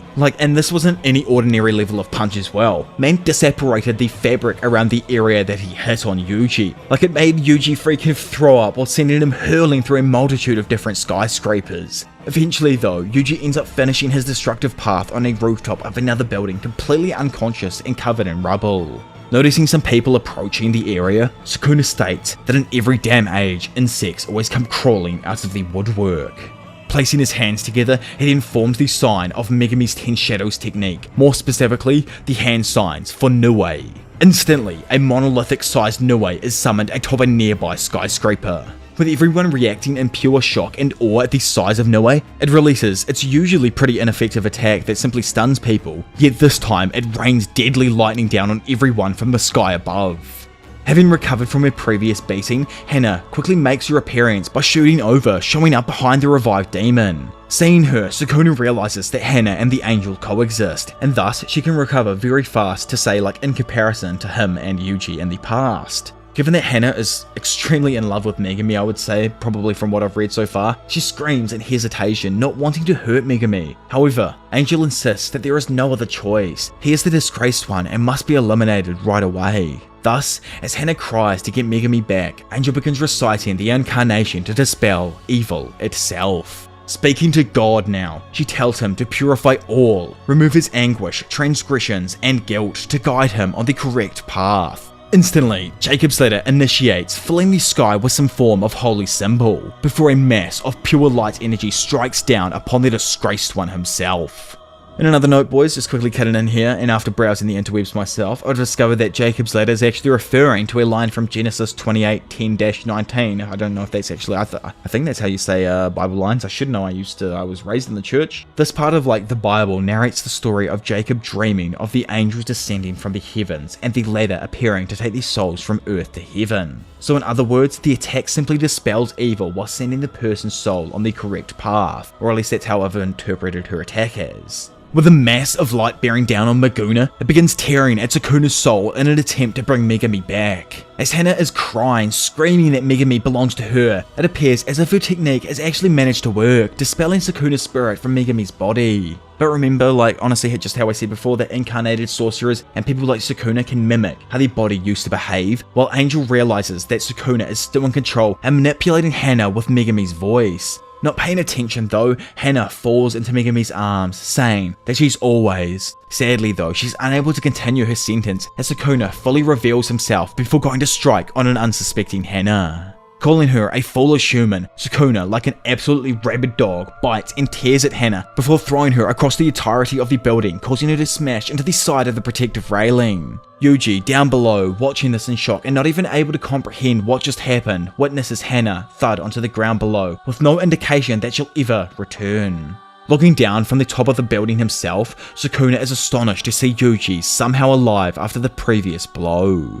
With rage beginning to fill up inside of him, and after realizing that he's lost the one thing keeping him together and giving him meaning in life, Yuji breaks. In a complete flash, Yuji jumps across the building, breaking the ground below him and causing the entire skyscraper to collapse. He grabs Sukuna's neck and screams his name before landing a ferocious punch on the King of Curses' face, forcing him to dart back across the street.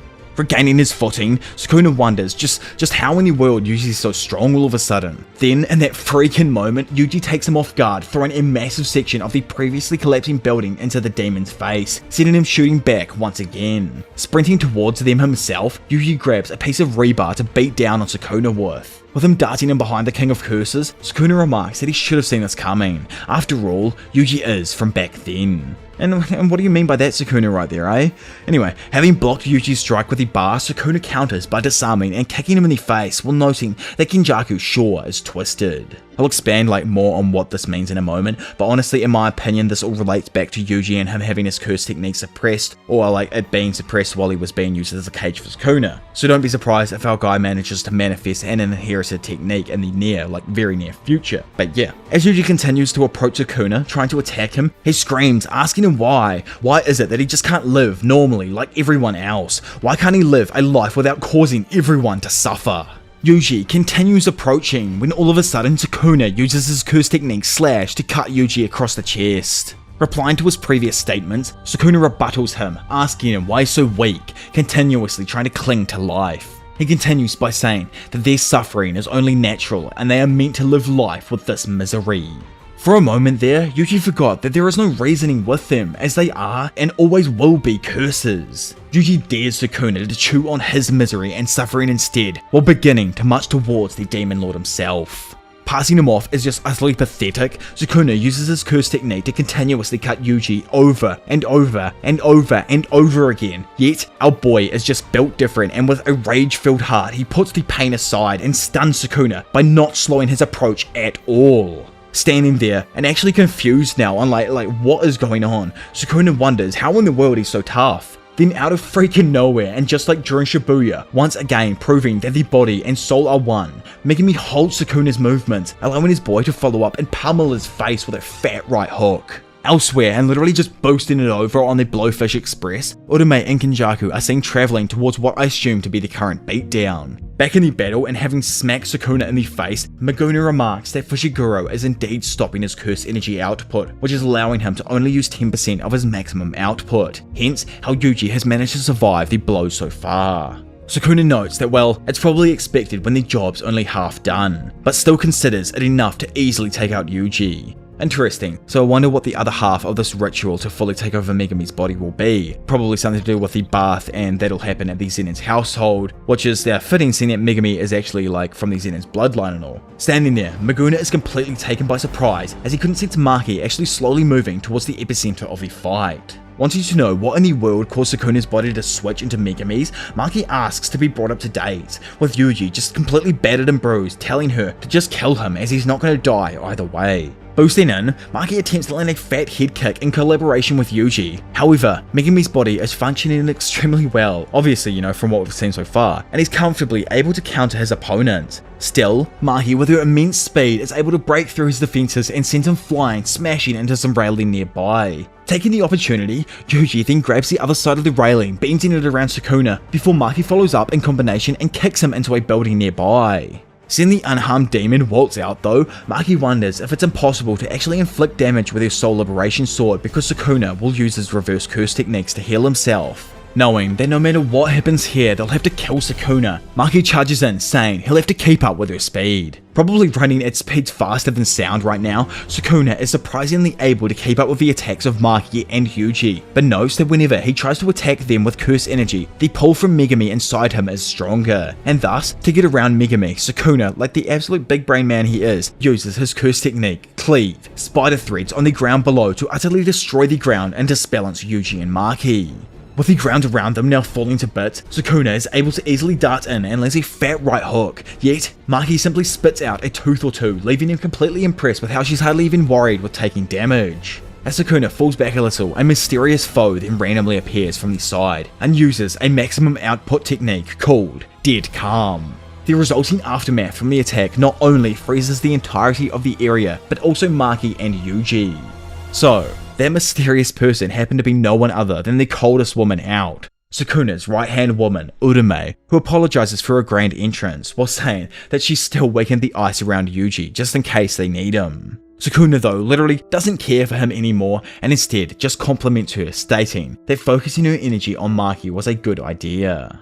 Believing that everything here is sweet now, Sukuna then summons Niue, saying that this body is still not complete, so they need to prepare for the bath immediately. In that moment though, our goat though, looking more beaten and bruised than ever after this escalade, bursts his way out of the ice. Noticing this, Urame proposes taking him out, but Sukuna says that they should just look at him and have a good laugh. Flying away for what seems like good in Yuji's eyes, Sukuna, having taken the body of Yuji's best friend, and Urame laugh at his face, noticing that he looks just like the person from the Harima province. Which is exactly what I was referring to and goes back to Kenjaku using a binding vow on Yuji at birth or even beforehand. The vow would not allow him to use his technique in return for Yuji being used as a vessel for Sukuna, to help restore his strength obviously.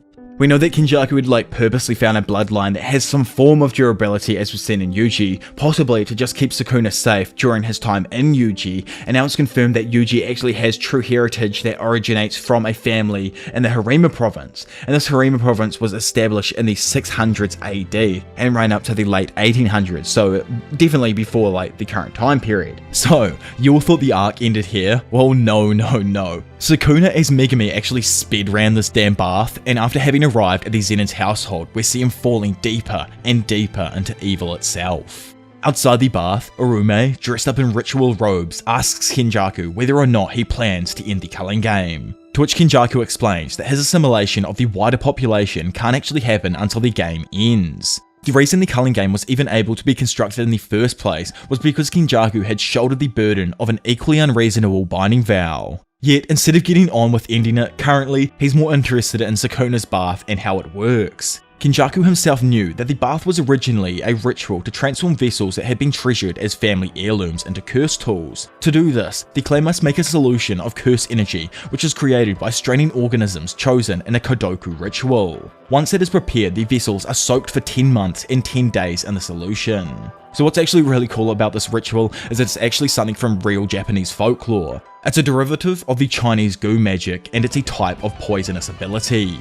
In our real life, to create Kodoku, sorcerers would mix several insects in a jar and let them kill one another until only one survived. The fluids of the insect that survived would be used to poison an individual with a curse that would control them, cause them misfortune, or kill them. The remaining insects would also be used as a sort of luck charm, granting the one who performed the ritual great wealth. This ritual could also be used as a death curse by giving the riches to an ignorant individual. Perhaps like Kenjaku if he's ignorant enough in this example here, but I don't actually think he is. The term Kodoku can also be applied to the spirit, which is the incarnation of this particular magic.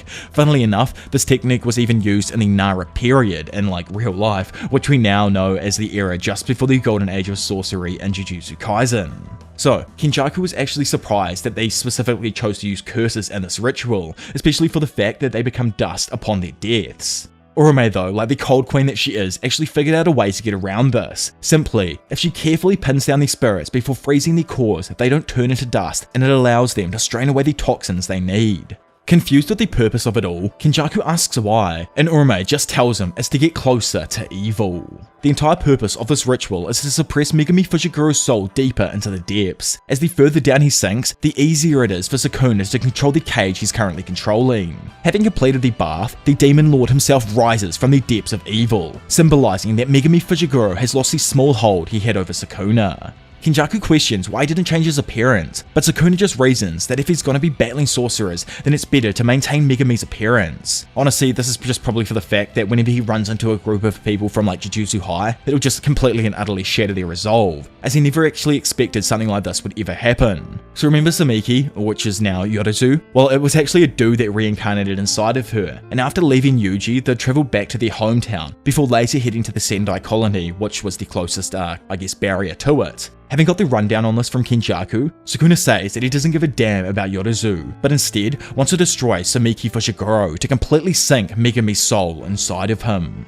As they then leave on the Blowfish Express, Kenjaku tells him that he'll give him a ride to the colony, but wants the points in exchange. So I truly wonder what in the world he's about to do with the 200 or so points that he's just received from Sukuna here. Let me know your thoughts on that down below. Do you reckon he's going to like actually pay for himself to leave the game entirely and just let everyone else do their thing while he causes havoc outside of like the colonies and stuff? But anyway, I'd love to know your thoughts down below. Shooting back to the Sendai colony for the first time in a while, both Uro and Ryu notice a mass of bloodlust appear from afar.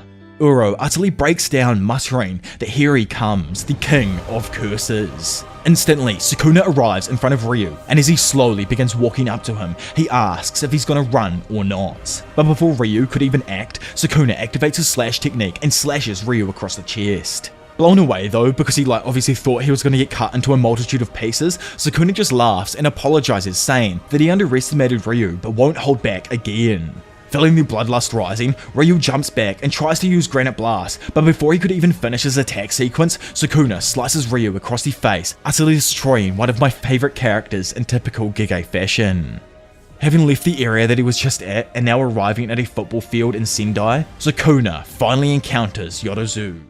Things back off after the Sukuna revival part of the story, and standing there in the middle of the football field after a mind-boggling 1000 years, Yorizu is finally reunited with her love. As we learnt at the end of the Sukuna revival part of the Culling game, this long-awaited confrontation takes place in the heart of the Sendai colony. More specifically, and assuming I'm correct with the old Googles here, this is most likely the Urtek football stadium, located in Sendai's Nanakita Park. As the two reincarnated souls stand facing each other, it's clear that both Yorizu and Sukuna have the same thoughts on their minds. They are literally a killer couple. Sukuna, the king of curses, exudes confidence, firmly believing that Yorizu stands no chance against him. With no time to spare, Yorizu springs into action, launching a blistering attack on Sukuna, but he effortlessly evades the strike, swiftly retaliating with a devastating kick. Hold on, there's a surprise twist in store. Yorizu, never one to miss a chance to lighten the mood, playfully teases Sukuna, pulling a funny face to catch him off guard. Sukuna's primary goal here is to obtain Yorizu's vessel, as he plans to eliminate Megumi's sister, Sukumi, and ultimately consume Megumi's soul. By accomplishing these nefarious deeds, Sukuna aims to solidify his claim as the most formidable and most powerful entity in existence. Yorizu expresses her curiosity about what Sukuna could offer her if she actually emerges victorious. In a stunning twist, Sukuna confidently assures Yorizu that if she does emerge victorious, he will grant her any wish that her heart desires. The stakes have never been set higher. Yorizu then, with a mischievous glint in her eye, playfully suggests the idea of marrying Sukuna. Surprisingly, Sukuna seems utterly unfazed by this unexpected proposal, as if it's happened a multitude of times before or something. With excitement bubbling in her voice, Yorizu exclaims that they've now made a promise. Yorizu's enthusiasm knows absolutely no bounds as she excitedly envisions their future together, plotting the destruction of 3 specific villages. Yorizu then reveals her twisted plan for their wedding reception, which includes adorning the trees with the most handsome men from the village. It's fairly evident that Yorizu harbors sinister intentions, and her excitement peaks as she mentions her favourite meal, which is monkey brains out of all things. Honestly, this scene here has to be some kind of reference to Indiana Jones and the Temple of Doom. The whole monkey brain thing just instantly made me think of that. Gegeo Katami just has so many different references to great forms of different art, like the bath scene with Hiromi Higuruma, or our man Hikari and his entire underground fighting ring being a direct reference to Fight Club. Either way, as Yorizu continues delving into the wedding details, she is abruptly interrupted by the arrival of the Divine Dogs. Surprisingly, Yorizu single-handedly takes down the onslaught of the Divine Dogs and realizes that Sukuna isn't even using his own technique on her.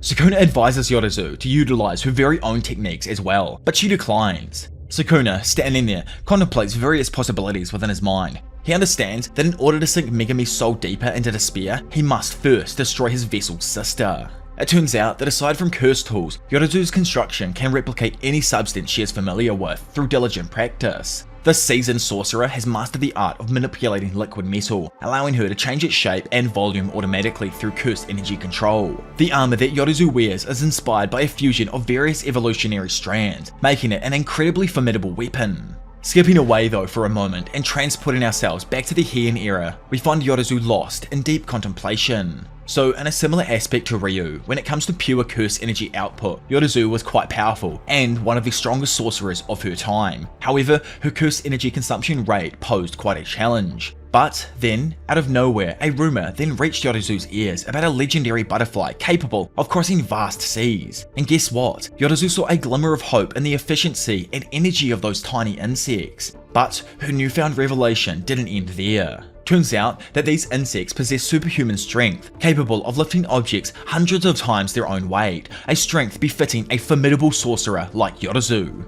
Through this, Yorizu soon realized that her insect armor was the pinnacle of construction techniques, allowing her to recreate various substances, except for those special grade curse tools. I kind of think of her ability as just the most jacked out version of Mai Zenon's construction ability that she could possibly have, or the ability that she might have gotten if, say, she wasn't actually a twin. But that's, I guess, another entire video that someone could talk about someday. Ain't gonna be me. Continuing onwards, this unique combat style of Yorizu's turned the tables on the notorious Gokusho, the 5 Void Generals, earning her a place of respect in the Fujiwara clan. Back in the present, Yorizu unleashes her hardened armor, bursting up through the air before landing a powerful blow that connects directly with the King of Curse's face. Yorizu, determined to unravel Sukuna's plans, boldly questions him about his intentions regarding his shrine technique. However, the tide suddenly turns as Sukuna unveils his devastating Tranquil Dare technique, a formidable counter to any summoning. In a shocking twist of fate, Yorizu loses control over her liquid metal, making her realize that the Tranquil Dare has neutralized and nullified her curse energy within the metal. It's a game changer that leaves her reeling and something we never even saw Megami think about using. To make matters worse, fate can be cruel, and in a single brutal moment, Sukuna strikes Yorizu with his devastating piercing bull attack, inflicting a deep, agonizing wound to her abdomen. It's revealed that Sukuna intentionally used the 10 shadows to keep the Shikigami partially unstable, allowing for a larger effective range without them falling apart. Both the Tranquil Dare and the Piercing Bull were summoned using the original 10 Shadows technique, but their independent movement was restricted, resulting in reduced overall movement. However, since Sukuna's immense curse energy was reserved, their form remained stable. Despite enduring a life-threatening wound themselves, Yorizu holds on like a champ and warns Sukuna to not underestimate her. She tackles the Piercing Bull, grabbing its horns and landing a powerful blow to its head. Yorizu notices that Sukuna's Shikigami only moves in straight lines, and in exchange, its power dramatically increases. Out of nowhere though, a swarm of bunnies appear, blinding her vision and making it almost impossible for Yorizu to track down Sukuna. Sukuna, being the trickster that he is, hurls Max Elephant downwards while he floats in midair. In a surprising twist again, Yorizu transforms back into her original form, again looking like Sukumi, except the Sukumi here just looks way more jacked up and cooler than she did in the past, where she also becomes determined to teach Sukuna love. Suddenly, a moment of realization hits Yorozu though, where she wonders if Sukuna already knows about love, which begins to actually make her mad. Man, Yorozu is actually one of the most random characters. She's cool, but like, oh my lord, she's like Sheba from Hell's Paradise if you know her, like in some aspects with that super out there personality. Anyway, skipping away from the current day and heading back to the golden age of Jujutsu, we see that a mesmerizing harvest ritual is taking place. Some individuals in the crowd can't help but question why they're offering prayers to a fearsome monster like Sukuna. Little do they know these folks belong to the Celestial Squad, the 5 Void Generals who seem to have conveniently forgotten Sukuna's previous atrocities against the esteemed Fujiwara clan. Amidst the hustle and bustle, a helper approaches Yorozu, addressing her as master and informing her about the upcoming Harvest Festival. Damn, Yorozu is a total baddie, man. She responds to the helper, demanding that they lower their voice. And if that wasn't enough, she gets even more annoyed when the helper has the audacity to suggest that she puts on some clothes in preparation for the festival. Like, how dare she? Yorozu, however, manages to find some form of excitement in the festival as it promises to offer delectable Chinese pastries to the gods. Out of the blue, Yorozu then spots a man calmly sitting down, also half naked. She approaches him with confidence and straight up hugs him, assuring him that he's not alone in this world. However, another meddlesome helper intervenes, urging Yorozu to step back. Undeterred, Yorozu boldly declares that she'll take the place of that man's helper and refuses to let him feel lonely. Yes, my friend, it was love at first sight, a once-in-a-lifetime encounter that made Yorozu's heart skip a beat. Yet, this wasn't the usual beat skip when it came to love. No, this time, as she proclaimed her right to be with Sukuna, a slash appeared on her body and she fell to the ground, finally proving that love does indeed kill. Honestly, what a turbulent backstory, and I wouldn't expect any less from such an out there character. Like, what are your thoughts on her right now? The ambitions are kind of random to me, like a little bit like Shija, I guess. Fast forward back to the present now, where the air is thicker with skeptical tension as Yorozu and Sukuna continue to engage in their fierce battle. Yorozu, more determined than ever to end Sukuna's existence, conjures up a sphere filled with darkness. Sukuna can't help but to notice the peculiar perfection of that sphere. Okay, so this chick is absolutely crazy, but you go and give her one of the most cracked abilities in the entire story so far. I don't even know what the sphere is considered in regards to like her technique. Like, is it a maximum technique or is it just an extension of her creation tech? I don't know, but like for a moment and just nerding out on this, thank you to Reddit Jujutsushi for like being the big brainery, because I would have never figured this out. But a perfect circle is a shape that has an infinite amount of points, all at an equal distance from its center. This means that no matter what angle of attack you come from, your first point of contact will always be a single, infinitesimally small point. Pressure is like defined as a force acting on a cross-section. If you keep the pressure the same, but reduce the cross-section size, this means that any amount of force acting upon an infinitely small area will have infinite pressure. Yorozu's perfect sphere will technically destroy anything it touches because it will be an infinitesimally small point of first contact regardless of what angle you hit it from. Anyway, sending the ball forth, Yorozu reveals that a true sphere is thought to be impossible due to its lack of contact area, which generates infinite pressure. Then, bringing her hands together, Yorozu attempts to unleash her domain expansion, threefold affliction. But, as she looks towards Sukuna, she's shocked to see that he didn't even open his domain as well. Sukuna, being the unbeatable Chad that he is, drops his random wheel that he had and summons another Shikigami, which just happens to be the freaking strongest of them all, the 8-handled, sword divergent, Scylla Divine General Maharaga. Instantly, Maharaga thrusts her sword upwards, obliterating the perfectly formed sphere and her domain. With Yorozu having fallen to the floor, fatally wounded as well and utterly gobsmacked, Sukuna smugly points out that her energy inefficient curse technique will always meet the same fate regardless of the substance she constructs, be it liquid metal or insect armor. Sukuna, in his eyes, he has already adapted to it, rendering it ineffective against him.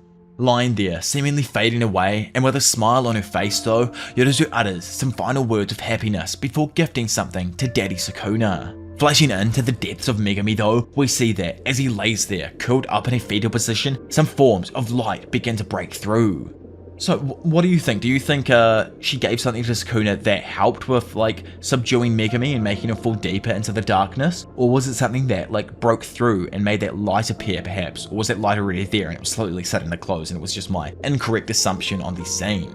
Anyway, the stage is now set for a brand new day of darkness as Kenjaku, not content with the game's existing challenges, decides to add some new sick rules that will push our new sorcerers to their limits. Kenjaku orders his loyal servant, Kogain, to introduce a new rule that bans any new players from joining the game. But man gets instantly denied as it conflicts with another rule. Either the Shima, Kenjaku attempts to decipher the motives behind Tengen's decision to place barriers all around Japan. He wonders if Tengen's intention is to suppress the curse outbreak by creating purification barriers that enhance the effectiveness of barrier techniques. There are 4 particular barriers that hold great significance in this grand scheme of Tengen's. One such barrier surrounds the Imperial Palace, and the other around the Tomb of the Star. The third barrier is in the Kyoto Yamakuni Imperial Mausoleum, and the final barrier is situated at the sacred Hida Holy Mountain. The foundation of this brutal culling game rests upon the awe-inspiring Bond barrier, an even better barrier than pure ones. According to Big Kenny, this game has no true master, more that he's forced Tengen into that position. Walking around like what seems to me the inside of the Hida Mountain shrine area or whatever that Tengen had, Kenjaku comes up with all sorts of possibilities, including the deactivation of the barriers. He reveals that if Tengen deactivated the barriers after the events of Shibuya, the culling game would have actually come to an end. All of his sinister plans would go down in vain. However, if Tengen did follow through with that, it would cause the undoing of 1,000 years of process and endless wars against different curses. Having revealed just how in control of everything he is, Kenjaku once again repeats to Kogain to prohibit the entrance of any new players, otherwise he'll destroy the purification barriers and force the game to close. This literally causes the Kogain to glitch out, allowing the rule to get added to the game. He also added another rule, which is that the game would end if all players except Megumi Fushiguro and Suguru Geto are dead. As Kenjaku and Tengen then venture forth throughout the area, Tengen questions the fact that if he truly wanted to end the game, why didn't he just remove the barriers like he threatened? But the reason for this is because he actually needs those barriers for Tengen's eventual merger with the Japanese population. Having made it to the center of the barrier, they encounter the very embodiment of evil itself, which was most likely being held here for safekeeping as it was inside like a barrier. So while these guys are playing this sinister game of robbing mummies and, trying to ruin the world and everything, in a hallway at the exact same time, Maki and Wiwi are seen discussing things related to the culling game and how killing Sukuna and Kenjaku would make them win the game. Which is just wrong. Only Megumi and Sukuna can physically win the game now, which is why I narratively say that the culling game ends from here. However, they also discuss Satoru and wonder if killing Sukuna would be as hard as killing Gojo. In a flashback, and back after Sukuna sent like Hanakurasu flying freaking miles, she was luckily saved by Amai and cushioned from her fall, and then like the greatest sorcerer of them all in my opinion, Takaba stayed with her throughout the rest of that battle to keep her safe. When she wakes up at the hospital later on, she hears Shoko saying that she's definitely not in a good condition to participate in the game anymore. Yuta asks her if she's able to transform into another human form through a vessel like Sukuna. Angel herself explains though, that one of the reasons she and the other sorcerers of ancient times took Kenjaku up on his offer was because none of them knew how to become cursed items after death. This fact still remains true to this very day, but the Fallen himself is completely different in the scenario. She also explains that after experiencing death once, Sukuna most likely stumbled on a way to split his soul as a cursed item, which I weirdly kind of think is like a Horcrux from Harry Potter, and how like Big V split his soul 7 times to escape death. Either way, Hana also reveals that her role will come to an end once she dispels the seal on Satoru Gojo. Outside the hospital now, Amai found himself consumed by self-loathing as he constantly compared himself to these stronger individuals. He bared his soul to Itadori, confessing that he always carried a deep sense of shame and inferiority around others. In response, Itadori opened up about the unsettling emotions he experienced upon meeting Amai. Despite his eagerness to change and fight alongside Itadori, Amai admitted to feeling a profound fear. Knowing that Amai had managed to save Angel after Sukuna sent her hurling through some of the nearby buildings, Yuji thanks him as now they still actually have some kind of chance in this messed up situation. This confuses our like Jewish Japanese man, because from what he's heard, Yuji had no way of fighting without Sukuna's strength buff. However, our boy explains that just recently he was informed that his body is like a cursed object dipped in Sukuna's energy. Now, he's gonna eat anything to pummel that creep and save his mate. More determined than ever, Yuji then returned to the hospital and encountered Yuta, Maki, and the other sorcerers, hoping to offer them some suggestions on how to save Megumi. Choso then presented him with a book brimming with information about the prison realm's dark secrets and Tsukumo's meticulously documented research on the soul. which before their battle in the Kenjaku extermination arc, she entrusted it to Choso. So like that's how we ended up getting it and stuff. So don't get confused on how like Choso has this here and whatnot. I'm pretty sure Yuhi knew she was going to die in that battle and that's why she handed it over. Also, a mental hint is given to us on what Yuji's technique could consist of. Choso says that it's fine if their siblings are blank, as long as they can go on living as a part of Yuji. Which begs the question, what happened to their siblings? Did Yuji eat them like it's insinuating throughout this part of the story? I don't know. I'd love to know your thoughts down in the comment section below. I'm pretty sure like I've mentioned this beforehand in another video, but it's extremely interesting to me. By the way, on the other side of the room, chilling up against the wall and smoking a big old black, Shoko just thinks back on how Gojo promised he wouldn't leave anyone alone. Back in the day, she used to be in love with one of the duo, but that could never happen, and now they're idiots all alone and they're a bunch of monsters needing his help. Please Gojo, come back. So with like everyone still big chilling inside of the hospital, Kurusu, the warrior of the group, is deeply concerned about Gojo's state of mind, and rightfully so. Being trapped in the prison realm can actually mess with one's head, as time does not flow within it. Whoever or whatever is trapped inside cannot die due to starvation or old age. Kurusu knows the danger that could be caused if the strongest sorcerer of their time turns out to be crazed and starts killing everyone he sees. But Shoko has like her own reservations here. As everyone's talking about unsealing Gojo, she believes that unsealing him in a confined space of the hospital is a risky move, like who knows how large the explosion could be. So to fix this predicament, our determined Jujutsu sorcerers embark on a journey to Saitama Prefecture, specifically to the Kuroko Mines. Interestingly, the Kuroko Mines is training ground number 4 for Jujutsu High, revealing that they have other similar like locations about. But what I find more interesting is that the actual location of Kuroko in Japan is located in Hokkaido. So does that mean that they've traveled up there and not Saitama, or is this just like a mistake on my googling skills? It's probably a mistake on my googling skills, to be honest, so don't blame me boys, I'm sorry about that one. Either way, as Inumaki and Itadori huddled up together behind some makeshift barriers, Kurusu takes to the skies, soaring above and preparing to unleash a curse technique like no other, the legendary Jacob's Ladder. Kurusu takes aim and with one salmon directs the full force of Jacob's Ladder towards the prison realm itself, and the hope to finally bring back Gojo. With the brightness of a nuclear blast, Kurusu's technique engulfs the prison realm, but a shocking revelation unfolds before the eyes, and the entire realm disappears into thin air. Yes, the prison realm, an extremely formidable presence if you ask me, is now nowhere to be found. Panic ensues as everyone rushes towards the spot where the realm once stood, only to be met with dispersing dust. Utterly confused, Yuji looks over to the vessel and Hana tries to explain to him that it isn't her fault. Like they had suspected earlier, Gojo might have just turned evil and the light from Jacob's Ladder could have made him disappear. Amidst the chaos, Kurusu's mind starts to wander, questioning whether Gojo is truly an evil spirit. Bringing her back to reality though, an earthquake suddenly shakes the entirety of the continent, taking the whole group by surprise. Back inside of the barrier, and also I'd say Big Kenny here is in Tokyo Colony number 1, or the Aichi colony as it's closest to where I assume the Heiden Mountains are. If that's where Sukuna's body was. Either way, like that's where they were last seen. As Kenjaku is having a discussion on the prison realm with a special someone, he reveals that currently, the prison realm is placed at the subduction zone, which is 8,000 meters below the surface of the ocean, in the deepest part of the Japan Trench. And, just to add an extra level of security, he placed extra cursed spirits to act as sensors beneath layers of extra seals that he created. The reason he went to such extreme lengths is because Tengen told him about the back of the prison realm, and this way he'd still be able to take Gojo down using the environment he's placed in. That depth is a crushing 800 atmospheres of pressure, like you'd literally be vaporized if you were naturally subject to that depth. But, well, Gojo is he's built completely and utterly differently, as all of a sudden he now appears, staring down, looking absolutely magnificent, and asking Kenjaku if he's ready to end everything. Kenjaku tries to irritate the greatest sorcerer to ever live, but Gojo tells the Fiend that he should be choosing his words carefully, as these are his final moments. Taken by surprise himself though, Gojo easily manages to block a few random strikes from the other body swapper. Taking his new appearance in, Gojo just states that Megumi has indeed changed from the last time they saw each other. So remember back on like episode 1 or whatever it was, when Sukuna mentioned that he'd murked Gojo first once and for all when he's finally revived? Well, now with him finally having swapped up his skin, Sukuna just mentions that it turned out to be this brat's body that he's now in, but either way, nothing's changed.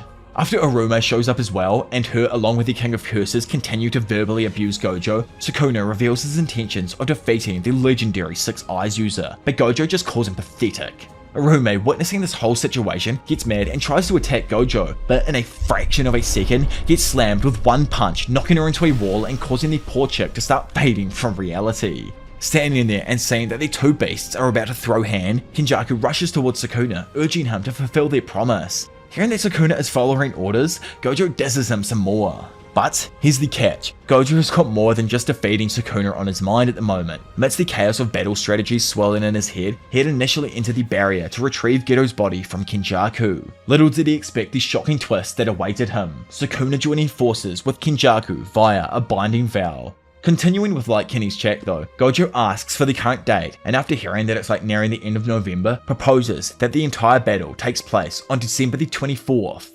Hearing this, Kenjaku cracks up at the romanticism of that specific situation and agrees. The stakes are extremely high as Gojo finds himself under Gedo's watchful gaze, questioning whether Gojo truly believes he can emerge victorious from this epic battle. Do we all remember back at the very beginning of the series when Yuji had asked Gojo if Sukuna is stronger than him? Of course, at the time Gojo stated that it may be a tough fight if Sukuna regains all of his powers, causing Yuji to ask if he'd lose. Gojo, probably being like slightly cocky to the newcomer, had replied that he'd win. And here, just like in the past and now, Gojo unveils the truth, stating, no.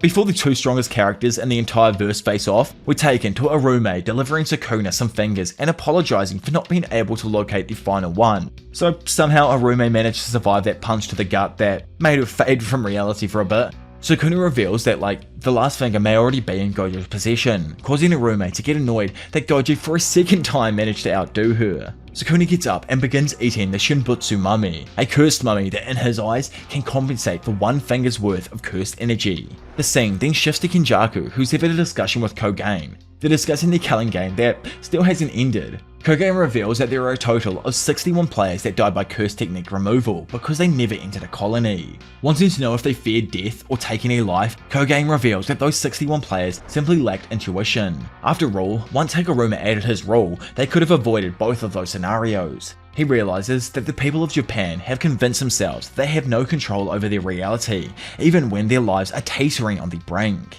He knows that not everyone has the courage to put their own life at stake, but if they're forced to by someone else, they have no choice but to act. However, with no hope of the present or future, these pathetic humans in his eyes are willing to die at any time. Directing his speech towards Tengen now, he tells the Thumb that he despises those who never learn the feeling of approaching their ideals one step at a time. Which is super sus, Kenjaku. We all know what you had to go through with Kaori, and the fact that you cherished every step is crazy, bro. Either way, I think it's kind of safe to say here that with no one else being able to join the Culling game, it's ended. Yes, it's still active, but Kogain is kind of stuck in a leg lock and unable to proceed further with adding people. So, what's the entire point? The game's now glitched, it can't even continue. We know that the next step is for Kenjaku to merge Tengen with the population of Japan, and when that happens, the Culling game is truly finished at that point. But that could happen for all we know, the second to last chapter of the entire series with Gege's current pace. So here in my eyes is where the Culling game comes to an end, as it lends perfectly to what we go into from here. Which, my guys, if Gege isn't lying on this being the last year of Jujutsu Kaisen, then this next stuff has to be the final arc for sure. He's probably lying, but I don't know how man can end the story in the next 18 chapters with all of the info that we need to know. But I'm not him, here's the Holy Scriptures, so I'll let him decide his fate. It's not me, some random old YouTuber. Also, if you have enjoyed this compilation of, I guess, what is pretty much all of my Jujutsu Kaisen arc videos kind of compiled into one here to make this Culling game video, then make sure you do hit that subscribe button and also be sure to leave a like on this video here as well, and just let me know what kind of series you want to see in the future. But also, do make sure you go down and check out War Thunder through my link in the description to get a bunch of really dope goodies, including that forbidden anime body pillow. By the way, for now it's been your professional degenerate, Diavolo, and I will see you all in a bit. Bye.